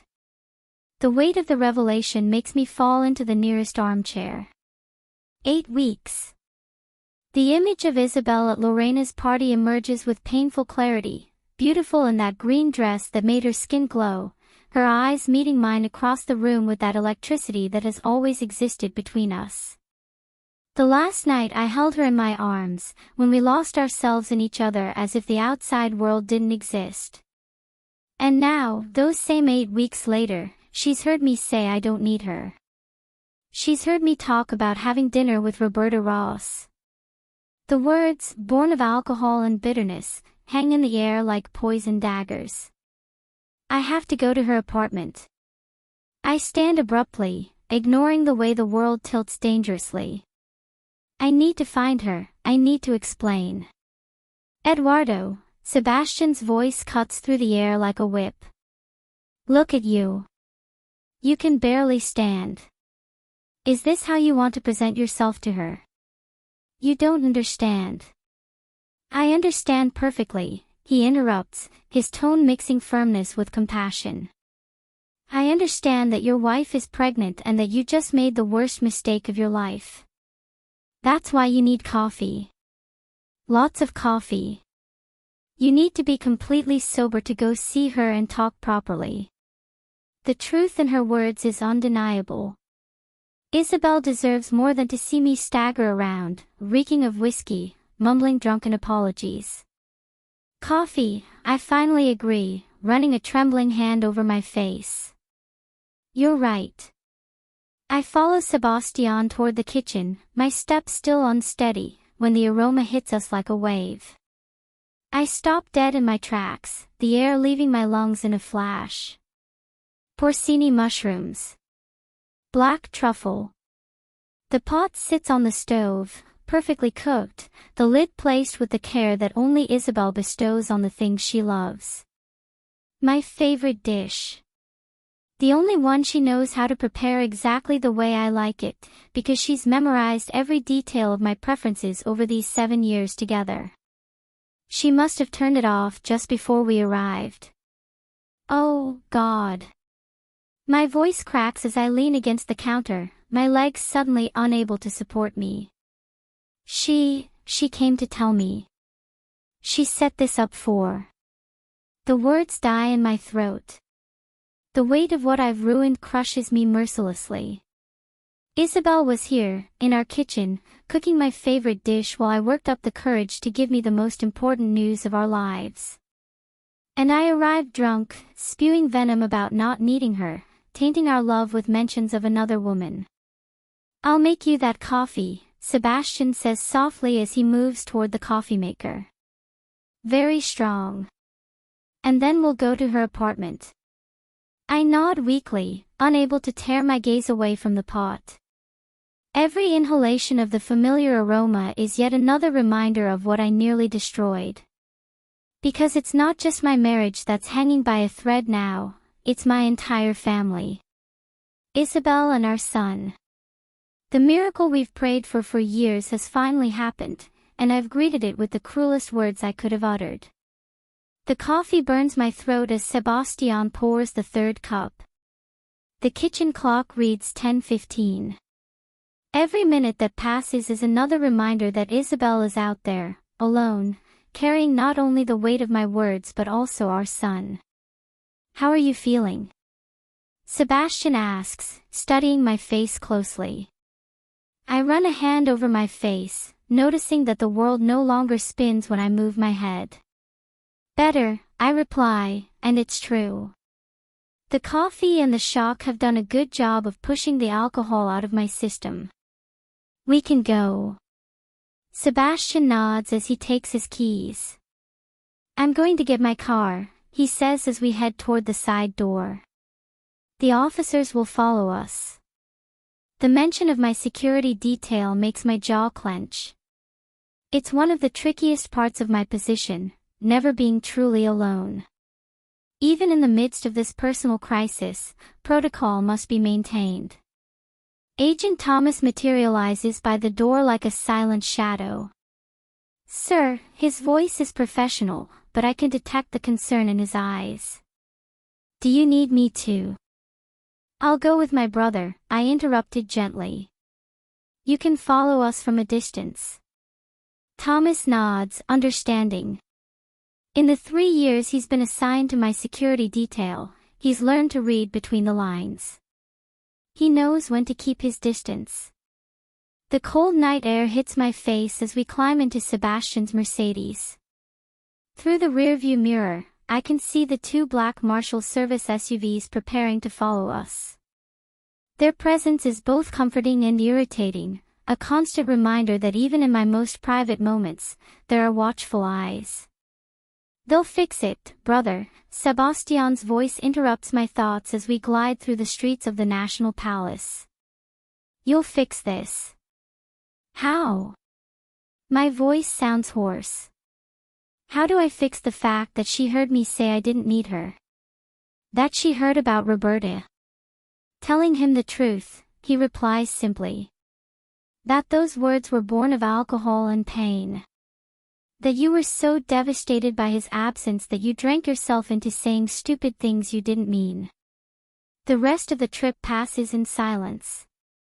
The city lights parade past the windows as we approach DuPont Circle, the black SUVs keeping a discreet distance behind us. Every block we travel makes my heart beat faster. What will I say to her when I see her? How do I explain that the cruelest words I've ever spoken were actually cries of pain at her absence? When Isabel's building appears in front of us, my stomach tightens. The lights in her apartment are on, a beacon in the night that calls me like a moth to a flame. My fist slams against the door with a determination that contradicts the trembling in my chest. The sound reverberates through the empty hallway, but on the other side there's only silence. Every second without a response makes my anxiety grow. "Isabel," my voice comes out firmer than I feel, the coffee and adrenaline keeping the last vestiges of alcohol at bay. "I know you're there. And I'm not going to leave." Silence is his only response. Sebastian remains at the end of the hall, a silent and comforting presence, as I continue knocking. Once. Again. And again. Each knock is a plea, a promise, an apology. "I can do this all night," I warn, ignoring the pain in my knuckles. "You know I will. You know me, Isabel. You know I'm perfectly capable of staying here until we talk." 10 minutes. 10 endless minutes of constant knocking that feel like hours. Finally, the sound of the deadbolt makes my heart stop. The door opens slowly, and the sight of Isabel paralyzes me completely. The air leaves my lungs as if someone had altered the gravity of the universe. She's paler than I remember, her eyes red and swollen from crying, but her posture. God, that defiant posture she's always had when she's hurt, when she's trying to protect herself. "What are you doing here?" Her voice sounds hoarse, worn, and the thought that she's been crying because of me tears me apart. I stare at her as if she's grown a second head, disbelief mixing with despair in my chest. "Really?" The words come out almost like a plea. "I came to fix it. The alcohol made me say things." "Is that so?" He interrupts me with a laugh that sounds like breaking glass. "You know what they say, don't you? Drunks and children always tell the truth." I move before I can close the door, slipping into the apartment.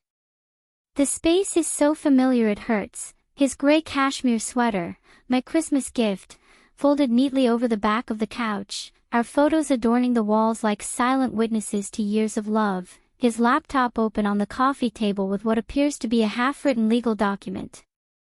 "Damn it, Isabel," I run a hand through my hair in frustration, a gesture she knows all too well. You know me. You know me better than anyone. You know I didn't mean it. He crosses his arms, and that gesture, that defensive stance he's perfected over the years, breaks my heart. It's the same stance he adopted after every loss, when he tried to appear strong while crumbling inside. You didn't go out to dinner with that woman either. His voice is soft, but each word cuts like a razor. It was my mother who set me up, I respond immediately, anger toward Elena bubbling in my chest. Roberta just happened to show up at the restaurant where mother insisted we have dinner. I didn't even finish dinner, I left barely. Oh, yes, he interrupts, and the bitterness in his smile destroys me. Your mother, always trying to make you look the other way, to see another woman. Apparently she succeeded. I can't stand it anymore. The distance between us is unbearable. I cross the space in 2 strides and take her face in my hands. Her cheeks are damp, and her eyes. God, those eyes that have driven me crazy since day one, shine with unshed tears and a vulnerability that kills me. Do you really think I could be with someone else? My voice comes out hoarse, desperate, each word laden with 7 years of absolute love.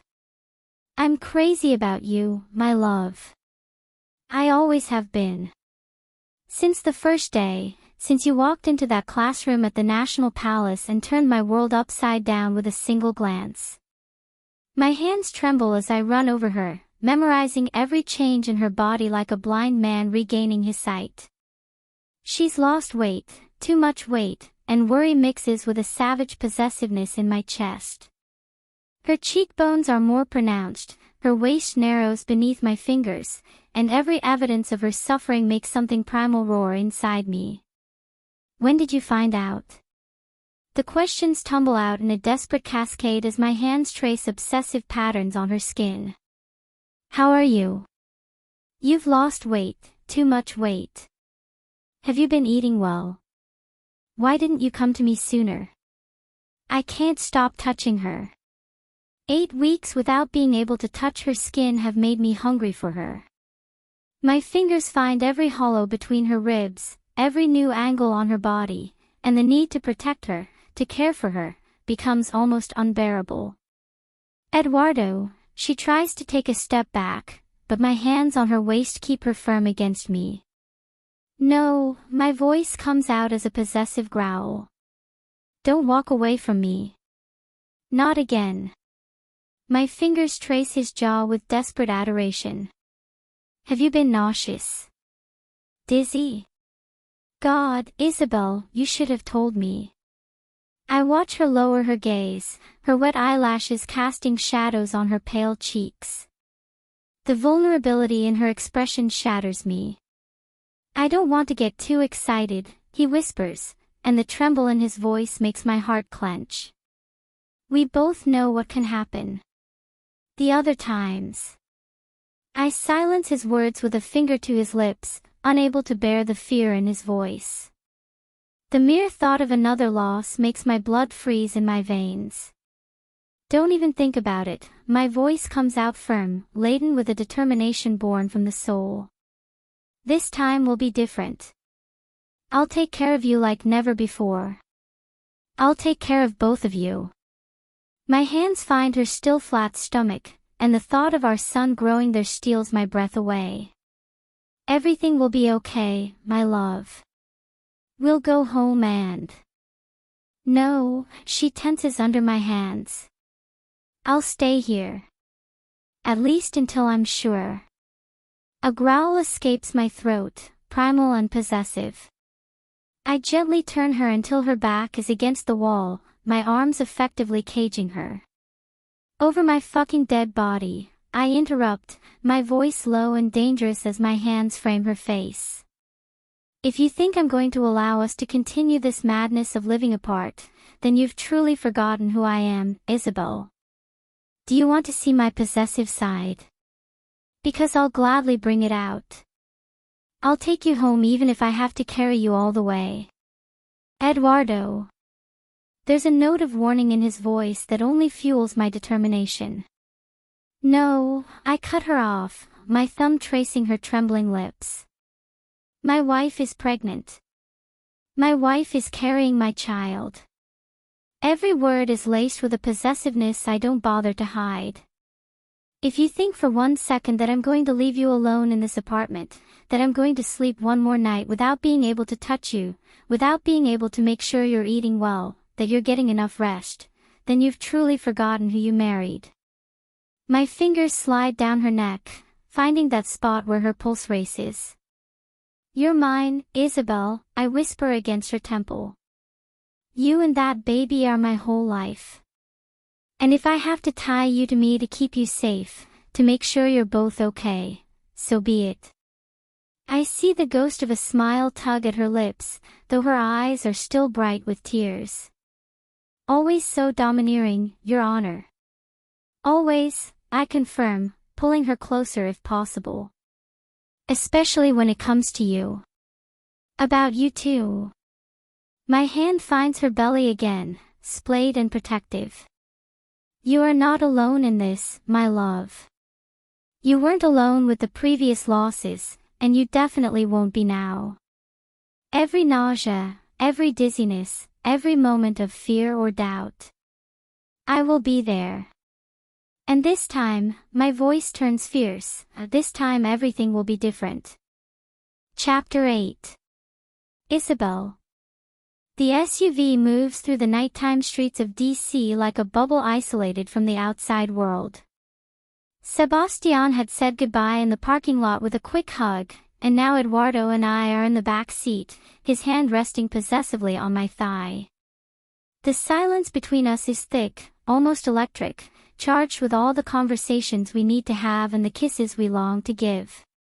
I wonder if the officers in the front seat can feel the tension, that magnetic energy that has always existed between us and that even 7 weeks apart haven't managed to diminish. You're so quiet, his voice breaks the silence, his fingers gently squeezing my thigh. What are you thinking about? You just folded my Valentino blouse like a paper towel, I joke, trying to lighten the mood. A smile tugs at his lips, though his eyes remain serious as he looks at me. I'll have it ironed tomorrow, she promises. But I'd rather have a wrinkled blouse than let you spend another night in that apartment. Eduardo practically packed all my belongings from the apartment in record time. It was almost comical to watch him, the powerful Supreme Court Justice, hurriedly folding my silk blouses and stuffing my shoes into boxes as if he were defusing a bomb. If you leave a single thing in this apartment, he'd warned as he oversaw the officers loading everything into the vehicle, I'll send a whole team to pack every last pin. We arrive, and the officers open the SUV doors as we pull up to our home. The familiar stone driveway, the roses I planted in the spring, now somewhat neglected, the porch light Eduardo always insists on leaving on, everything looks exactly the same, as if these past few weeks had all been a bad dream. Eduardo exchanges a few words with the security team as they unload the luggage. A routine so familiar it makes my throat tighten, the agents doing their usual check, the crackling of radios, the coordinated movements they've perfected after 3 years guarding the Supreme Court's youngest justice. When we walk in, the aroma of risotto fills the house, and I see my husband clench his jaw. I know he's thinking about how I left the adjoining room after hearing him say those things. He insisted on carrying the bags himself, so I watch him move through the lobby with that masculine grace that has always fascinated me, the power contained in his every movement as he tucks the luggage away in a corner. His determination to have me back is almost tangible in the air. You know, I say as I follow him, for someone who was pretty drunk an hour ago, you're moving surprisingly well. He stops and looks at me over his shoulder, his eyes flashing with something dangerous. The shock of seeing you there after I'd said that nonsense, realizing you listened to every word, and then finding out you're pregnant, it was enough to flush out any trace of alcohol from my system. His voice deepens. Though it must still be affecting me, otherwise I'd be dragging you into bed by now. Heat rises up my neck at the promise in his tone. 7 weeks apart, and he still has the power to make my pulse race with just a glance. Which wouldn't be bad at all. Yes, but what kind of husband would I be if I didn't feed you first? He interrupts, dropping his bags and turning to face me again. Even though I'm dying to devour you, let's not think about bed just yet. First, you need to eat something. He closes the distance between us and immediately slides his hands onto my waist, frowning as he feels my more prominent ribs beneath the fabric. I hate that you lost weight, he growls. And I don't mean you're not beautiful, because to me you're the most beautiful of all, but losing weight isn't good for your health, especially now. My voice trembles slightly, trying to convince myself that walking away from you was the right thing to do. That you deserved the chance to have everything you've ever wanted, even if it meant tearing me apart. He makes a gesture of exasperation. Before I can protest, he lifts me into his arms as if I weighed nothing. Eduardo. I cling to his shoulders reflexively. I can walk just fine. I know, he replies simply as he leads me toward the kitchen. But I've missed 7 weeks of holding you. And now that I know you're carrying my child, his eyes meet mine with a burning intensity. Let's just say my protective instincts are at their highest level. He carefully places me on one of the stools at the kitchen island and his gaze immediately shifts to the pot of risotto. You're going to eat, he declares as he takes 2 plates, the aroma of porcini mushrooms and black truffle filling the kitchen once again. And I'm not taking no for an answer. I'm not hungry, I protest weakly, though the aroma makes my stomach growl traitorously. A dangerous smile curves his lips as he pours. Don't make me feed you myself, my love. His voice is dark velvet as he places a plate in front of me. Although, on second thought, maybe I should anyway. He sets the plate in front of me as he sits down with his own, takes a bite, and lets out a delicious moan of satisfaction. You know, she says, stirring the risotto on her plate, this time without you, I've been surviving on takeout and Sunday dinners at my parents' house. I couldn't even walk into this kitchen without every corner reminding me of you. Guilt hits me hard. Eduardo, No, he cuts me off gently, putting down his fork to take my hand. I'm not looking to make you feel guilty. His fingers trace gentle patterns on my palm, a gesture so familiar it makes my heart clench. I just want you to understand that this time without you has been hell. This risotto, he gestures to the plate, is the first thing that's truly tasted like home since you left. His thumbs trace my cheekbones, and the vulnerability in his eyes makes my heart ache. Tell me, he whispers, leaning in until our foreheads touch. How did you find out? Were you alone? The memory hits me hard, the clinic, Lorena holding my hand, the initial shock. Lorena practically dragged me to the doctor, I admit, absent-mindedly playing with the risotto on my plate. Eduardo's jaw tightens. How long? She asks, and I can see her struggling to maintain control. How long have you been dealing with this alone? The nausea started a few days ago. I pause, the memory of how I've felt making me shudder. At first, I thought it was gastritis, or maybe a stress ulcer. I never allowed myself the possibility of being pregnant. Lorena was the only one who connected the dots. Of course it was Lorena, Eduardo murmurs, a smile tugging at his lips despite the concern in his eyes. Always so perceptive. She practically dragged me to the clinic, I continue, remembering. She even cancelled all her afternoon meetings, and you know how she is with work. I'm glad you at least had someone with you. Her voice is soft, but I can detect the pain underneath. It should have been me, though. Silence settles between us as we eat, but it's not awkward. It's rather expectant, heavy with all the things we need to say to each other. I watch Eduardo over my plate, the way his jaw occasionally tenses, how his eyes find mine every few seconds as if he needs reassurance that I'm still here. There's something I need to ask, something that's been gnawing at my mind since Sebastian mentioned it. Eduardo. My voice comes out softly, contrasting with the violent feelings I feel at the thought of him having dinner with someone else. About Roberta Ross. His eyes darken immediately and he puts down his fork next to the risotto. Isabel, there's a warning in his tone. I need to know, I insist, hating how vulnerable my voice sounds. Sebastian mentioned dinner.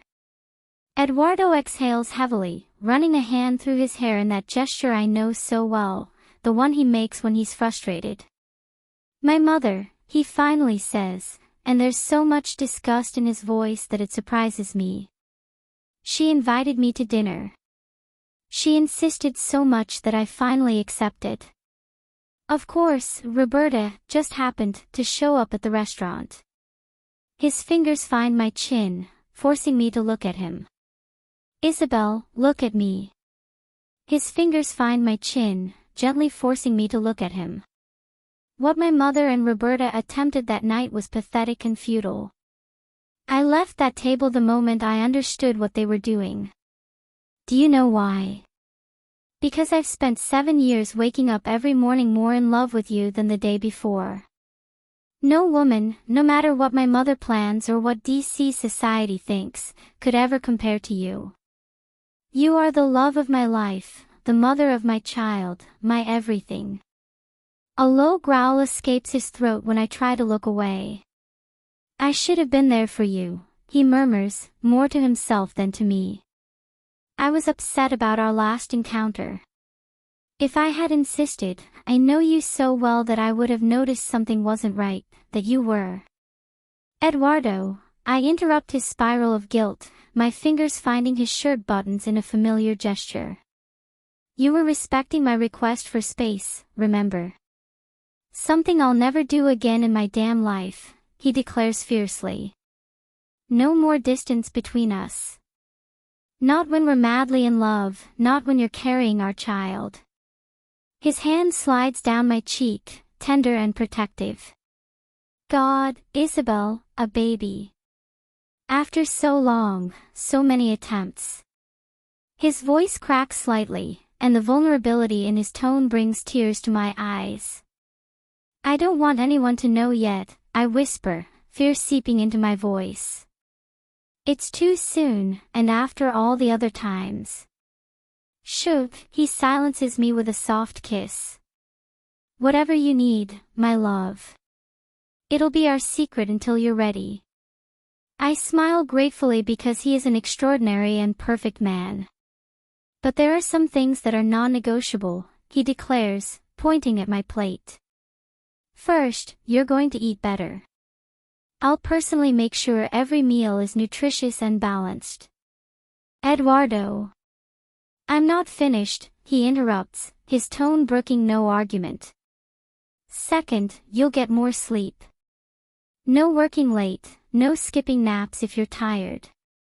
I can't help but smile at his attitude. Anything else, Your Honor. He stares at me, and the love mixed with determination in his eyes takes my breath away.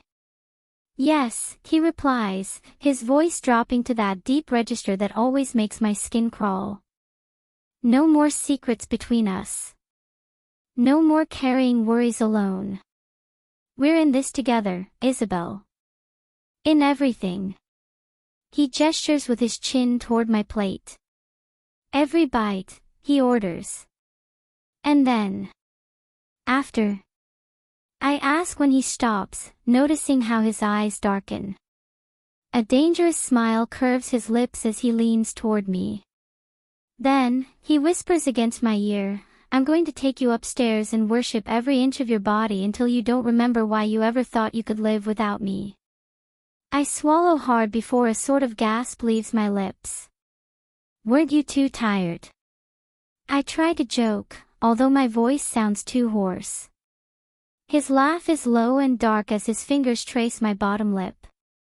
My love, he murmurs, the nickname sending shivers down my spine. I haven't touched you in 7 weeks.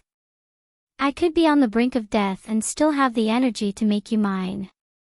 As if to prove his point, his free hand finds my thigh under the table, his fingers tracing patterns that should be illegal while I'm trying to eat. Eduardo, my voice sounds embarrassingly needy.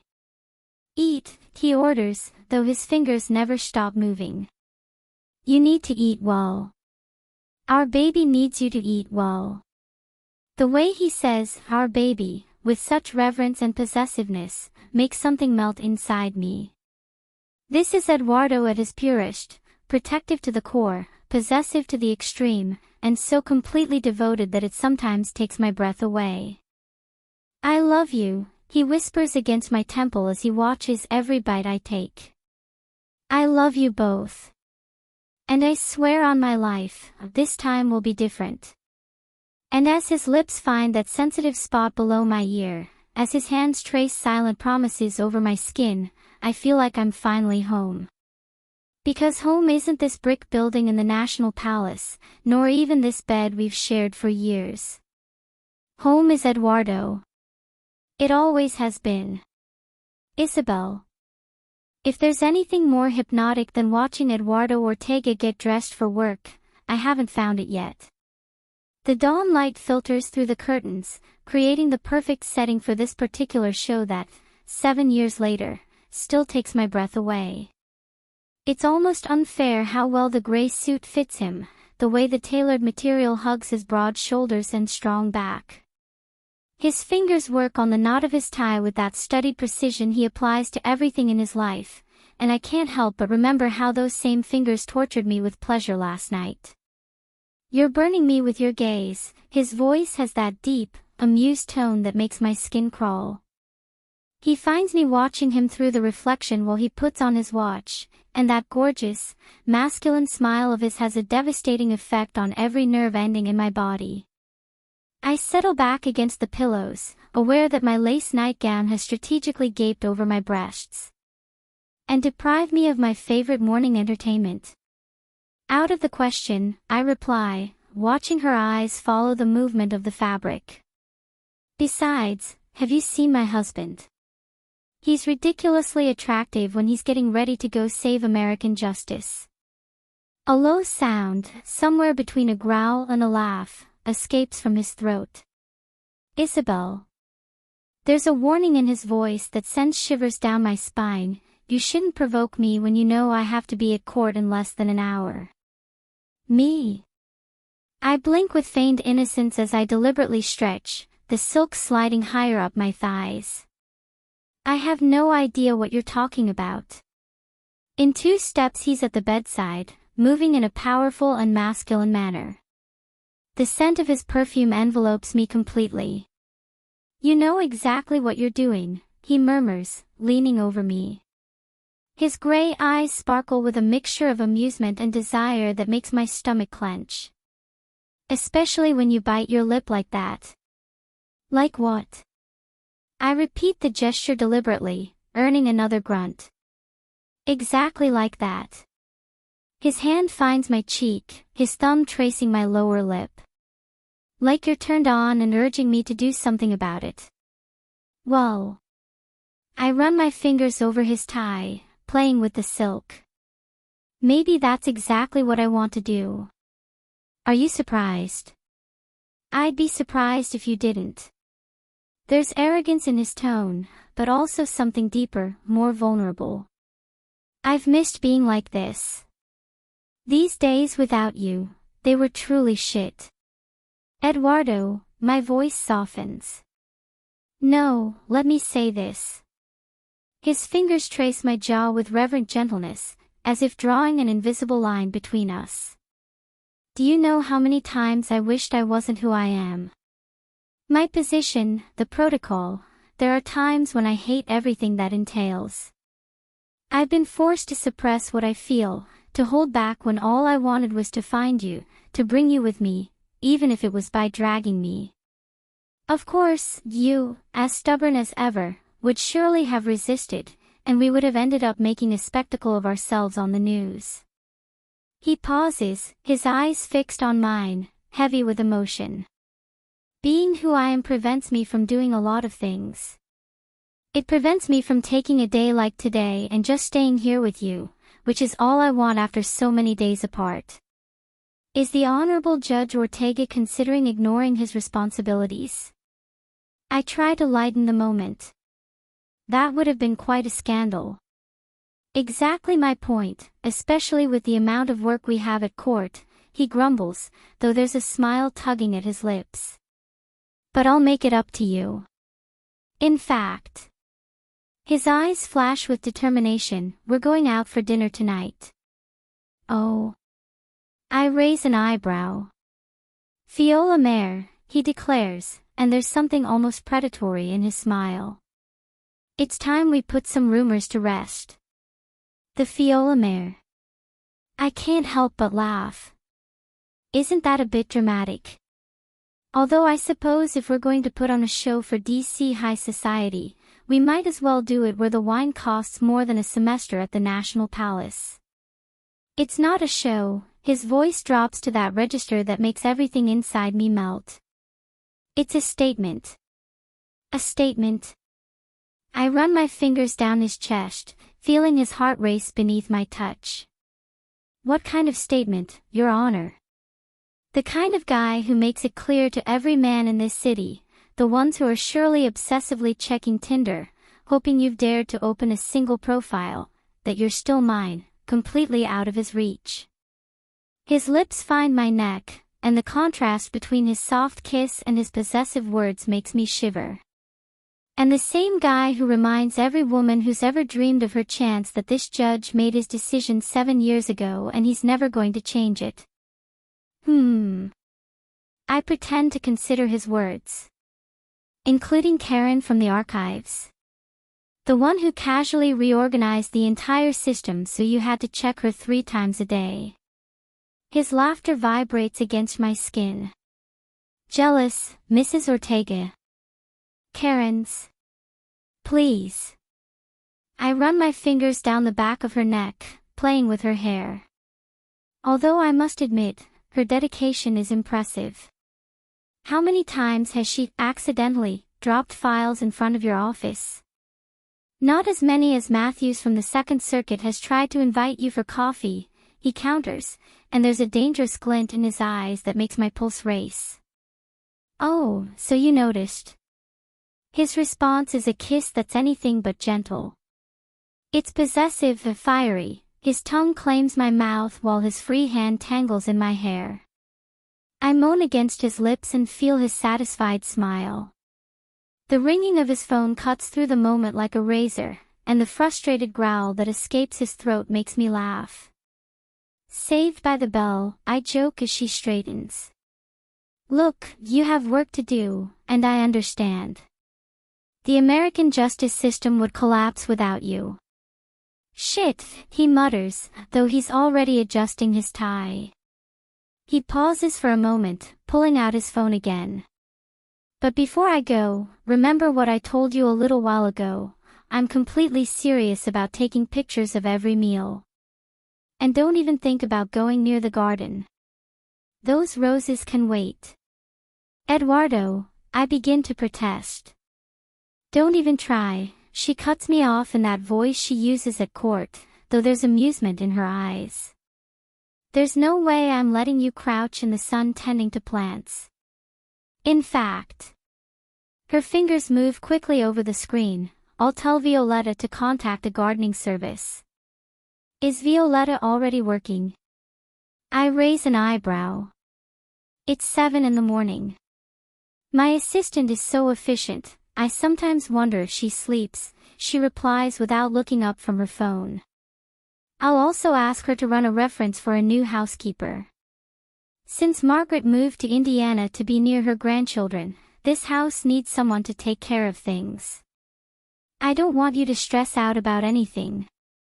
Don't you think you're overreacting a little? I ask, although I secretly love seeing him so protective. He looks up from his phone and looks at me with that intensity that makes my heart skip a beat. Isabel, love, his voice softens, you're carrying my son. Our miracle. If it were up to me, I'd keep you in a glass bubble for the next 7 months. That would be very impractical, I joke. Where would you get a bubble that big? Although I suppose if someone could get one. Don't tempt me, he warns with a smile, but his eyes are serious. Violetta says she knows a trustworthy gardener. He's coming this afternoon. That fast? I blink in surprise. She's a star assistant, she shrugs with that natural arrogance that should irritate me but that I find ridiculously attractive. Violetta will also send me resumes of candidates for the housekeeper position. We'll interview them this weekend. Are we interviewing? I raise an eyebrow. Don't you have an important meeting on Saturday? I'll cancel it, he says simply, as if he weren't talking about reorganizing the schedule of one of the most important judges in the country. This is important. I need to make sure that whoever enters our house is absolutely trustworthy. Eduardo Ortega canceling a meeting, I shake my head, amused. The Conejos Post would have a field day with that. Let them write whatever they want. He leans in for another kiss, making my fingers curl against the sheets. My family is my priority. Now, remember, photos of every meal, no gardening, and please. I know, I interrupt with a smile. If I feel sick, I'll call you right away. Anything else, Your Honor? His eyes darken dangerously as he bows one last time. Tonight, Mrs. Ortega, he promises in that voice that makes my knees shake, I'm going to show you exactly why I earned that reputation as the sexiest justice on the Supreme Court. And after dinner. His lips brush against my ear, I'm going to remind you of all the reasons you married me. The smoothness with which he straightens is hypnotic, as if the air itself were molding around him, and I watch, fascinated, as he transforms into the powerful Judge Ortega. But his eyes, when he looks at me one last time before leaving, are pure Eduardo, my Eduardo, the man who loves me with an intensity that sometimes overwhelms me. The echo of his footsteps down the hall reminds me that, despite everything, I'm still married to one of the most powerful men in Conejos. But more importantly, I'm married to Eduardo. My Eduardo. The father of my child. 10 minutes. That's all my post-Eduardo happiness lasts this morning before my stomach decides to remind me I'm pregnant. I lean over the toilet for what seems like the millionth time, silently thankful that my hair is pulled back in a messy bun. Okay, little Ortega, I murmur as I slowly sit up. I understand you want to make your presence known, but could you be a little nicer to Mom? After rinsing my mouth and splashing cold water on my face, in a futile attempt to look somewhat human, I head to the kitchen. My stomach is engaged in its traditional morning negotiation, demanding food but threatening to rebel at the same second. Today I'm taking the day off at Lorena's suggestion. My friend promised me that if I showed up at the office today, she'd tell the security guards not to let me in, so I'll be working from home. With cautious steps, I head to the kitchen, where the morning light creates golden patterns on the granite island. The mere thought of coffee makes my stomach turn again, so I opt for something simple: scrambled eggs, fresh fruit, and Greek yogurt. Basic, but hopefully mild enough for my stomach to tolerate. I'm in the middle of picking strawberries when the sound of the front door opening makes me look up. For a moment, my heart leaps with ridiculous hope, thinking Eduardo has returned for something forgotten. But then I hear her, that voice that can lower the temperature of a room by several degrees. Elena Ortega. Great. Simply great. I put the knife down next to the half-cut strawberries and immediately walk into the living room. And holy mother of passive-aggressive invasions, she's standing there like she owns the place. Which, knowing Elena, she probably thinks she does. Her elegant cream-colored dress, which surely costs more than most people's monthly salary, stands in stark contrast to the uncomfortable woman standing next to her. The keys Eduardo stupidly gave him jingle in his hand as he points at my home as if he's giving me a real estate tour. When she finally notices me, her face goes through an Olympic routine of emotions: surprise, calculation, and then that typical Ice Queen composure. "Isabel," he says, his voice dripping with false kindness. "What a surprise to find you here." I almost laughed. Almost. Surprise. My eyebrow arches. This is my house, Elena. The moment he realizes I'm back, really back, is like watching a storm brew behind his perfectly maintained exterior. His jaw tenses, that muscle pulsing in a way so eerily similar to Eduardo's when he's holding something back. "I see our last conversation was completely ineffective," he declares, with a mixture of disappointment and something darker bubbling in his tone. "Absolutely," I reply, matching his calm demeanor. "Completely ineffective. I brought Mrs. Winifred," she explains. "Since my son was alone, I needed someone to take care of the house." That solo falls like a subtle knife, but I'm not going to let her twist the blade. "That won't be necessary," I say, my voice soft but sharp. Eduardo and I are handling it perfectly. The confrontation is electric. Elena Ortega isn't losing, and she definitely isn't backing down. But neither am I. Not anymore. Her last blow is pure Elena. "Never think that confronting me is a good idea, Isabel. You'll never win." His voice is an icy threat. I hold her gaze, firm and unwavering. "Am I confronting you because I decided to move back home with my husband?" I shrug. I don't see any confrontation in it. What I do see is that you're meddling in matters relating to your son's marriage to me that are not within your jurisdiction. A disdainful smile forms on his lips. "My house keys." I hold out my hand, now. The silence is thick, heavy with everything unsaid between us. Elena studies me as if I were a particularly complicated equation she needs to solve. Finally, with a deliberately slow movement, she places the keys in my outstretched palm. I grip them so tightly that the metal digs into my skin. A physical reminder that this is my home, my life. "Have a nice day, Isabel," he says with a smile that doesn't reach his eyes. Imitating his smile, I reply. "I was having it just before you arrived." As soon as the door closes, I exhale. The battle is won, but the war with Elena Ortega never ends. My cold eggs await me, a perfect metaphor for this moment, slightly disheveled, but still full of potential. Chapter 9. Eduardo.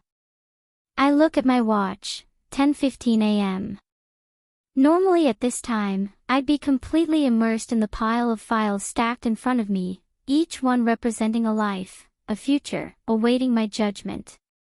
But today my mind is elsewhere, tied to the miraculous secret growing inside my wife. Isabel is pregnant. Even in the privacy of my own thoughts, the words have a surreal quality, like a dream too beautiful to be true. After years of heartache, of watching hope wither in her eyes with each devastating loss, our miracle is finally taking root. The urge to shout my joy from the rooftops is almost overwhelming, but we agree to keep this precious news a secret for now, at least until we're sure everything is okay. I just finished a call with my brother Sebastian, reiterating the importance of discretion.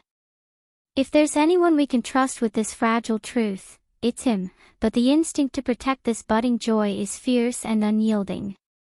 Just as I'm about to get up in search of my morning coffee, a little respite before diving back into the demands of the day, my assistant Violetta appears in the doorway.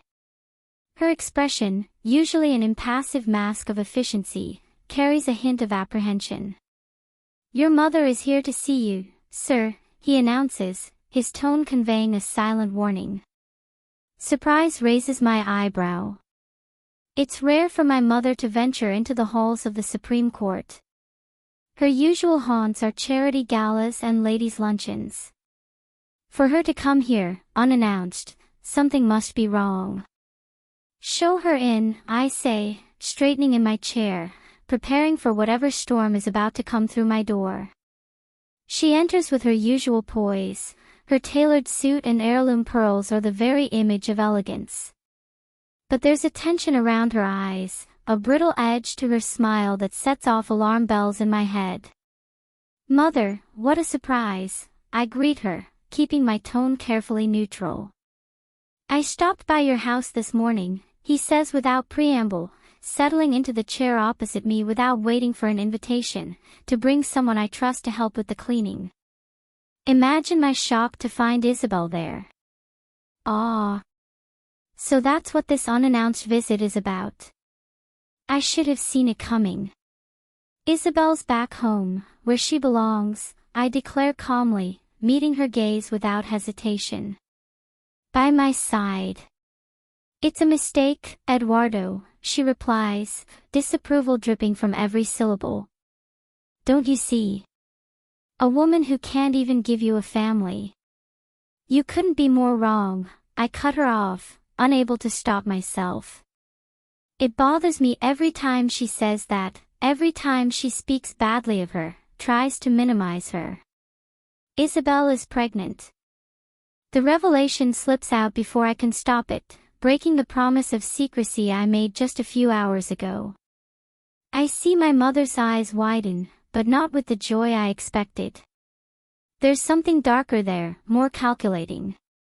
And you believe her? He asks, disbelief permeating every word. She was separated from you for weeks, and now she's miraculously pregnant. For God's sake, Eduardo, you're a Supreme Court justice. You'd think you'd be smarter than that. Fury ignites in my veins, a fire fueled by every insinuation, every poisonous dart. I stand slowly, my hands braced against the solid wood of my desk, anchoring myself. Are you implying that that baby isn't mine? My voice is dangerously quiet, a distant murmur heralding an impending storm. Of course you are, she retorts, unfazed by my growing anger. People saw her having dinner with another man. And now, conveniently, she's pregnant. How long will you remain blind when it comes to that woman? Enough. My voice is harsh, the sound echoing off the walls. Out of respect for the fact that you're my mother, I won't say what's on my mind right now. But this ends here. Stay out of this, out of my marriage. Find something to occupy yourself with, your foundations, your galas, whatever it is you do. But when it comes to Isabel, you will not interfere again. We stare at each other across the expanse of my desk, a silent battle of wills. She, the matriarch accustomed to getting her way. Me, the son determined to protect what he loves. The air between us seems to crackle with tension, each second stretching into a small eternity. Finally, without another word, she stands, turns, and leaves. The sharp click of her heels echoes down the hallway like a final pronouncement. The door clicks shut behind her. I can barely contain the urge to throw something against the wall after he leaves. Did you really dare to insinuate that that baby might not be mine? The urge to throw something against the wall is there again, latent. Instead, I pick up my phone and dial Isabel's number almost instinctively, like a castaway searching for a life preserver. My heart pounds while I wait, and when she answers on the second ring, her voice is like a balm to my frayed nerves. Doing an inspection, Your Honor, he jokes, and the smile his voice brings to my face makes the bad moment with my mother disappear in a flash. I told you I would, I reply hoarsely, leaning back in my leather chair as I close my eyes, letting the sound of his laughter wash over me.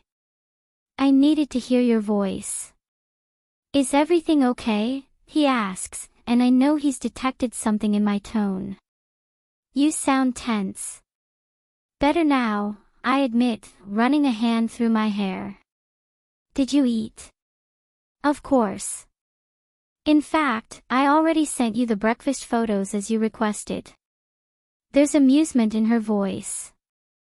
And when it's time for lunch, I'll send you photographic evidence as well. Although I must say, I feel like a teenager checking in with her parents. You could have a snack too, I suggest, ignoring his joke. It wouldn't hurt. You've lost so much weight these past few weeks. Isabel lets out a soft laugh that makes something melt inside me. Don't exaggerate, Eduardo.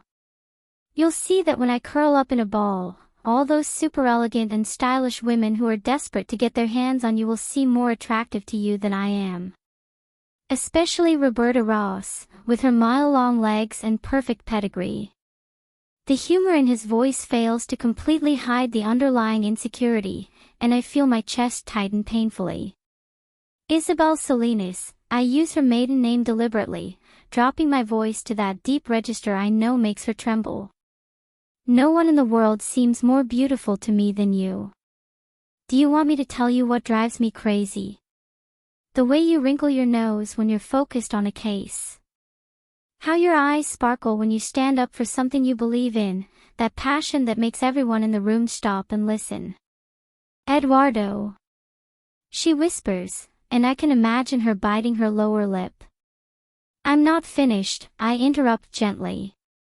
I love the way your hair shines in the morning sun, like you have a light of your own. How your body responds to mine even after 7 years, as if we were created specifically for each other. The way you smile when you think I'm not looking. Stop, I hear laughter and tears in her voice. I miss you so much when you're not around, I continue, feeling my own voice grow hoarse. These moments away from you feel like they last forever. I find myself looking at the clock, counting the minutes until I can see you. It's only a few hours, he murmurs, but I can hear the smile in his voice. An eternity, I corrected. Especially now that you're carrying our child. Do you know how hard it is to concentrate when all I can think about is you, how you'll look when your belly starts growing with our baby? I'm ecstatic, Isabel. Eduardo. Her voice trembles slightly. I'm only a few weeks old. We shouldn't. And you're already the most beautiful mother in the world, I interrupt fiercely. I don't care if it's weeks or months. I'm already completely in love with both of you. There is a moment of emotional silence before Isabel speaks again. You know, this morning, after you left, I felt nauseous again, she admits softly. And for the first time, instead of freaking out, I found myself talking to our baby. I asked him to be nicer to mommy. I feel my heart swell with love at the mental image. And what did he say to you? I ask softly. Apparently, he inherited Ortega's stubbornness, he laughs. Because 10 minutes after finishing my breakfast, I was running to the bathroom again. He's definitely my son, I joke, though I feel my chest tighten at her talking so casually about our baby. Stubborn and determined to make himself noticed. Like his father, she agrees tenderly. Although I hope he doesn't inherit your workaholism. It's bad enough with an Ortega who practically lives in his office. Hey, but I'll do my best, I protest. Actually, I was thinking we could plan things on the weekends. Go to places we like, just the two of us. Eduardo Ortega, suggesting weekends away from this city. The surprise in his voice makes me smile. Who are you, and what did you do with my husband? I'm a man who wants to spoil his pregnant wife, I reply, feeling my smile widen. Besides, I need to make sure you actually get some rest. I know you, Isabel. If I leave you home alone, you'll end up working from there. In fact, I know you're working from there. Look who's talking, she laughs. The man who brought files to our honeymoon. That was different, I defend myself, though a smile tugs at my lips at the memory. Besides, if I recall correctly, those files were pretty much forgotten once we arrived at the village. The sound Isabel makes sends shivers down my spine. True. I know very well how to distract you. Isabel. I growl softly, gripping the edge of my desk. Don't start something we can't finish right now. Her soft laugh is like music to my ears, and I find myself closing my eyes, visualizing the way her lips curl when she's especially mischievous. Tonight, he promises, and my whole body reacts to the promise in his voice. After dinner. About that, I feel my voice grow more serious as concern washes over me. Are you sure you feel well enough to go? If the nausea. I'll be fine, she interrupts firmly, and I can perfectly picture her, straightening with that determination that drives me crazy. Besides, you're right. It's time we made an appearance together. Let all of DC's high society see that we're still a team. More than a team, I correct, feeling my chest swell with pride and love. We're a family. The silence that follows is charged with emotion, and I can swear I hear the soft sob she's trying to hold back. I love you, he finally whispers. Even when you get all possessive and overprotective. Especially when I get possessive and overprotective, I joke, though I feel my voice soften. I love you too. I love you both. I look at the clock on my wall and feel my heart throb. There are still hours left until I see her. Isabel. My voice sounds more vulnerable than I intend. Yeah. Promise me you'll take care of yourself today, I ask, letting my concern seep into every word. That you'll rest if you're tired, that you'll eat if you're hungry. Eduardo, she interrupts me with that mixture of exasperation and tenderness that only she can muster. I'm pregnant, not disabled. I know, I admit, running a hand through my hair. It's just, after everything we've been through. My voice cracks slightly. I can't help but worry. I know, love, his voice softens. And I promise I'll take care of myself. For all three of us. I smile at her words, imagining what she'll look like in a few months, her round belly containing our child. The thought makes my heart race. I'll see you tonight, I finally say, even though what I really want to do is run out of my office and go find her right now. Tonight, she confirms. Now, Your Honor, you should return to your important matters of state. You are my most important issue, I declare fiercely. Her soft laugh is the last thing I hear before the call ends, and I stare at the phone in my hand, already missing the sound of her voice. The memory of my mother's visit tries to creep back into my thoughts, but I push it aside. Tonight, I will make sure all of Conejos knows that Isabel is and always will be the only woman for me. Isabel. It's been 2 weeks since I returned home with Eduardo, and today is my first day back at the office. Despite my overprotective husband's protests, I insisted on returning to work. I can't stay home the whole pregnancy, I told him, even though the idea of snuggling with him on the couch all day was tempting. As I review the latest contract, I find myself humming softly. It's a habit I acquired in law school, a way to focus while working on complicated cases. But today, the melody has a different tone, lighter, happier. As if reflecting the current state of my life. The door to my office suddenly opens, and Lorena walks in with her usual confidence. Someone's in a good mood today, he comments, arching a perfectly shaped eyebrow. I look up from my papers, a smile dancing on my lips. Is it very noticeable? You were humming, honey. You practically radiate happiness. Lorena slumps into the chair across from my desk, crossing her long legs. Let me guess, Eduardo effect. My smile widens. Let's just say things are getting better. A lot. I'm so happy for you. Lorena leans forward, her tone conspiratorial. Details, please. How are things going with DC's hottest judge? I lean back in my chair, a dreamy expression on my face. It's wonderful, Lorena. Last night she made me dinner, and then we danced in the living room. We danced.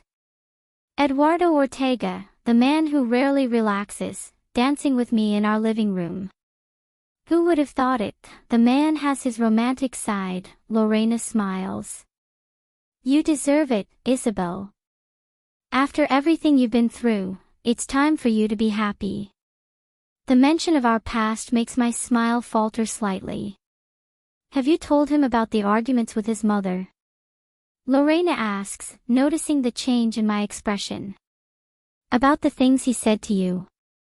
I sigh, running a hand through my hair. No, I haven't.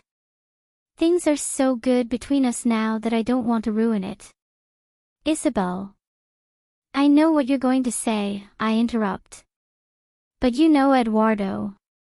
If I tell him about his mother's veiled threats, I'll only add fuel to the fire. And with the pregnancy, the doctor told me I have to take care of myself, avoid stress. A war with my mother-in-law right now isn't what I need. Lorena nods, understanding. I understand that. But remember, you're not the one with the war. It's the one with the war against you. I shrug. That's his problem, not mine. I'm going to enjoy my husband and my pregnancy. Eduardo has been a dream these past few days, Lorena. The way he takes care of me, how excited he is about every little detail. I want to enjoy this. And you should. Lorena stands, smoothing her skirt. You deserve all the happiness in the world, Isabel. Don't let Elena Ortega take that away from you. I smile, one hand unconsciously resting on my still flat stomach. I won't. This baby, our miracle, that's what I'm going to focus on. After Lorena leaves, I gaze out my office window, observing the bustle of the city. A few months earlier, I had felt lost, afraid that my marriage would crumble under the weight of expectations and broken dreams. But now, with a new life growing inside me and Eduardo's unconditional love surrounding me, I feel stronger than ever. Elena Ortega can continue with her power games. I have more important things to worry about. Like the man who waits for me at home every night, with a smile that melts my heart and hands that promise to worship every inch of my body. I allow myself a few more moments to savor this happiness before diving back into my work. I still have a long road ahead of me, with the pregnancy and everything that entails. But for now, in this moment, everything is perfect. With a sigh of satisfaction, I return to my contracts, humming again. Life is good. And it only promises to get better. It's almost 2 p.m. when I decide to surprise Eduardo with lunch. I know his schedule is tight, being a Supreme Court justice doesn't leave much free time, but his secretary confirmed that he has a short break at 2 p.m. I pick up our favorite lunch from the Italian restaurant near the office, thanking the waiter who helps me carry the packages to the car. Well, it's not exactly my car. Eduardo banned me from driving after a minor bout of motion sickness last week. What if something happens to you while you're driving? He'd said with that intensity one loves so much and sometimes exasperates me. So here I am, with a security team assigned to take me, bring me, and take care of me. When we arrive at the Supreme Court, I feel butterflies in my stomach, and not just because of the baby. The excitement of seeing Eduardo, of stealing a few moments together in the midst of his busy day, has me smiling like a lovesick teenager. When I peek into his office, his reaction is immediate.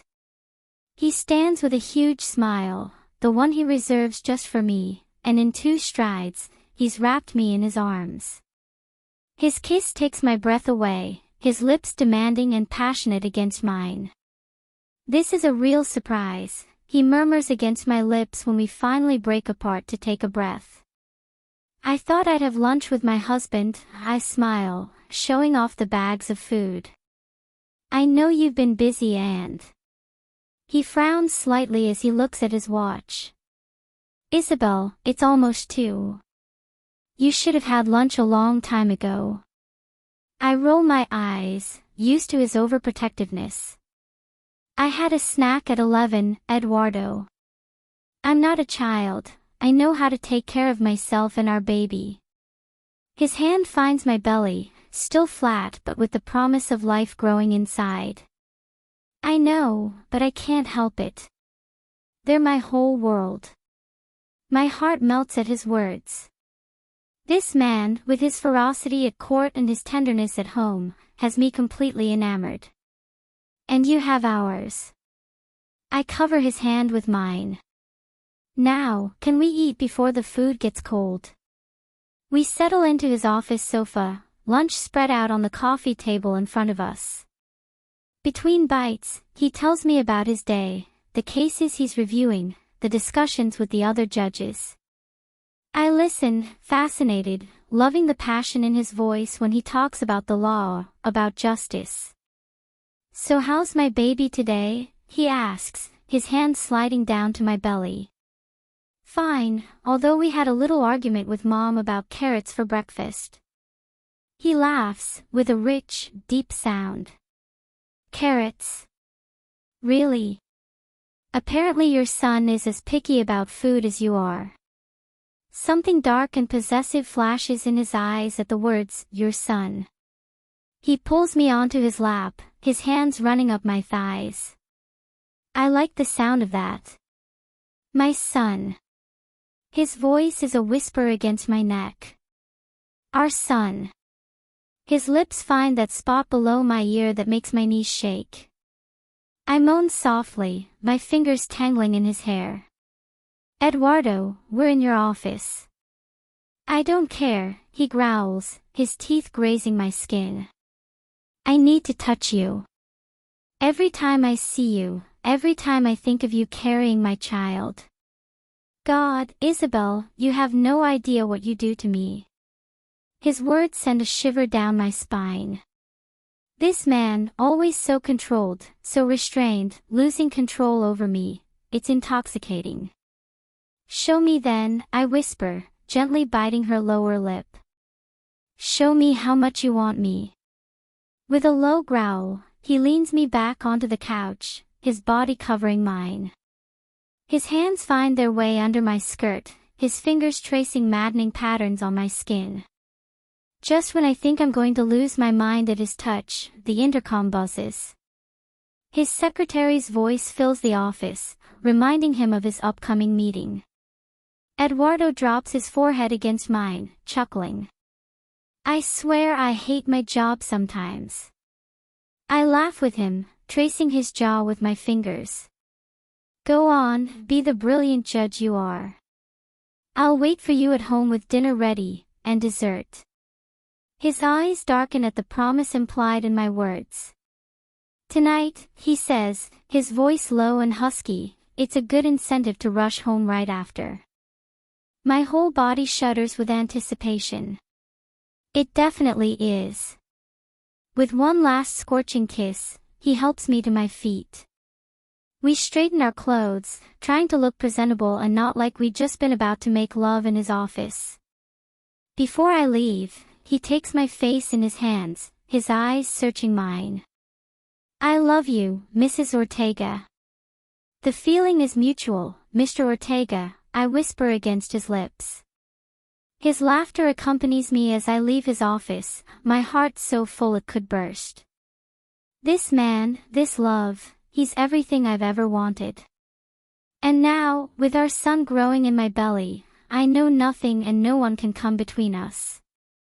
I leave the Supreme Court with a goofy grin on my face, my body still vibrating with the memory of Eduardo's hands on my skin, his lips leaving trails of fire in their wake. Secret Service agents escort me to the car, their watchful eyes scanning the area for any sign of danger.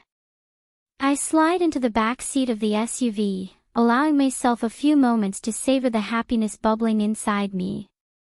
Every day with Eduardo feels like a dream come true, a reward for all the tears and pain we've endured to get to this moment. As the car glides through the streets of DC, I pull out my phone to check my schedule. I still have to stop by the office to review some contracts, and then I have an important meeting with a client at 5.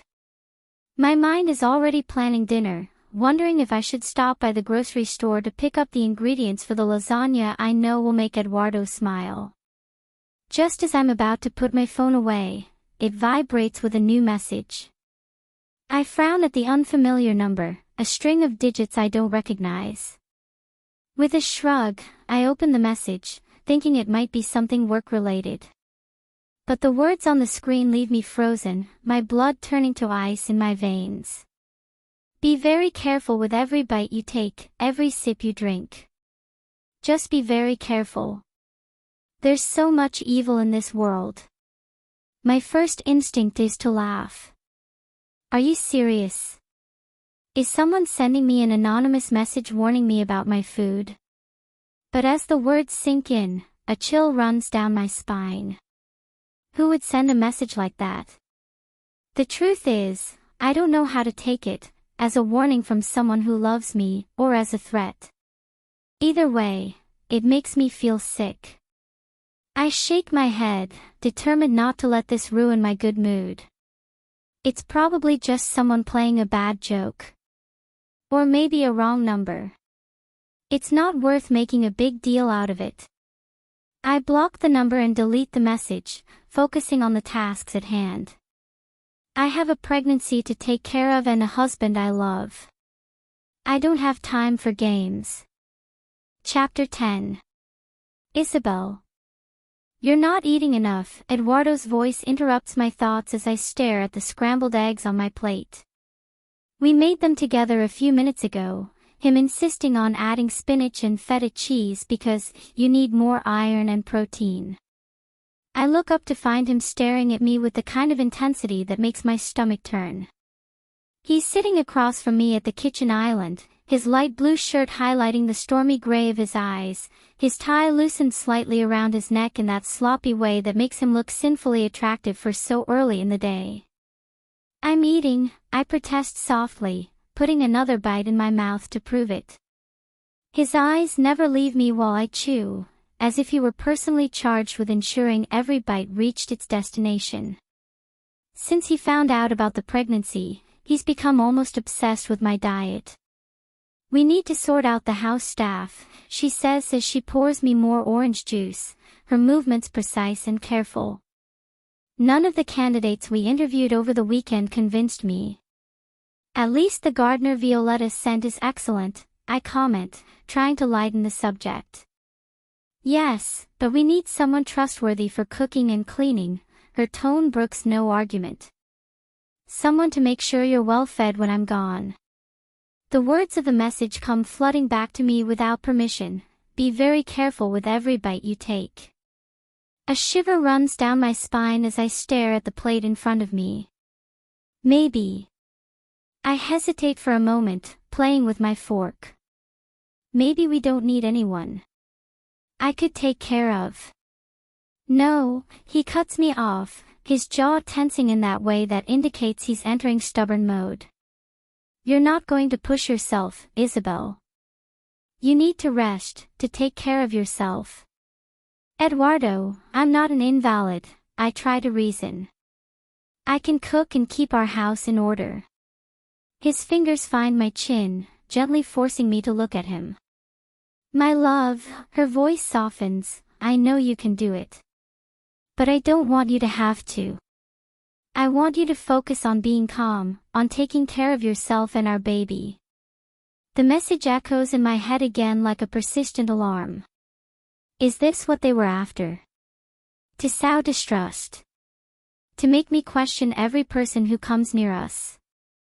Paranoia threatens to settle in my chest like a cold weight. Isabel. Eduardo's voice brings me back to the present. His eyes study me with concern. Is something wrong? No, I reply, perhaps too quickly. Everything's fine. He leans toward me, his fingers caressing my cheek with that tenderness that makes my heart melt. Are you sure? You've suddenly gone very quiet. I force a smile, hating having to hide anything from him but knowing that if I tell him about the text, his protective instincts will kick in a way I'm not sure I can handle right now. I was just thinking, I say softly. About all this, about us, about the baby. His expression softens immediately at the mention of our son. His hand finds my still flat stomach, a gesture that has become as natural as breathing. Everything's going to be okay, he promises, and for a moment I almost believe him. I'll make sure of it. I nod, letting his certainty envelop me like a protective shield. Maybe I'm overreacting. Maybe it's just a stupid text from someone trying to scare me. But as I watch him finish his coffee, adjusting his tie for another day in court, I can't help but wonder if I'm doing the right thing by keeping this secret. Because I know my husband, if he finds out someone is threatening me, he won't rest until he finds them. And something inside me, a feeling that grows stronger every day, tells me that when I do, the consequences will be devastating. I love you, he whispers against my temple before standing up. Take care of yourselves. I watch him leave, his imposing figure reminding me why half the rabbits tremble in his presence. If only they knew that this man, so feared in the courts, is the same one who spends hours caressing my belly and whispering words of love to our baby. As the door closes behind him, I look down at my half-eaten plate. The words of the message dance in my mind like menacing shadows. Be very careful with every bite you take. Who can I trust when even food has become a source of anxiety? The office bustles with the usual morning activity, but my mind remains caught up in breakfast with Eduardo. I sit at my desk, staring at the pile of contracts waiting for me, but the words jumble together before my eyes as my worry grows. Earth calling Isabel, Lorena's voice startles me. She's leaning against my doorframe, elegant as ever in a black dress that probably costs more than my first car. Are you okay? You seem distracted. I look at my friend, struggling internally. Lorena has always been my confidant, the person who tells me things as they are without sugarcoating them. If there's anyone who can help me make sense of all this, it's her. Close the door, I finally say. Lorena raises a perfectly shaped eyebrow, but does as I ask. She sits across from my desk, elegantly crossing her long legs. Oh, this sounds serious, he comments, studying me with that penetrating gaze of his. Trouble in paradise. Is Eduardo being too overprotective?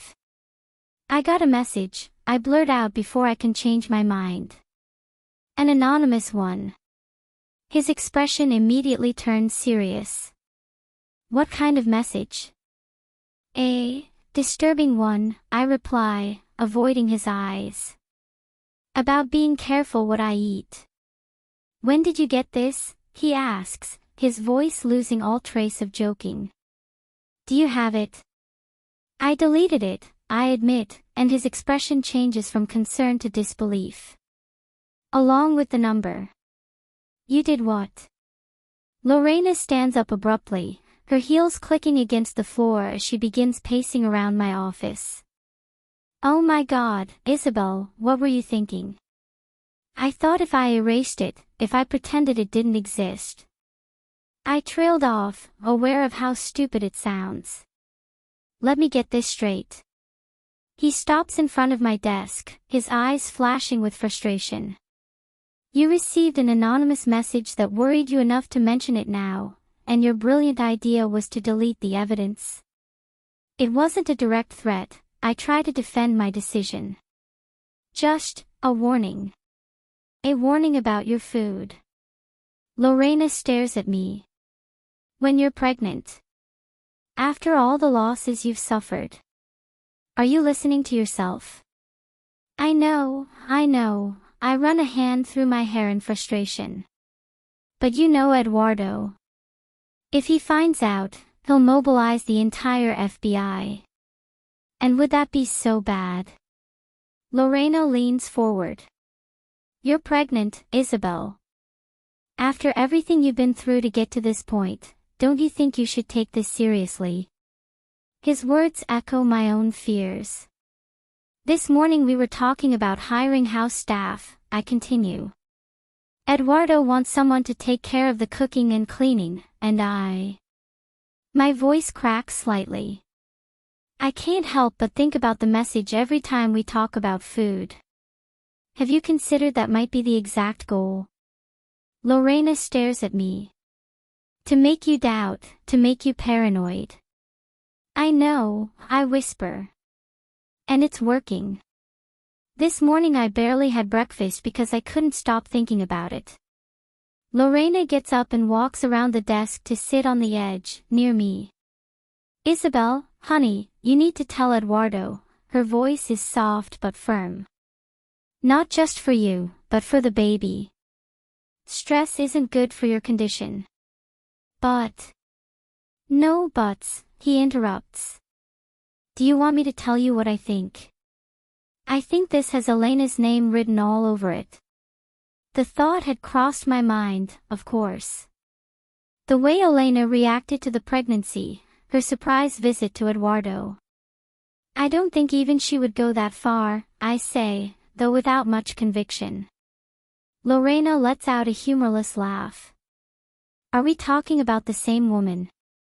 The one who's tried to sabotage your marriage since day one, the one who practically threatened you in your own home.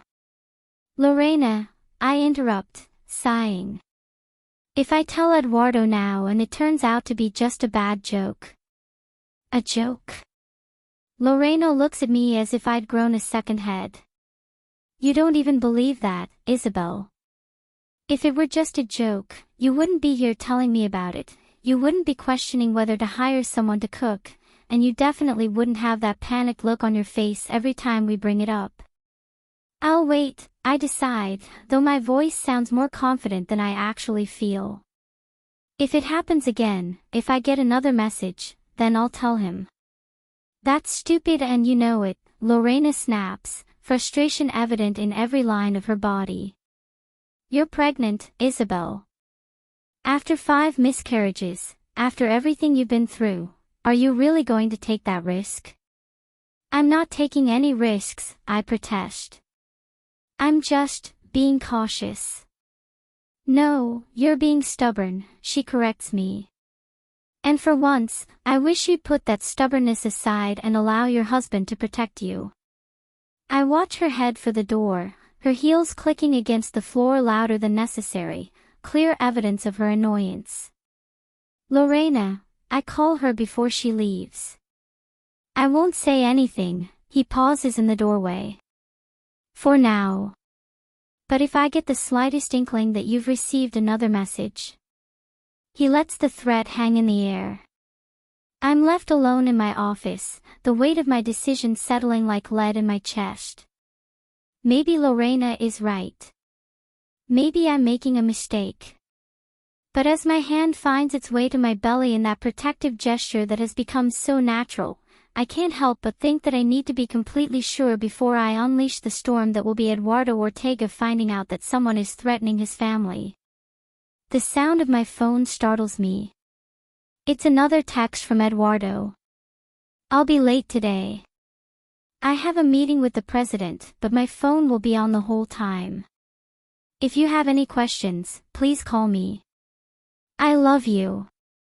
I sigh and reply with a brief, okay, and that I love him too. I don't like hiding things from Eduardo, we're not like that. Our marriage has always been based on trust, on talking things through, so I feel bad about this. However, I'm serious about what I told Lorena. if I hear anything like this again, I'll talk to him about it.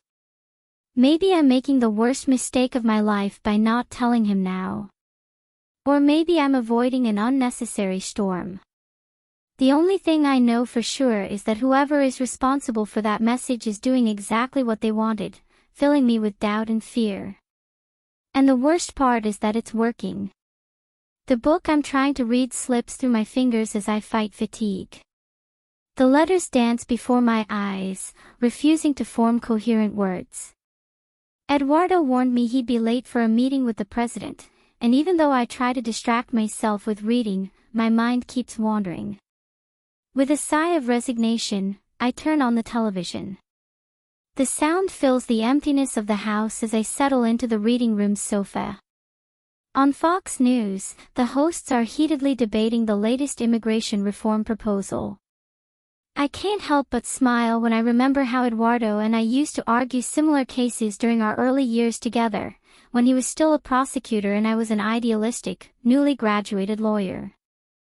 The debate gives way to an analysis of trade tensions with China, followed by a report on new energy policies. My eyelids begin to feel heavy when the host's tone changes. And now, we're live with Olga Olarte from the White House. The image shifts to an elegantly decorated living room, where Conejos's political elite has gathered in all its splendor. I frown, confused. Eduardo had told me he had a meeting with the president, not a dinner of this kind. Why didn't he mention it to me? I'm normally his escort at these official events, it's protocol for wives to attend. The reporter comments on Judge Richardson's historic career and his impending retirement, while the camera pans across the tables filled with familiar faces from the political and judicial worlds. The Supreme Court justices occupy prominent seats, as always on these occasions. I lean forward, confusion giving way to an uneasy feeling in the pit of my stomach. If this is an official event, why didn't Eduardo ask me to accompany him? My heart leaps when I see him. He's sitting at one of the main tables, as befits his position. My husband always stands out in any crowd, but especially at these official functions. For a moment, I feel the urge to call him over to ask why he told me it was just a meeting when it's clearly a formal event we'd normally attend together. But then the camera keeps moving, and I see who's sitting not in front, not 2 chairs away, but right next to him. Roberta Ross. What are you doing there? With her perfect red dress and calculated smile, she's practically leaning into him as they talk. Her blonde hair falls in perfect waves over her shoulders, and her every gesture seems designed to project elegance and sophistication. My hands twitch involuntarily as I watch her laugh at something Eduardo said, her hand casually brushing my husband's arm. The gesture seems innocent, but I recognize the tactic. It's the kind of move women like Roberta have perfected, small, seemingly innocent touches that build intimacy. Damn, I mutter through my teeth, trying to control the jealousy that, like a green-eyed monster, roars in my chest. I know I'm being irrational. Eduardo loves me, I'm carrying his child, the miracle we've both prayed for. But there's something about the way Roberta looks at him, the way she leans toward him, seeking his attention, that makes my blood boil. I snapped off the TV, unable to watch any longer. Silence falls heavily on the room as my mind spins. Why didn't he tell me it was a banquet? Did he know she'd be there? Is that why he referred to it only as a meeting? I leave the living room annoyed and climb the stairs to our bedroom, each step heavy with unspoken thoughts. The bed feels too big without him, the sheets too cold. I curl up next to him, searching for his scent on the pillow. It's just dinner, I whisper into the darkness, a hand resting protectively on my belly. Just a dinner where they met. Eduardo. It's 11 o'clock at night, and the event seems endless. I loosen my tie with a tired movement, aware of the weight of every minute away from home. The Italian silk tie, a gift from Isabel on our last anniversary, now hangs loose around my neck.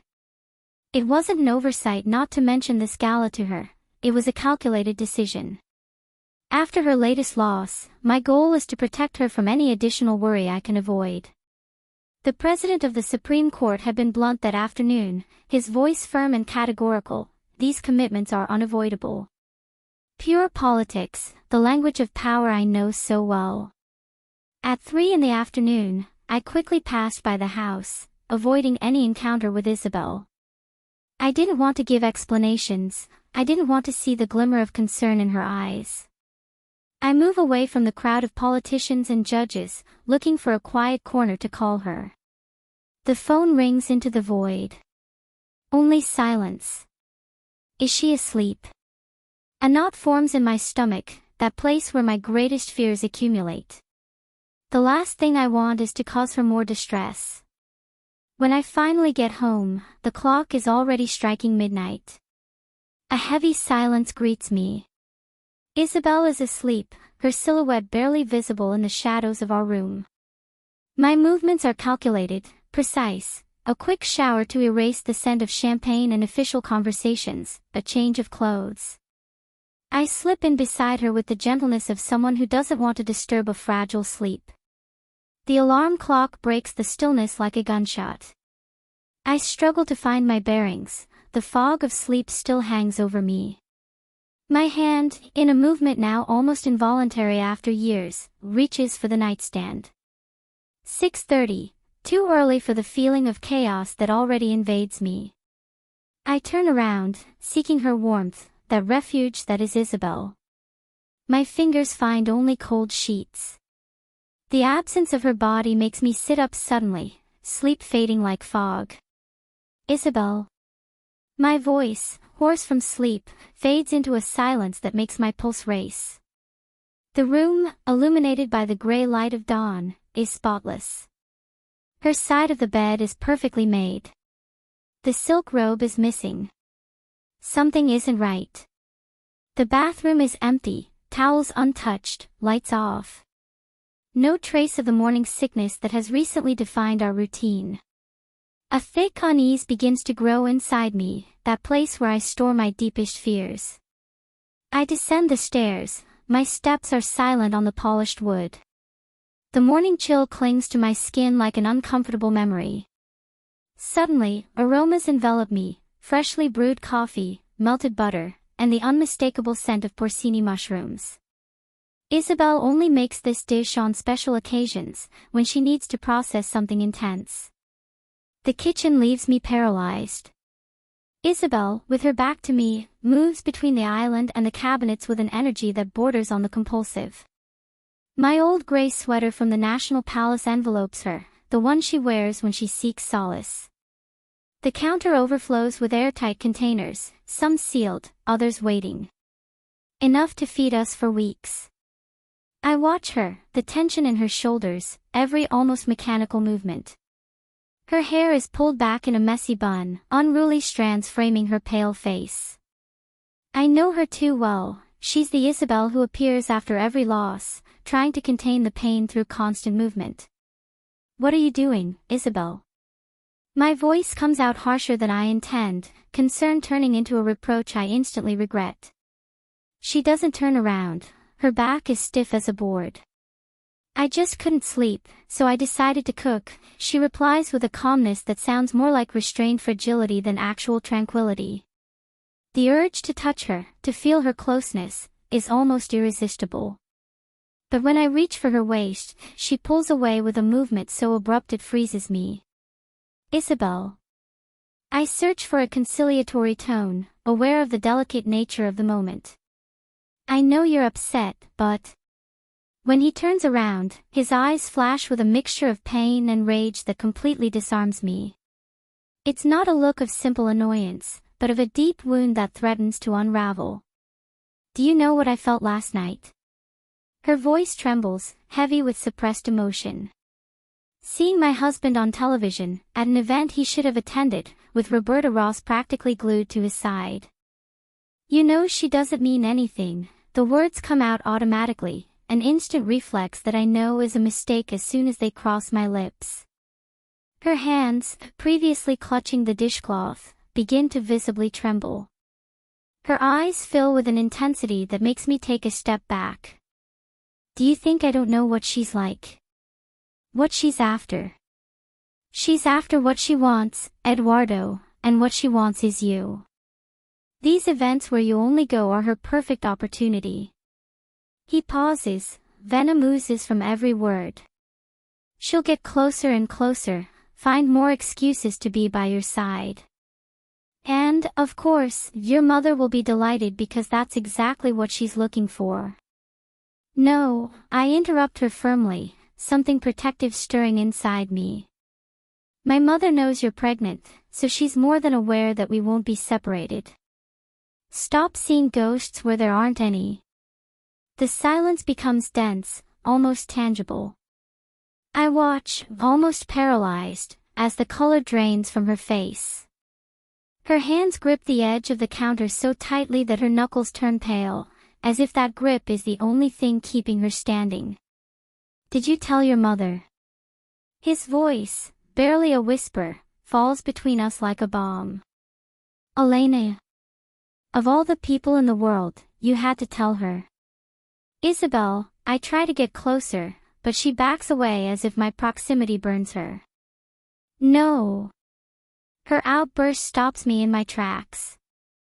We agreed not to tell anyone. No one, Eduardo. And you're going to run off and tell the woman who's been trying to destroy our marriage since day one. You're overreacting, the words escape my lips harshly. The pain that crosses his face makes me instantly regret it. I know my mother hasn't been exactly nice to you, but she's still my mother. Her laugh, harsh and humorless, is so unlike her that something twists in my chest. I recognize that sound. It's the same one that emerged after every loss, that defense mechanism Isabel uses when the pain is too intense to process otherwise. Wasn't he very kind? Bitterness oozes from every syllable. Is that what you call all his manipulations? His hurtful comments? The way he tried to sabotage our wedding? She shakes her head, unshed tears glisten in her eyes. And now you give him exactly what he wanted, information he can use against us. Isabel, for God's sake, is pregnant with her grandson. Shit, the last thing I wanted to do was argue, especially not over my mom. No, Eduardo, her eyes blaze with a mixture of rage and pain that tears me apart. I'm pregnant with the child she never thought she could give you. The baby she says proves I'm not enough for you. Her voice cracks slightly, that telltale tremor of all the vulnerability she's trying to hide. Or have you already forgotten all the times she suggested you leave me for someone who could give you children? Isabel. My hands tremble as I process Eduardo's words. Elena knows. She knows about my pregnancy, about our miracle. The same miracle I've been protecting with every fiber of my being, the one I've kept close to my heart like a precious secret. You shouldn't have told him yet. My voice is low, almost a whisper, but every word is thick with betrayal. How could you give him that power over us? Eduardo takes a step toward me, his hands outstretched in a placating gesture. Isabel, please, I repeat, you're overreacting. I know my mother can be difficult, but she's not a soap opera villain. She won't do anything to harm you or the baby. A bitter laugh escapes my lips. You don't understand, do you? Every time you give her an inch, she takes a mile. Every piece of information is a potential weapon in her hands. I start pacing around the kitchen, my feet move as fast as my thoughts. Anonymous messages flash through my mind, each word taunting me. Could it be her? Could Elena be behind those veiled threats, trying to destabilize me at my most vulnerable moment? Are you really getting all worked up about telling my mother I'm going to be a father? The disbelief in Eduardo's voice is like a slap in the face. God, Isabel, look at you. What do you think she'll do? Put her own grandson's life at risk. I stop in my tracks, turning to face him. I don't know what she's capable of, Eduardo. That's the point. Because the woman you know, the mother you adore, isn't the same person who has made my life a living hell since the day we met. I can see the frustration growing on his face, the tension in his jaw. I know who my mother is, and she's not a bad person. She just wants the best for me, for us.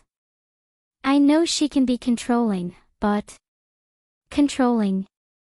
My voice rises an octave. Is that what you call her constant attempts to undermine our marriage? Her cutting comments, her manipulations. For God's sake, Eduardo, open your eyes. That's why I didn't tell him about the messages, because of this. And what about you, Isabel? His tone turns hard, defensive. Always assuming the worst in her, always ready to fight. Have you ever considered not seeing her that way? Not seeing her as your enemy? I'm in the middle of this, and I feel between a rock and a hard place. I open my mouth to respond, to defend myself, but the words catch in my throat. Because how can I make him understand?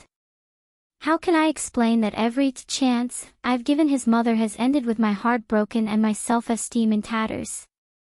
Before I can find the words, a sharp pain rips through me, stealing my breath. I double over, my arms instinctively wrap around my stomach. Isabel. Eduardo's voice is tinged with panic. What's wrong? I can't respond. I can't think beyond the agony radiating from my core. Vaguely, I'm aware of Eduardo's hands on me, guiding me toward a chair. His voice is a distant drone, drowned out by the roar of blood in my ears. Fear, raw and primal, grips me. I can't lose this baby. I can't go through this again. Every fiber of my being rebels at the mere thought, a silent scream of denial. Gradually, the pain begins to subside, leaving me shaky and weak. I look up to find Eduardo's face inches from mine, his gray eyes dark with concern.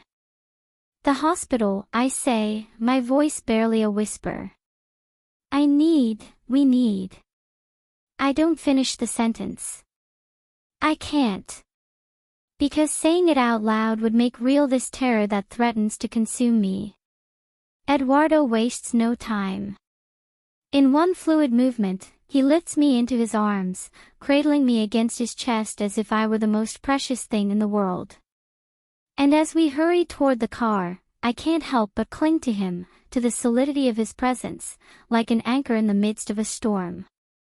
But even as we plunge into the night, the whispers persist, the doubts, the fear, the insidious feeling that, somehow, this is all my fault.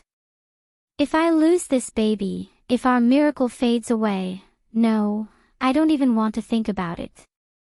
Please, not again. Hello, loves, in addition to this story, we also have a new one called The Wild Pact. You can find it on my profile, so feel free to leave your love. Here's the synopsis. Blake Sterling, a millionaire from Los Angeles, sees his perfect life turned upside down when a waitress with more attitude than money calls him anything but nice things at a fancy coffee shop, turning him into the city's latest viral meme. What should have been a simple incident becomes complicated when his grandmother, convinced of a secret romance between them, demands to meet the only woman who has dared to stand up to the Prince of Los Angeles high society. Emery Olarte has enough trouble trying to survive in a city that devours dreams and spits out disappointments. After losing her job and her home in the same day, the last thing she needs is Blake Sterling, the arrogant millionaire who ruined her life, showing up with a crazy proposition: pretend they're together in front of her grandmother. No way.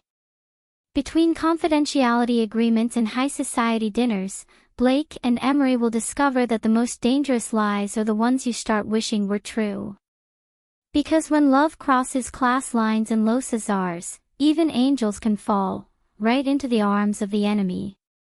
A fresh, contemporary story about love, power, and how sometimes you need to lose everything to find the one thing you didn't know you were looking for. Chapter 11. Isabel. The ambulance moves forward urgently as I cling to Eduardo's hand. The pain comes in waves, each more terrifying than the last. The morning light filters through the windows, revealing the tension of every second. 6 years. 5 losses.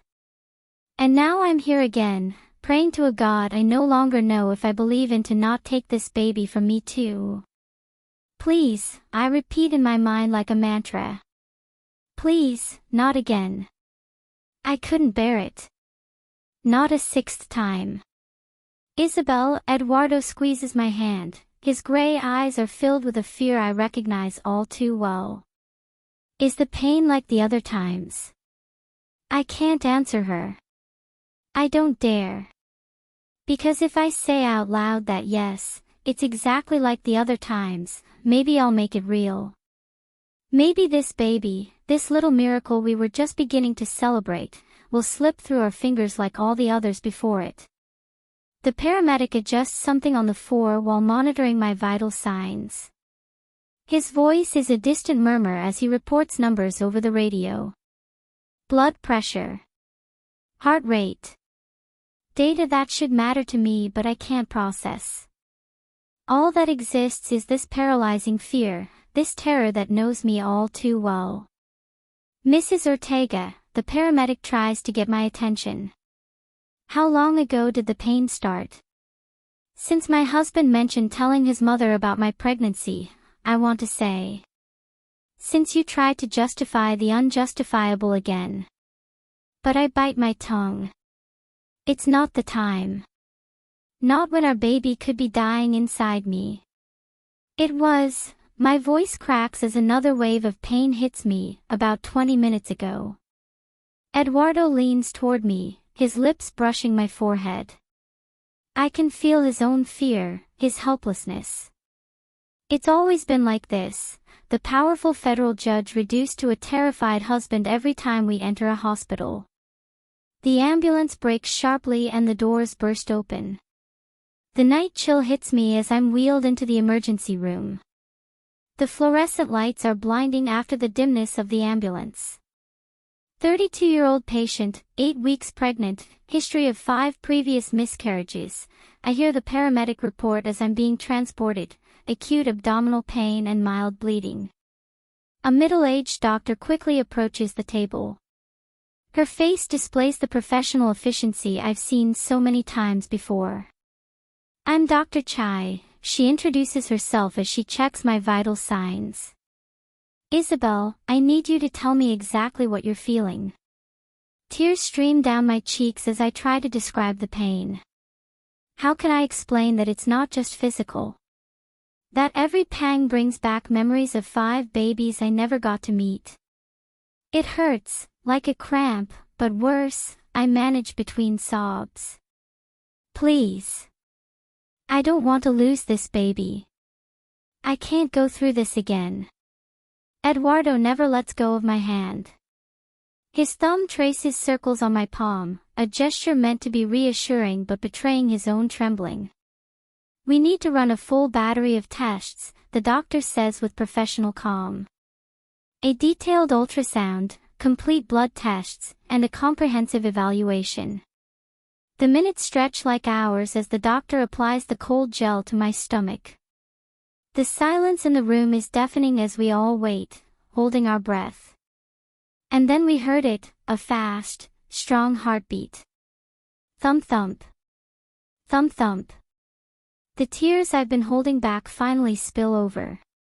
Eduardo leans over me, and I can feel his own tears wetting my hair. The baby is stable, Dr. Chai announces, her eyes fixed on the screen. The heartbeat is strong and regular. The relief that floods me is so intense that a sob escapes my throat. It's okay. Our baby is okay. Dr. Chai frowns as she checks the numbers on the blood pressure monitor. These numbers are pretty high, he says, making some notes in my file. Have you been under a lot of stress lately? I bite my lip, aware of Eduardo's gaze on me. How can I explain the threatening messages? The tensions with Elena. The constant fear of losing another pregnancy. Yes, I finally admit. It's been a difficult time. Problems at work. Stressful family situations, she presses gently as she continues typing. Both, I answer in a low voice, avoiding looking at Eduardo. The doctor nods as she finishes her notes. In that case, I need to be very clear with you. Her tone becomes serious. With your history of previous losses and these levels of pressure, we're facing a worrying situation. This level of stress is not healthy for you or the baby. I bite my lip, guilt mixing with fear. I should have controlled myself better. I should have stayed calm when Eduardo mentioned Elena. I should have. You need complete rest, the doctor's voice interrupts my spiral of guilt. A week at least. No work, no stress, no arguments. Your only job now is to keep this baby safe. Eduardo nods determinedly, and for a moment I feel a pang of frustration. It's so typical of him, thinking he can control every situation, protecting us from everything. As if simply being Eduardo Ortega is enough to keep this baby safe. But as his hand finds my belly, as his fingers entwine protectively over the place where our miracle grows, I can't help but also feel grateful. Because despite his selective blindness to his mother, despite our differences, I know he would do anything to protect us. The day drags on as I'm kept under observation. I want to go home, hospitals bring back too many bad memories. I run a hand down my stomach, thinking I was about to accumulate another bad memory. You'll stay with us, I promise silently, my hand resting on my belly. This time it will be different. This time I'll fight better, smarter. For you, my love. For you. The hours under observation drag on like an eternity. The constant beep of the fetal monitor has become my only anchor to reality, each heartbeat a small victory that reminds me our baby is still fighting. Your blood pressure levels have stabilized, Dr. Chai checks the monitors while taking notes. If everything continues like this, you'll be able to go home in a few hours. Eduardo, who hasn't moved from my side at any moment, leans forward in his chair. What specific care will he need? Her voice has that tone she uses in court, one that brooks no vagueness. Absolute rest for a week, the doctor replies without looking up from my file. And when I say absolute, I mean it. No work, not even from home. No activities that will raise your blood pressure. Her eyes meet mine with professional intensity. Isabel, this pregnancy is high risk. We can't afford to take any chances. I nod mechanically as my mind already calculates everything I need to reorganize. The pending cases at the firm, the client meetings, the deadlines. I'll make sure he follows everything to the letter, Eduardo's voice interrupts my thoughts. Something in his tone makes me look at him. There's a fierce determination in his eyes, the kind that always appears when he feels he must protect us. At another time, I'd be irritated by his overprotective attitude, but right now I can't blame him. Not when we both know how close we came to losing this baby.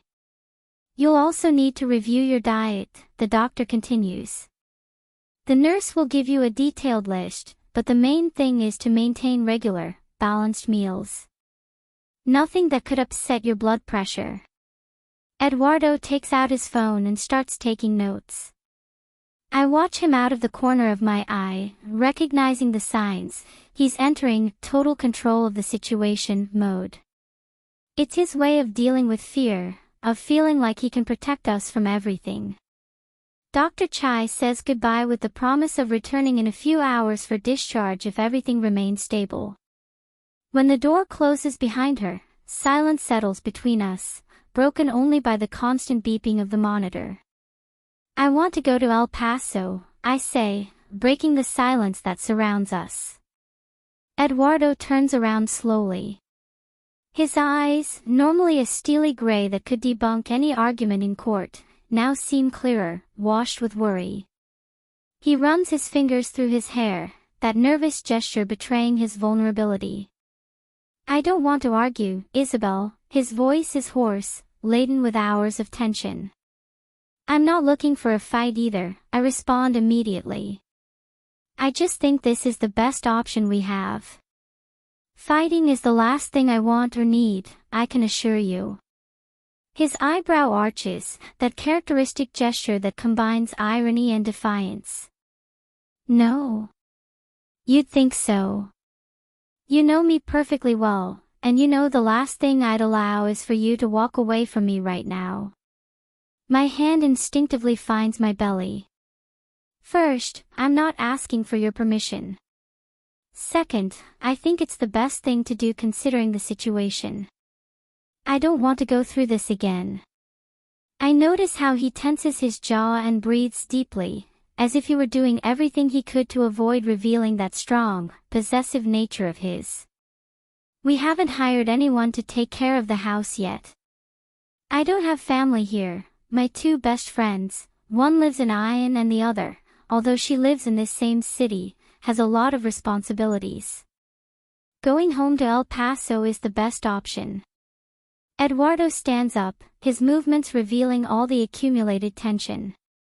He runs his hands through his hair, that gesture I know so well when he's struggling to maintain control. Don't you have family here? She asks, and there's more than just disbelief in her voice. There's pain. I thought we were family, you and me. When we got married, we promised to be together through thick and thin. He makes a gesture of disbelief. Eduardo, what I meant. You didn't even mention my family. God, Isabel, do you think so poorly of them?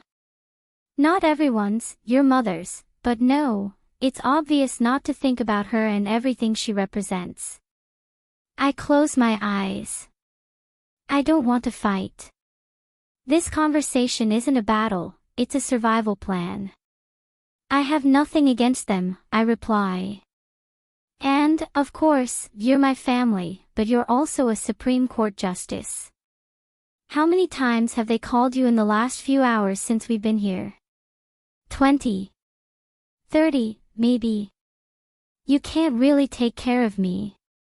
His jaw tenses, that muscle that betrays his suppressed frustration. Isabel, his voice is a whisper that makes my heart clench. I practically just got you back after you had that absurd idea of walking away from me. I can't. I can't bear the thought of you walking away again. You talk like I'm leaving forever. It'll only be a few days, I whisper. I just need to breathe some fresh air. It'll do me good. Eduardo approaches, his gray eyes fixed on mine with an intensity that makes my breath quicken. His hand finds my cheek, his thumb tracing a gentle path that contrasts with the hardness of his determination. Let's have this conversation calmly when we get home, he says, his voice a whisper that vibrates between a plea and a command. But I'm telling you right now, I won't let you leave my side. His gaze pierces me, that stormy sea I've learned to read like an open book. It's not just a judge issuing a verdict, it's a terrified husband. We'll find a way to honor your repose without you having to leave me, he continues, each word laden with a promise that seems to defy the universe itself. I don't think you understand how much it affects me when I don't have you around, and now, with this pregnancy. His voice cracks, look what just happened. Don't ask me to accept this. He looks at me like I'm the most wonderful thing in the world, even though I must look awful. My eyes are swollen from crying, my skin is pale from hours of tension. But to Eduardo, I'm still the same woman he fell in love with. His lips brush against mine, a kiss so soft it's almost a caress. I hate arguing with you, he murmurs. Forgive me. He begins to spread delicate kisses across my face. On my tired eyelids, my cheeks, the corners of my lips. Each kiss is a promise. Each caress, an argument more powerful than any words. We'll find a way, he repeats, and this time it sounds like an oath. Eduardo. 1 week. 7 days have passed since Isabel's pregnancy nearly ended in another tragedy. The first 2 days I stayed home, canceling all my court obligations. June, Isabel's mother, arrived on the 3rd day, and her presence has been invaluable, but I know she will eventually have to return to El Paso. The doctor extended Isabel's bed rest. High-risk pregnancy, she said. And now Isabel flatly refuses to hire help, whether a nurse or housekeeper. What I don't understand is this sudden change in her attitude. When we initially discussed it, she agreed we would need support. Now she insists she wants to take care of the hiring herself when she feels better. There's something about her denial that doesn't add up. I know her too well not to notice she's hiding something. The way she avoids my gaze when I bring up the subject, how she quickly changes the subject, these are signs I've learned to recognize in 7 years of marriage. Isabel is worried about more than just the pregnancy, but she refuses to tell me. This situation, added to everything else, has led me to rethink every aspect of our lives. That's why I came to the family mansion tonight. My father and brother have always given me good advice, and I hope this time is no exception. The terrace has always been the place where important conversations happen. My father gazes out at the city while holding his glass of whiskey. Sebastian sits to my right, his presence as familiar as it is comforting. The DC night air is crisp, but the whiskey warms my throat as I consider how to express what I've been pondering all week.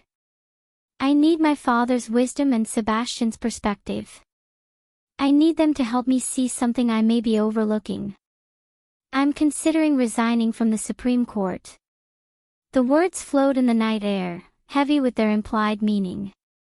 From the terrace of the family mansion, Rabbit stretches out before us like a tapestry of light and shadow. The whiskey in my glass reflects the stars as I wait for my father and brother's reaction. Satoru Ortega, a man who has dedicated his life to law and justice, studies his own glass with an intensity one recognizes. Beside me, Sebastian remains motionless, as if afraid that the slightest movement might make this conversation more real. Isabel and this baby are my priority now, I continue, my voice finding firmness in the certainty of my words. The Supreme Court, the cases, the responsibilities, all of that can wait. But they can't.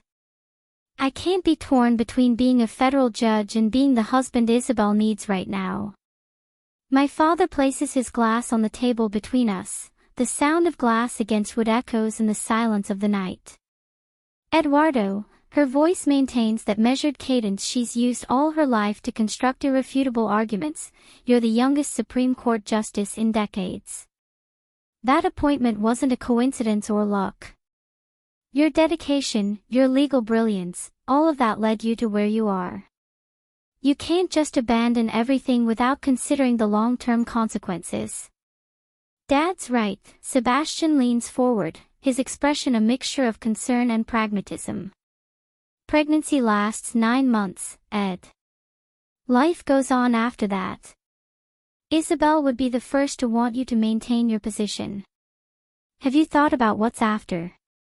What it would mean for your career, for your future? I take a long swallow of whiskey, letting the alcohol burn my throat before answering. The city lights flicker below us, silent witnesses to this conversation that could change the course of my life. That's precisely the problem, my voice comes out harsher than I intend, heavy with the weight of 5 previous losses. If Isabel and I don't do everything humanly possible to bring this pregnancy to term. I stop, the words catching in my throat. There will be no after. Not for us. Not after losing 5 babies. The silence that follows is thick, heavy with understanding. My father and Sebastian have witnessed every loss, every shattered hope. They've seen how every failure takes a piece of us away. After everything we've been through, I continue, my voice cracking slightly, this baby is our miracle. The one we thought we'd never have. And I'll do whatever it takes to protect them both. If that means leaving the Supreme Court, so be it. Son, my father leans forward, his gray eyes reflecting genuine concern. I understand your position, but there are other solutions that don't involve sacrificing everything you've worked for. I know, but we haven't found anyone we trust in Isabel. But there is qualified personnel. I can help you with that myself, Sebastian intervenes, his voice measured. A professional nurse who can be with Isabel when you can't. Someone with experience in high-risk pregnancies. Besides, my father continues, we're talking about the Supreme Court, Eduardo. It's not a position you get every day. You're the youngest justice in decades. What you do has a real impact on the lives of millions of people. I swirl the whiskey in my glass, watching the amber liquid form small swirls. What about the impact on my own family? I ask quietly. That's precisely why you should think this through calmly. Sebastian stands up, approaching the edge of the terrace. A hasty resignation won't help Isabel. Have you considered that she might feel guilty if you give up your career because of this? Her words hit me harder than I expected. She's right, Isabel would blame herself. There are intermediate options. My father takes the floor again. You could request a temporary leave of absence, reorganize your schedule. The court has operated with absent judges before.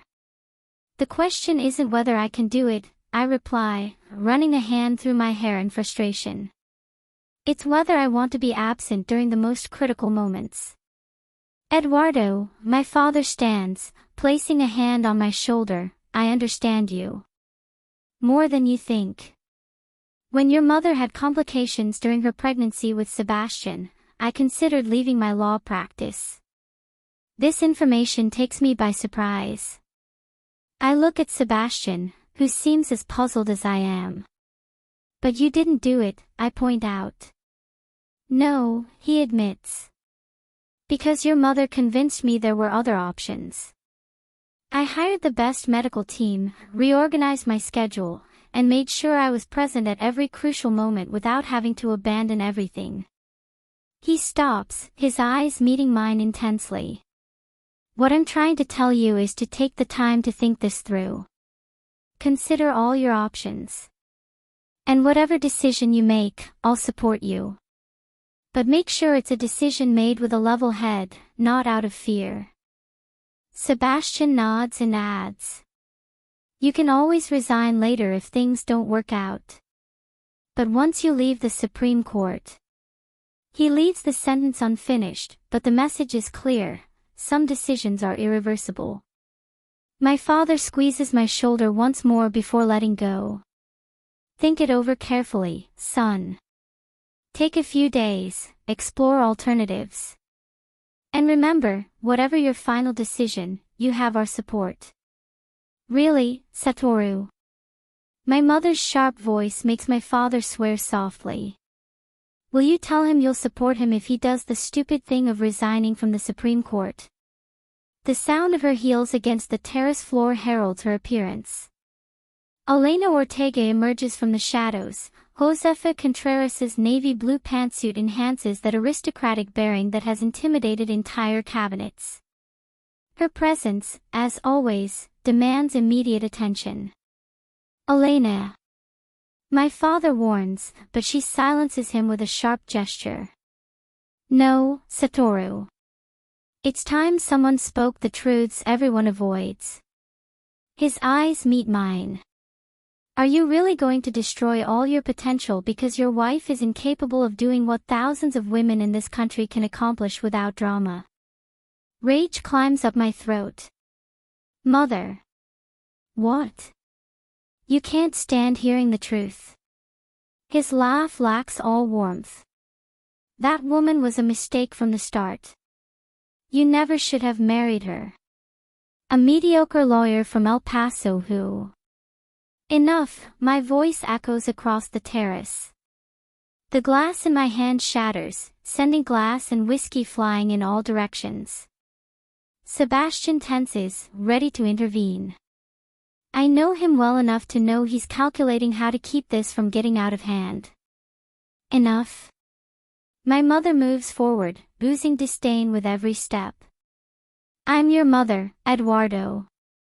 I've had to watch that woman manipulate you, how she distances you from everything that matters. Manipulate me. I burst out laughing, humorless. You want to talk about manipulation?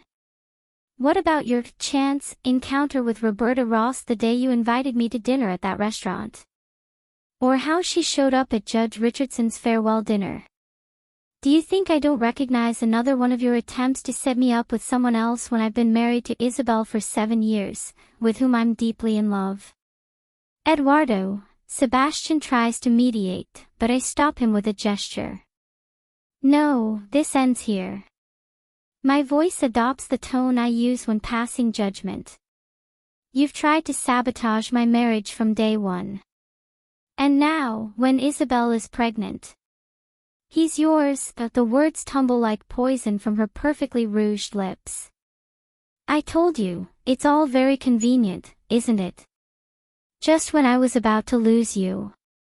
Elena, my father's voice cuts through the air with a tone I'd never heard before. That's enough. The silence that follows is deafening.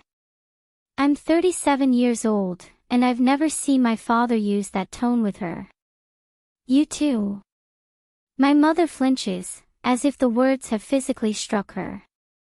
Is everyone blind? That woman is destroying everything he's worked for. I just want someone other than me to see it. The only destroyer here is you. The words leave my mouth with a coldness I learned at her own social dinners. You can't stand your son having a life outside of your control. You don't know what you're talking about. Her voice trembles slightly. Everything I've done has been for your own good. My good. I take a step forward, indignation fueling every word.